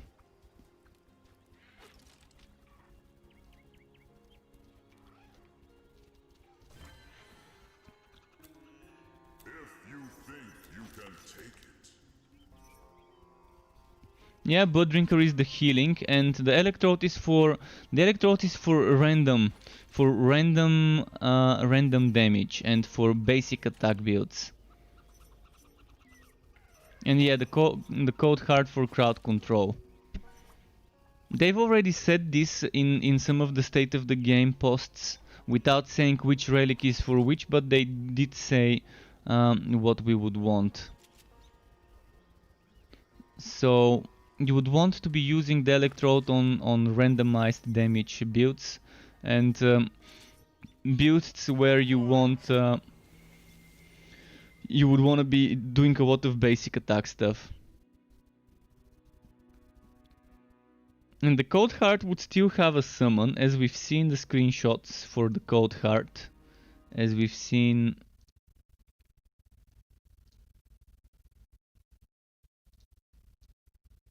As we've seen this screenshot, we know that the Golem is there.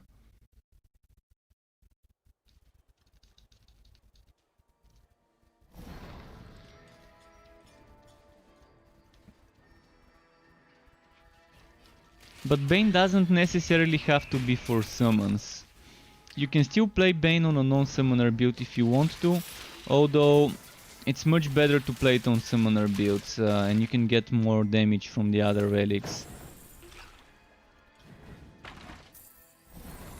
But you can still try and play a Venomous Maw setup. Venomous Maw, if you have full energy you can cast it 4 times, because it costs 25. And that's pretty fun.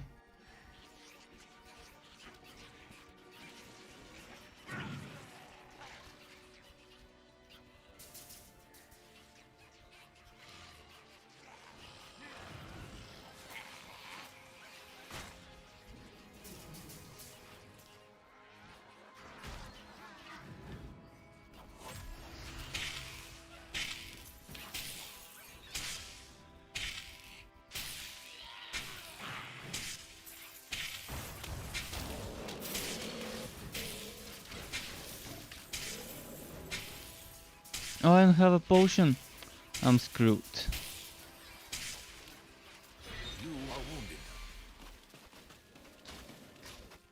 I just realized I don't have a potion. No potions. Not a good thing. Alright, what do we play now? Should I play the train a little? Maybe the summoner. Let's play the summoner a little.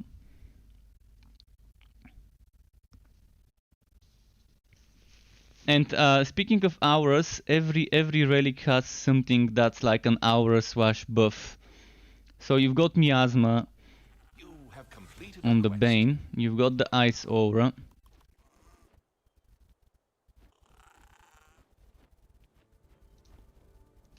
And yeah, it's good that they've reviewed those things. It's good that they've talked about it.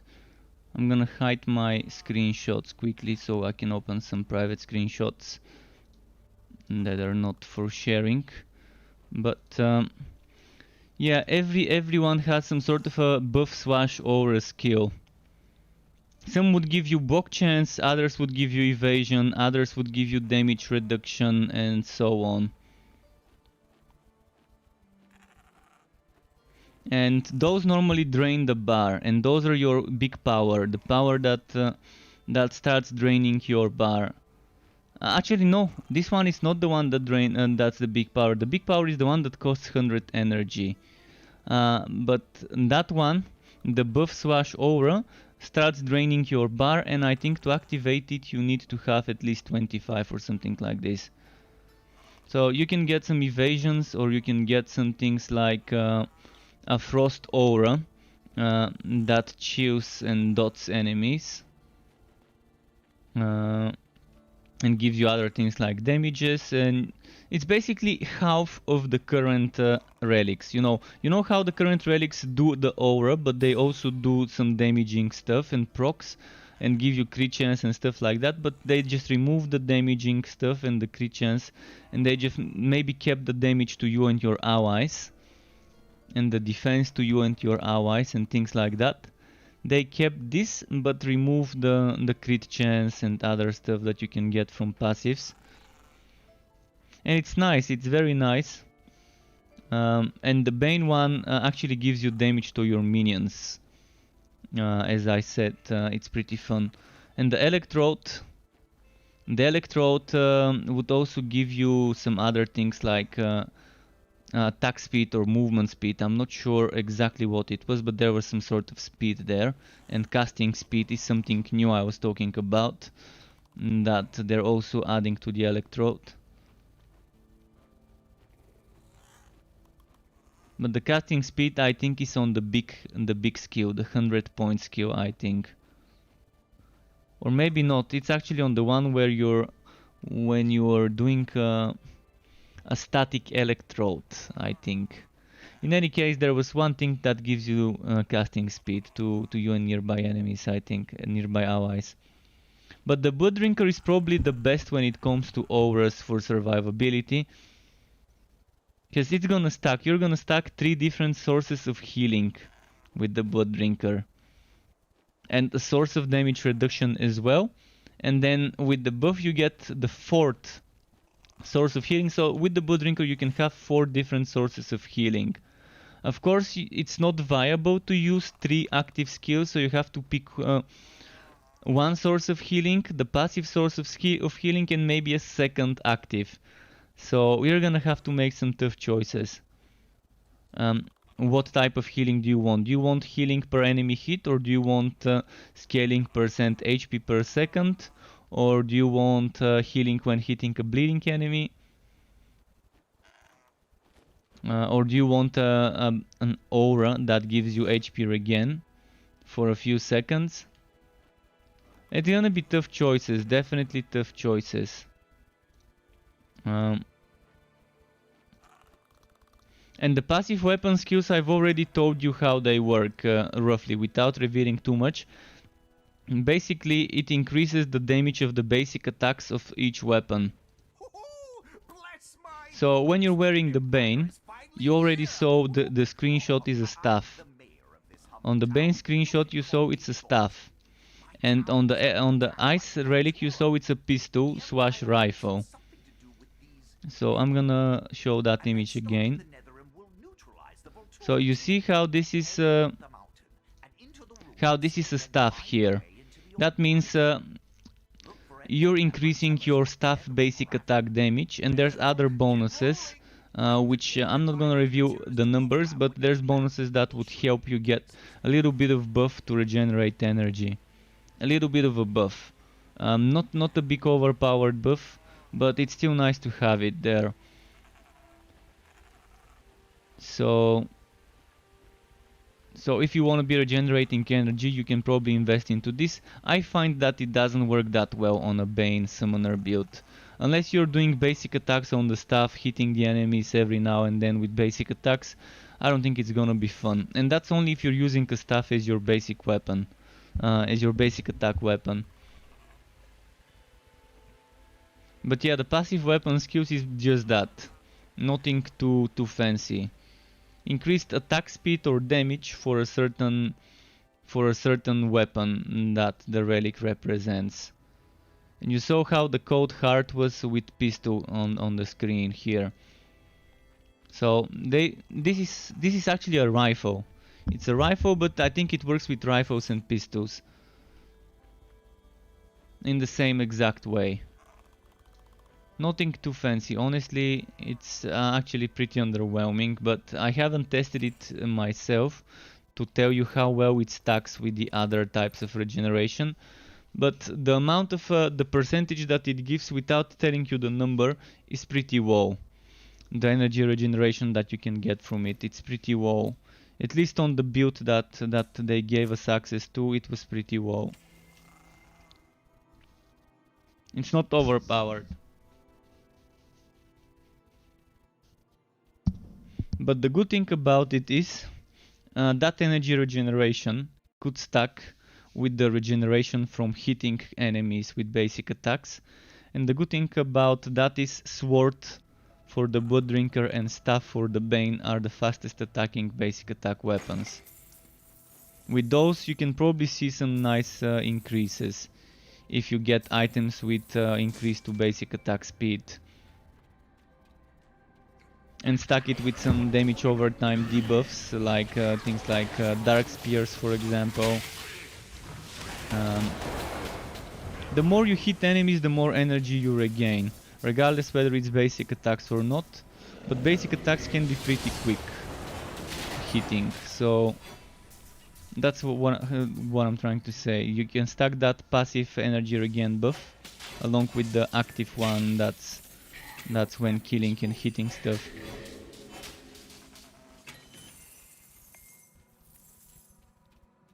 So it may not sound good on paper, but until I try it, I can't say it's bad.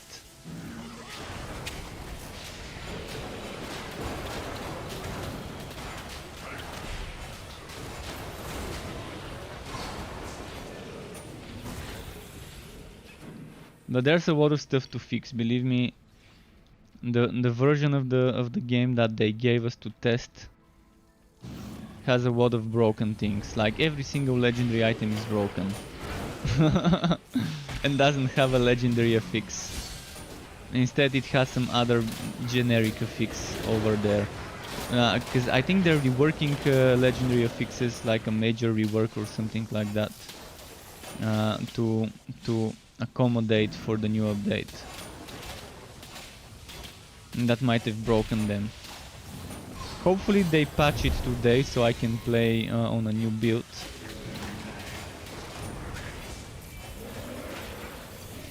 Because my summoner is like level 39.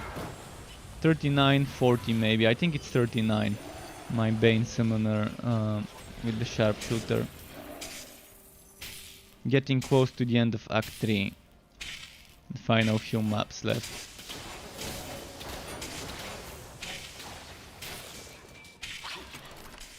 Alfred is back. Hi Alfred.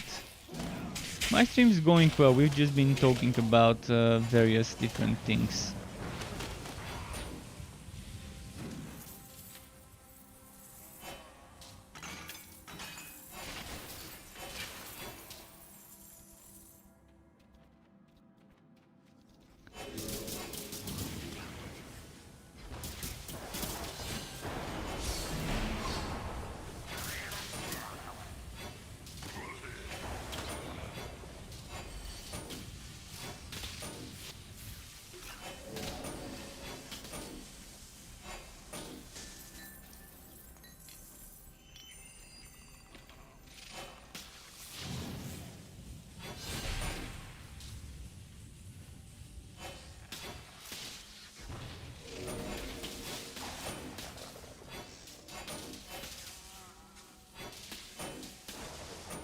Come on, come on.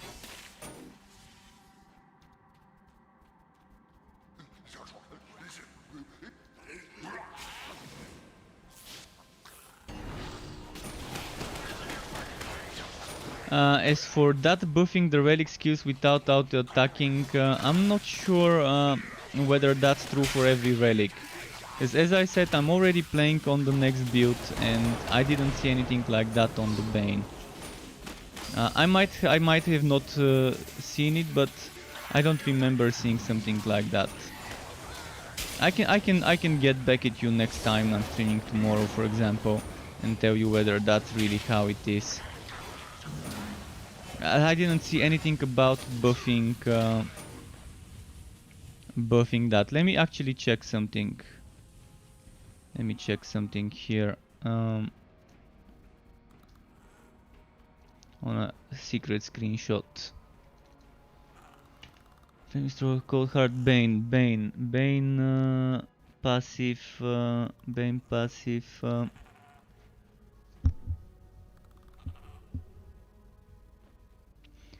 It can give you a passive increase to a specific relic attack. To a specific relic attack, and by that I mean the venomous maw. That's the only thing that you can buff. But yeah, it buffs the relic attacks. It buffs the Egg of Mayhem skills. That's the ones that get buffed. Passive damage for those. So if you're not making a basic attack build, if you're making a build based on relic attacks, you would want to be investing into those skills. And you don't have to even be wearing that type of item, if I'm not mistaken.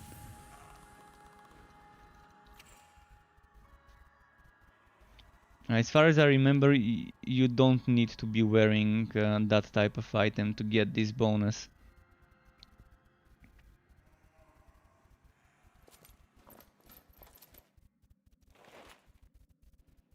Let's test a little bit more boats. I need to confirm how it works, because I'm only looking at some text here.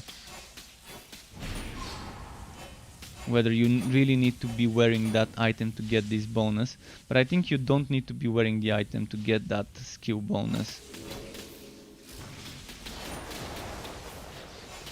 If you do need to, then people would be having some interesting gambling choices to focus on getting a staff when using Bane and using staff as their main weapon, even if they're not using the auto attacks.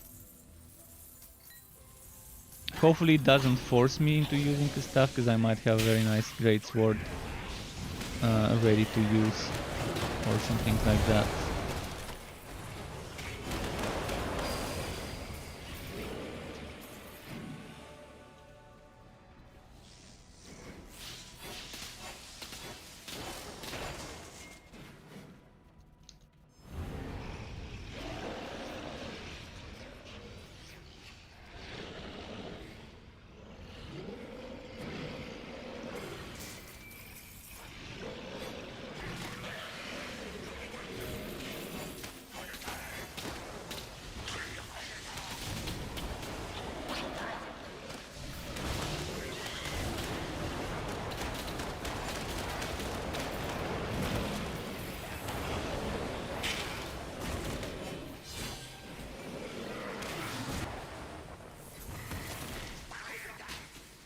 Okay, that's some heavy delay that's happening.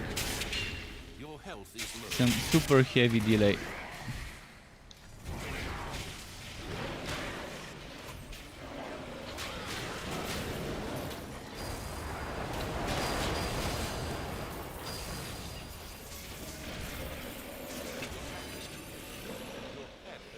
But yeah, it's nice to talk about those things. And hello SR Fluffies.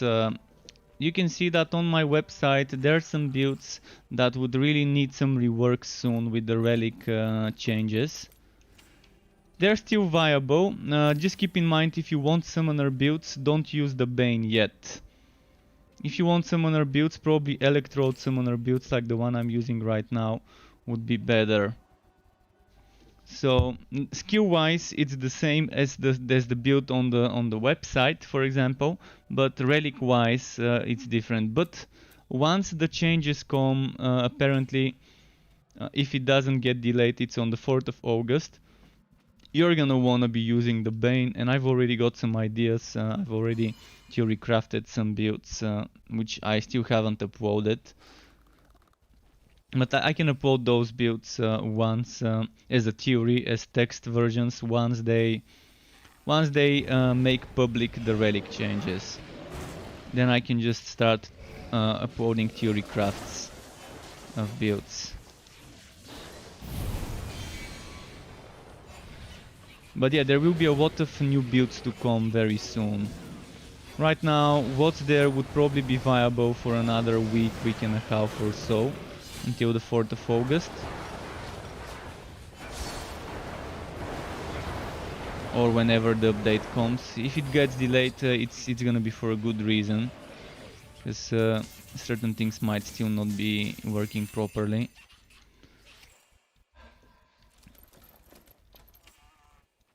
And welcome to anyone new to the Struck Web, even if you're working in the background. Nice having you here. I'm gonna do... Actually, I don't think I'm gonna do another map. It's 26 minutes past midnight. It's kind of past the time I play until... Oh, what I just did now... Never mind, it was safe. I thought I was in the Fazier's dungeon. Thankfully I wasn't. But yeah, that's gonna be it for today. I'm gonna stream some more tomorrow. Normally I would start streaming early when I'm not uploading videos. But I'm currently playing on the private realm where I have access to the new skills. And I'm spending at least 2-3 hours a day playing on that server, checking the new relics out. But yeah, tomorrow probably around same time I started streaming today, 7-8 Eastern European time, so 5-6 United Kingdom time roughly you can expect my stream to start. Thanks everyone for tuning in yet again. Keep it cool folks, until next time, and goodbye.